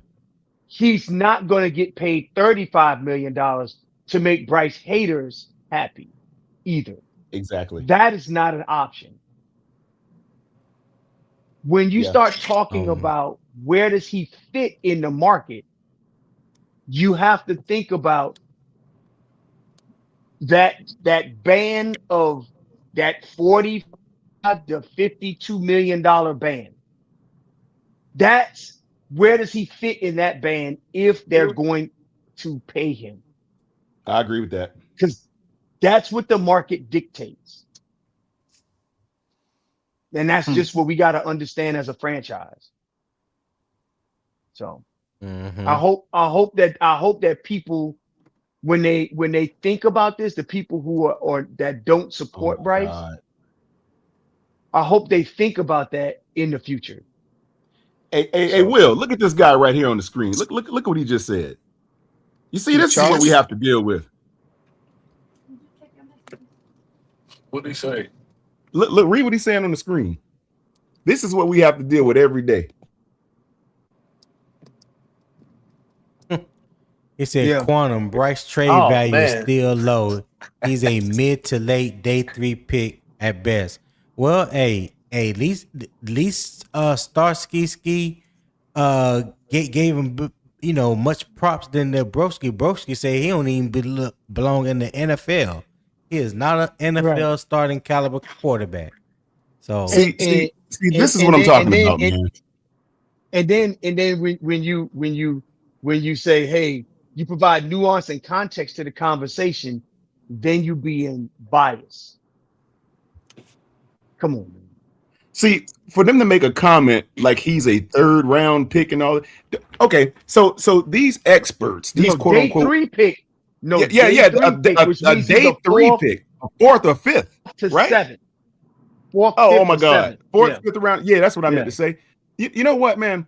I love these experts that come on these in these chats, man, because that would mean that the coaching staff's direction, or let's say the executive team's direction in terms of the scouting department, should all be fired. They should all be fired today, if that's the case. And I keep telling people, the guy is one of 32. There are 32 coveted jobs in this world, and he has one of them, and they're mad about it. Be mad. He's going to keep that job right now until someone better eclipses him. Quit whining about it. He's in a coveted role that is not easy boy, to obtain. I could Get not have said used that to it. any better. I Oh couldn't my say that God. any better. You know what I'm saying? It's like they keep making up reasons to pull down his stature. He's already proven that he's not a mid third day pick or whatever. If that's the case, he would be in the UFL. And if he's what y'all say he is, why isn't he there now, starting for the Roughnecks or whatever? Why isn't he not there? Why is he still a starting quarterback in the NFL if that is the case? I think it's because the Panthers are rolling the God dice. dang. I think it's a No, good chance, Quantum, no. that after year two, it might have been on any other team. He might not be starting anymore. Yeah. And that may be true. 336. I'm not even going to even try to dispute that. But here's the facts. He is on the Panthers team. Yeah. So let's deal with the fact that he is on the Panthers team, and the Panther brass, however you want to, quantify how they feel about him, they have kept him around for whatever reason or another. So that's why I said earlier, it's about his value. It's about his value to the Panthers, not the other 31 teams in the league. Because at the end of the day, the Panthers are going to have to decide if they're going to extend him or not. Not nobody else. They have the rights to his contract. Right. And I don't know which beat reporter was it, whether it was Vashti or Sheena, or even Vashti, Sheena, or Joe Person, but they were saying, Dan Morgan came back to them and was like, "Hey, I told you, I told you, I told you, I told you at the end of the season, I told you guys, I told you." So if the man who makes the decision, thank you, Will, somehow feels some kind of way to run to a damn beat reporter in a hallway and stick his damn chest out, what do you think he's saying behind closed doors? good point. Will, you know what this? You know what these people will have you believe that they're saying they're about to ship him out of town. He's going to be not resigned. They're going to play him on his 5th-year option and then just let him walk out the door with no compensation package in place for him to move towards the draft and get a number 1 guy in the first round of 2027. That's what they'll have you think. And because they think that Dan Morgan is Scott Fitterer, and they wrong. They want us. They want you to believe that the decisions that and mind you, from what I heard, the entire previous scouting department was relieved of their duties, if I recall. Yeah. Am I right about that, Tony? Am I right? Yeah, you're 100%. I think you're right. I think Dan Morgan came in. They clean house of the scouting staff. Yeah. With an executive commercial pressure washer and cleaned it out just like that. So, end of the day, who's still left on the team that they see value in are the guys that were there that they did not release, or the guys they did not trade or cut, or the guys they have not signed yet. And this is the thing. People want to believe that we are. I've heard people say the quarterback position is the weakest link. This is a ridiculous comment. The quarterback position is the weakest link on the team. I can't even believe that. It's like that you can't even justify that level of idiocy when people say this kind of crap. And I try not to get real abrasive with this stuff, but you got to sometimes. Yeah. Well, like I tell people all the time, everybody has the right to feel how you want to feel. Everybody has an opinion about something. You know what I'm saying? But the thing that bothers me the most is when you just blatantly tell lies. You know what I'm saying? Yeah. To try to prove your point, or you just say the most outlandish ass stuff, but then you don't have no evidence to back up what you just said. You know what I'm saying? Like, if somebody tells me that Bryce can't throw over the middle, and I tell you I got video evidence that I'm willing to prove to you at any given time when you're ready to show you that he can throw over the middle, but you still want to tell me no he can't. Well, see, now we're no longer talking about an opinion. That's a delusional belief. There's nothing that's like saying the earth is flat. And there's been scientific proof throughout history. Flat Earth theory. Scientific proof, evidence, that has been proven beyond a shadow of a doubt that the earth is round. And I laid on the table 3,000 pages of evidential proof, and you look at it and you say, you know what? I still believe it's flat. What you call that type of person? Delusional. Yeah, I'll leave him alone. Incorrigible. Yeah, I can keep going. So when people get like that, yeah, I gotta remove myself from you, because now there's no difference than talking to you than talking to this damn one of these 3 computer monsters that I have right here. You know what? Can I bring up something real quick that is about Bryce Young, but it's about Brant Tillis. Y'all remember last season when Brant Tillis unemotionally about Taylor Moton said, we'll have to figure that out at the time comes. We don't know if we're going to extend him. Taylor Moton got up there and cried as if it was his last season. I remember that. Yeah, I remember that. And I remember 48 hours later, he had a contract. And here's what I will tell you about Brant Tillis. Mm-hmm. Brant Tillis is bad cop. He's unemotional. Brant Tillis is the person that's going to say the number is the number, and he's not going to give the beat writers any evidence of tipping his hand in negotiation. He is a poker player when it comes to this shit. Yeah. Yeah. So you don't know what the hell Brant Tillis is saying with agents or not with agents. We just don't know. Facts. Right. Well, Will, you know something? The narrative a little while ago was that Brant Tillis was saying, I heard somebody say to y'all hold me down. Y'all hold me down for a minute. Oh, yeah, we got you, Tony. There was a narrative a little while ago that Brant Tillis was non-committal on Bryce because he wasn't saying much about it at the time. This is probably end of last year or somewhere around there, but right before the playoff game, he was non-committal. So that must have meant that Bryce is out. They was pushing that narrative strong for a few weeks. Oh, they're not going to. They're not talking about. Oh, they're not going to talk about it, and this and that. But then you look at the production or the trajectory of a Bryce Young, and where everybody is starting to see that he can ascend to be something that he has not shown us yet. I don't think he's reached the ceiling yet. Of course, I think he has a lot of football he hasn't shown us. And then if you just so happen to mention how he's been just airing it out all camp long and hitting people with bomb touchdowns. I'm hearing 30 and 40 yarders every day. And there was even a few people that said, what was that? Joe Person said he had never even seen Bryce doing that, and he was completing passes. Like, I'm like, well, see, this is what people they want to set the narrative that he can't push the ball down the field. Not true. Not true. And that was the basis of this whole topic for today. Is the article that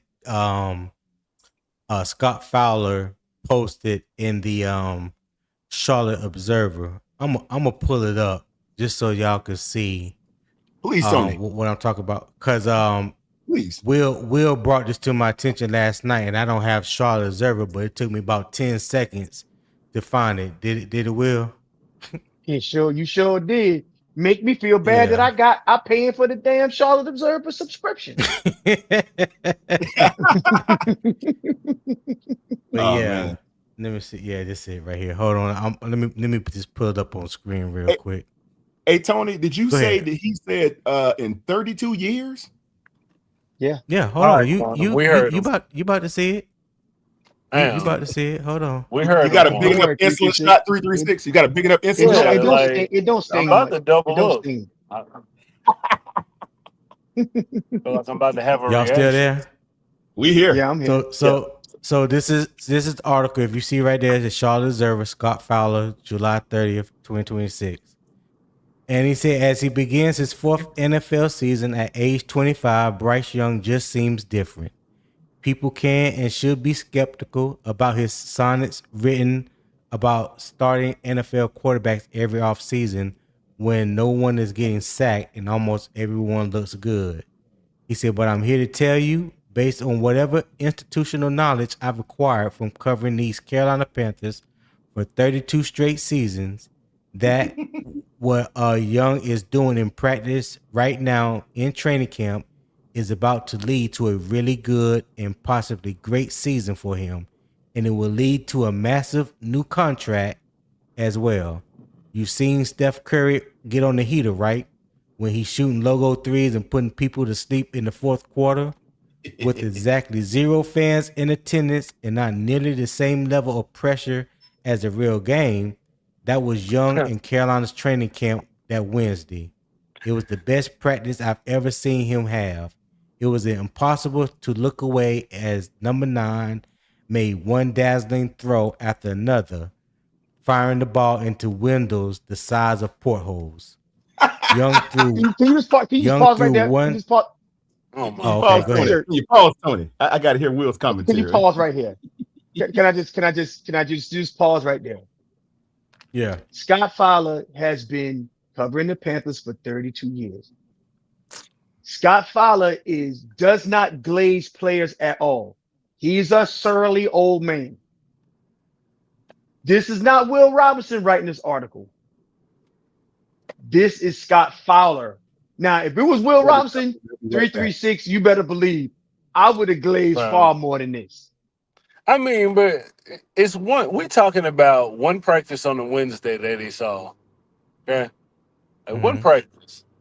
He was there Well, at a that's So, practice on a Wednesday, and no, he my said bad. that Go what right. ahead. Go ahead. 336. he's saying that what he saw at that practice that day is gonna lead. If it continues, it's gonna. Well, obviously, you would say that about a great day that you're sitting there at practice. Like you've been there for practice probably every day since the season started. What are we talking about, Well, man? I think I think me personally, I think he's talking about more than just one day. The article is talking about the day that he wrote the article, which was on the Wednesday. But I'm going to assume, and maybe I'm making an ass out of myself, right? But I'm just going to assume that he's at every practice like all these other beat writers, and Right. what he has seen thus far from Bryce in training camp beyond just that one day is something that he hasn't ever seen from Bryce Young, let alone any other quarterback for the Panthers. Now, to his credit, he was talking about as the article goes on, he was talking about how Bryce is throwing with better anticipation, hitting wide receivers before they break, get to the top of their breaks, things like that, trusting their wide Right. receivers. This is the same thing that we heard Dave Canales mention a couple press conferences ago when he was talking about Bryce looks like he has complete mastery of the offense now. So we're starting to throw a little bit more at him to see what more that we can add to the playbook or put on his plate. So the two type of conversations kind of jive with one another. Now that's just my read on it. I could be wrong, but that's just the way I read it. Okay. I got you. Yeah. Right. And Oh, and, you want and the only okay. the only other thing I would add before you go on, Tony, to the chat and to everyone else is you have not heard any beat reporter say anything different than this. Like everybody has been saying that the offense has been winning the day. The defense has even been saying, hey man, the offense is kicking our behind. Yeah, yeah. JC Horn did say that. Yeah. So will this translate to Sundays? I'm hoping so. And that's where I think you could be skeptical 336 because we haven't seen it on Sundays consistently, right? Yeah, and I've heard similar conversations to this before. I haven't. Yeah, year one. Very first thing they said was he knew 90% of the playbook, bro. It was like a week. Year one is I'm still talking to my grief counselor about year one. Yeah, like I don't put any stock into anything people say I about mean, year year one two, Carolina right? Panthers. Year two, Dave took him through him and Andy through the little quarterback class that he came up with. They fixed his mechanics and all of that. You remember that? He's looking But sharp. He's looking fast. in year two, he got better. No one said that he would have a meteoric rise in year two. Every I year, get you. Bryce Young has have taken steps in the right direction. The offense has taken steps in the right direction. Year two, year three, and hopefully in the year four, this is where we see it all come together. And I think that's what Scott Fowler is saying here. Just to be real with you, Will, year two, you kind of took a few steps back to get back to where you started. So I don't really feel like you got better. You So get what I mean? okay. So you what said we what you, took it what you because he mean? got What you mean by benched. that? Three three Yeah, six. What you He mean? came out yeah. terrible and he got benched. And at the end of the year, he kind of finished where he should have started at. Like kind of where he ended the first year. It's kind of where he ended his second year. It's kind of like getting back to step one. Well, there's nothing wrong with that, right? No. If But if but the if but the if notion is to say you got better every year. It's kind of like you started over. I well, just don't. Yeah, I because just don't because personally feel like he got better the second year. well, because a lot of people like to bring up stats, right? Everybody likes to go off the numbers. Right. If you look at the numbers, no matter how small the numbers may be, Hmm. if I threw from 10 yards and then threw for 60 yards the following week, Yeah. I got better, right? Right. Right. If I threw 16 touchdowns this year and threw for 23 the next year, I got better, right? Right. But if you If the throw twenty eight completion, hundred and then throw for 2,400 and then 3,000, you threw less the second year. what that would coincide with what you just said.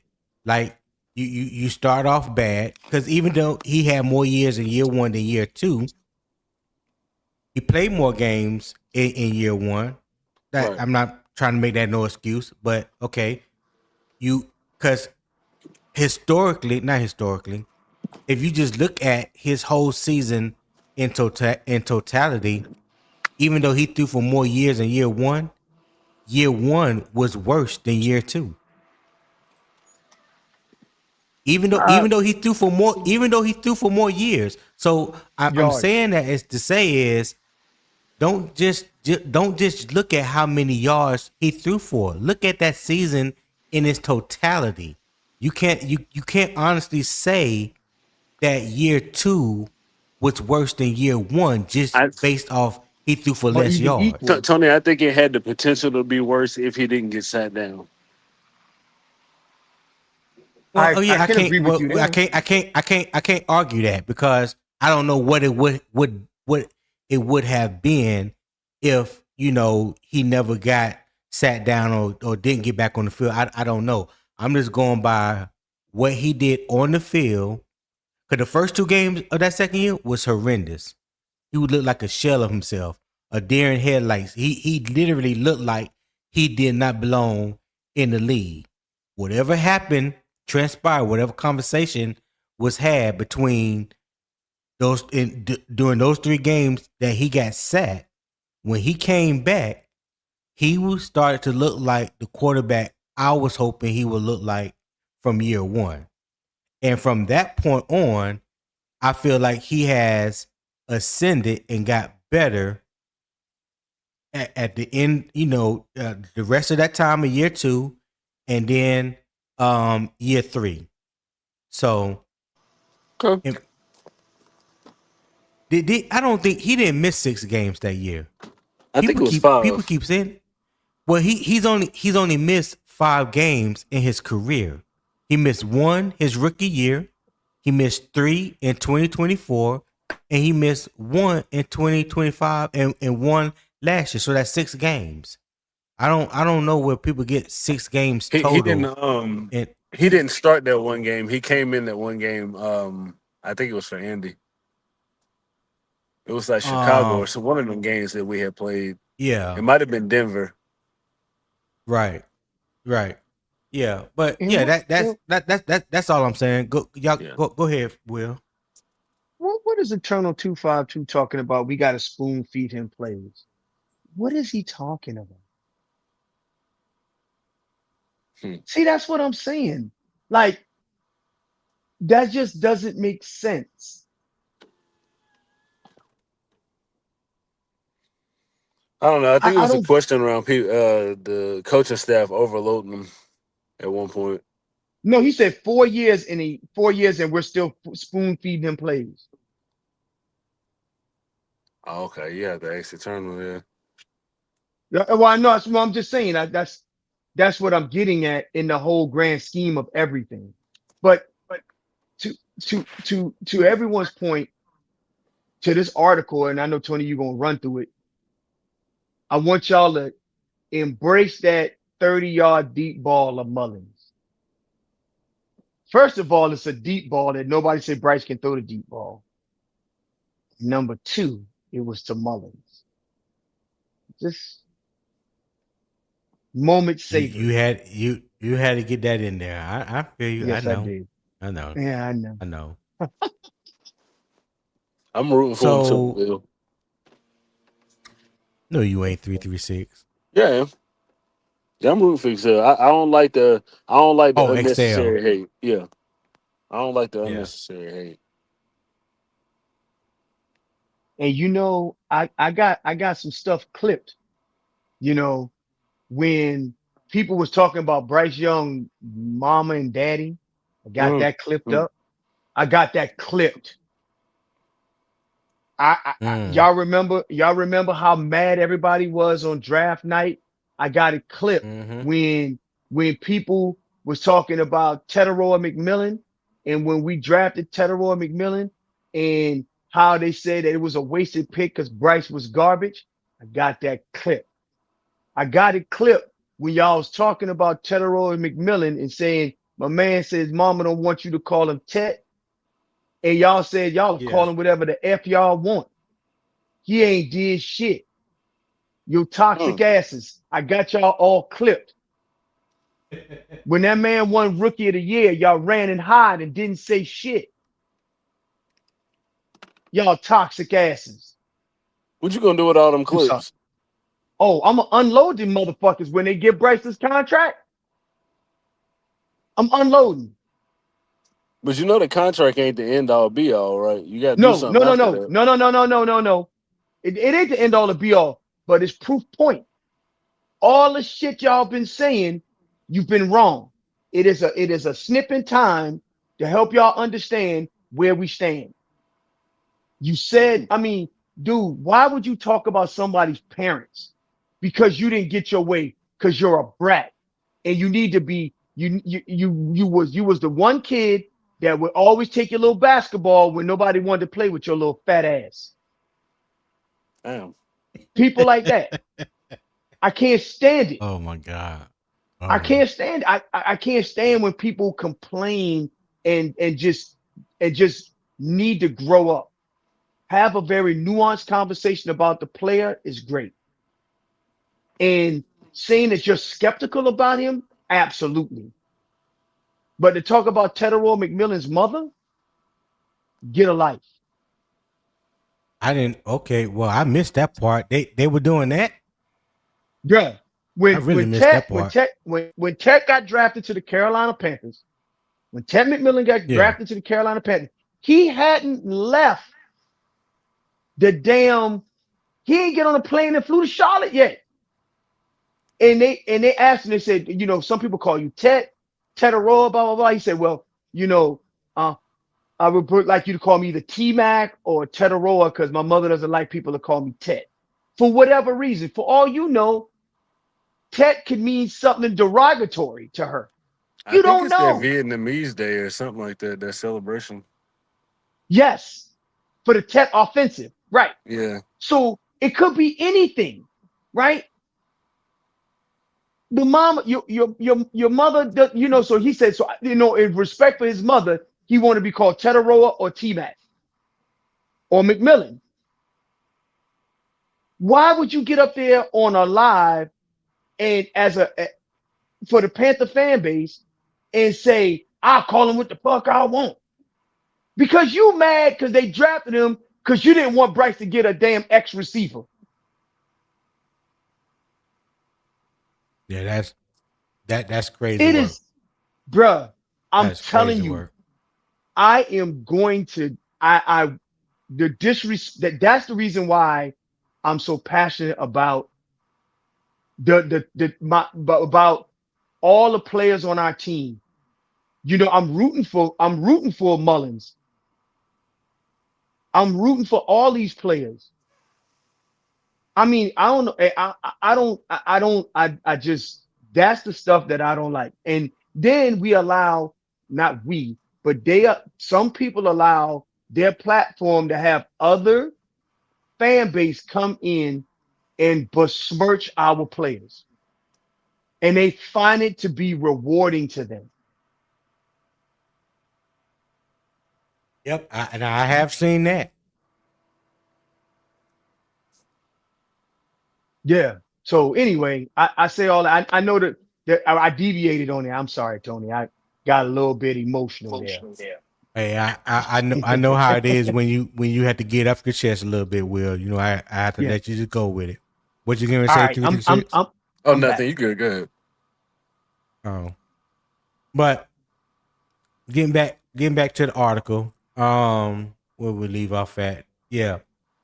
Young threw 130-yard deep ball to Xavier Legette in the back left corner of the end zone that couldn't have been placed any better if you had walked the 30 yards and handed it to Legette, who made a great catch with safety Nick Scott draped all over him.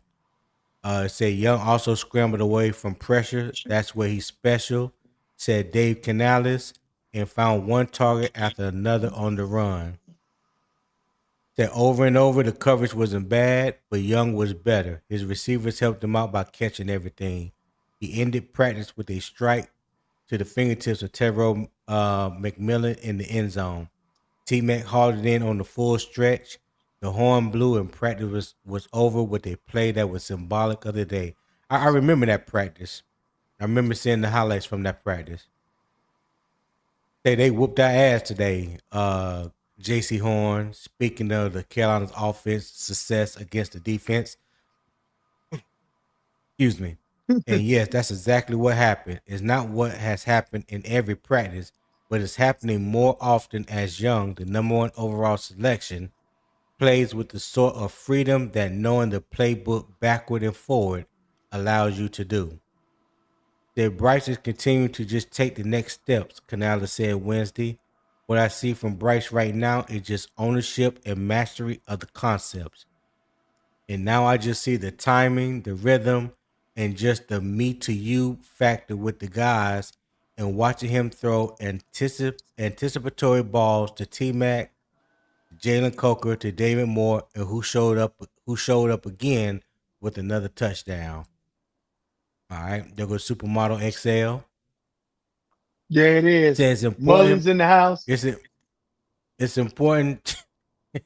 It's important to inject the requisite skepticism here. Chris Brazel, the rookie the Panthers were counting on to be an occasional player and deep ball threat for Young, was carted off the field that same day. Maybe, yeah, I ain't gonna go through all that.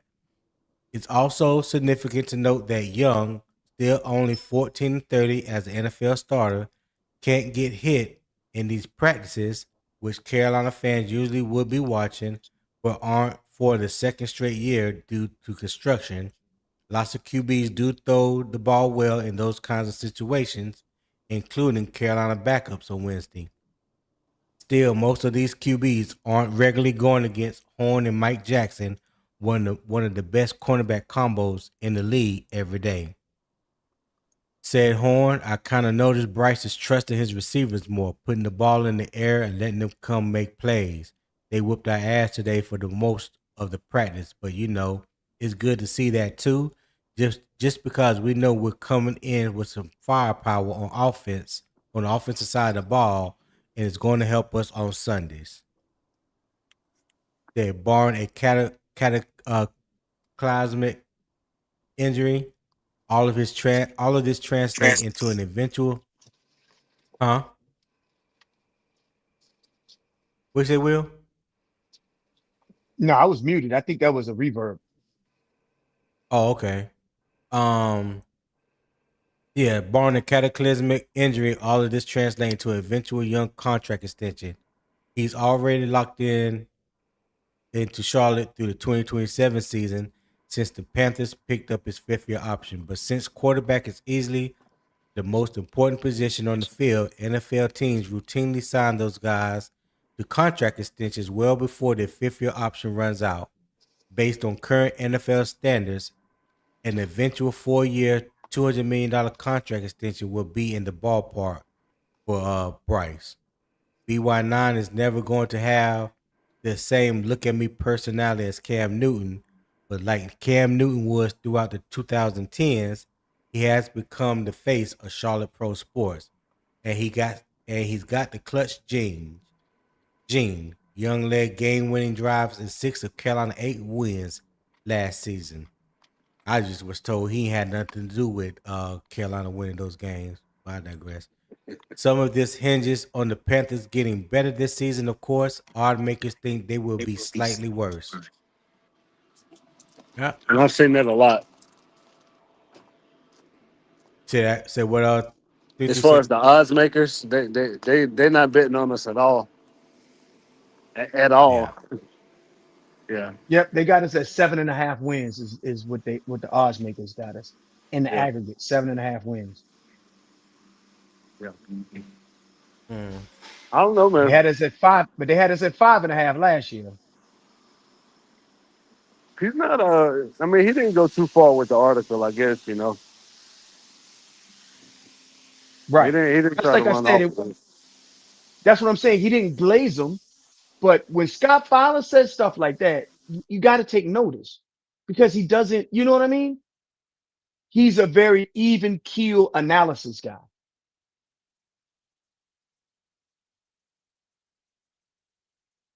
Yeah, that's what I get from him. You know, like I said, I've never looked at Scott Fowler as somebody that's trying to drum up something crazy just to get a story or, you know, put something negative out there about a player. I just think he just calls it how he sees it. Yeah, I agree. Fellas, I'm gonna get back to work, man. It's been great talking to y'all though.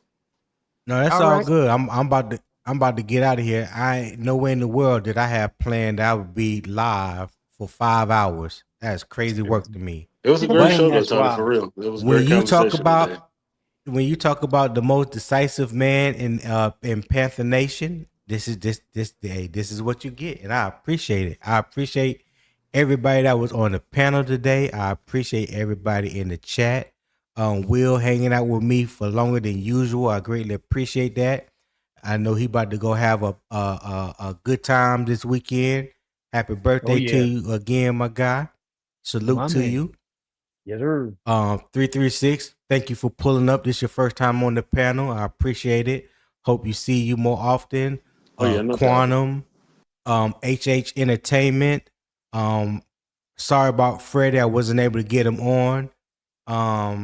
Broski, Ray Shock, everybody that was on earlier. If I forgot you, I apologize. But yeah, today was a great show, and I greatly appreciate it. So hopefully I can wake up to 4 o'clock in the morning.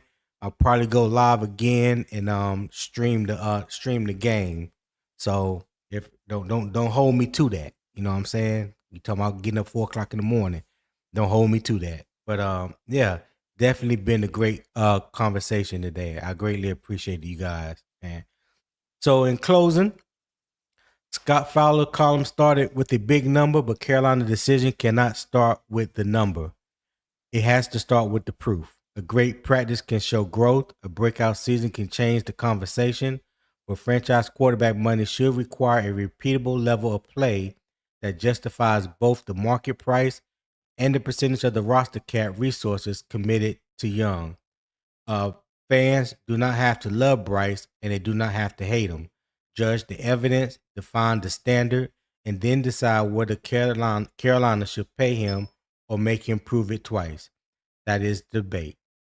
So again, appreciate it. Thank you everybody for tuning in. If you like the show, make sure you share it with a family member or a friend. Hit the like button on your way out. Make sure that you are subscribed to Unbiased Opinion Sports Talk. All right, 5 days a week, Monday through Friday, 7 a.m. Eastern Time. I am always on time with it. All right. So that I will say thank you. Y'all have a good evening. Until next time, keep pounding.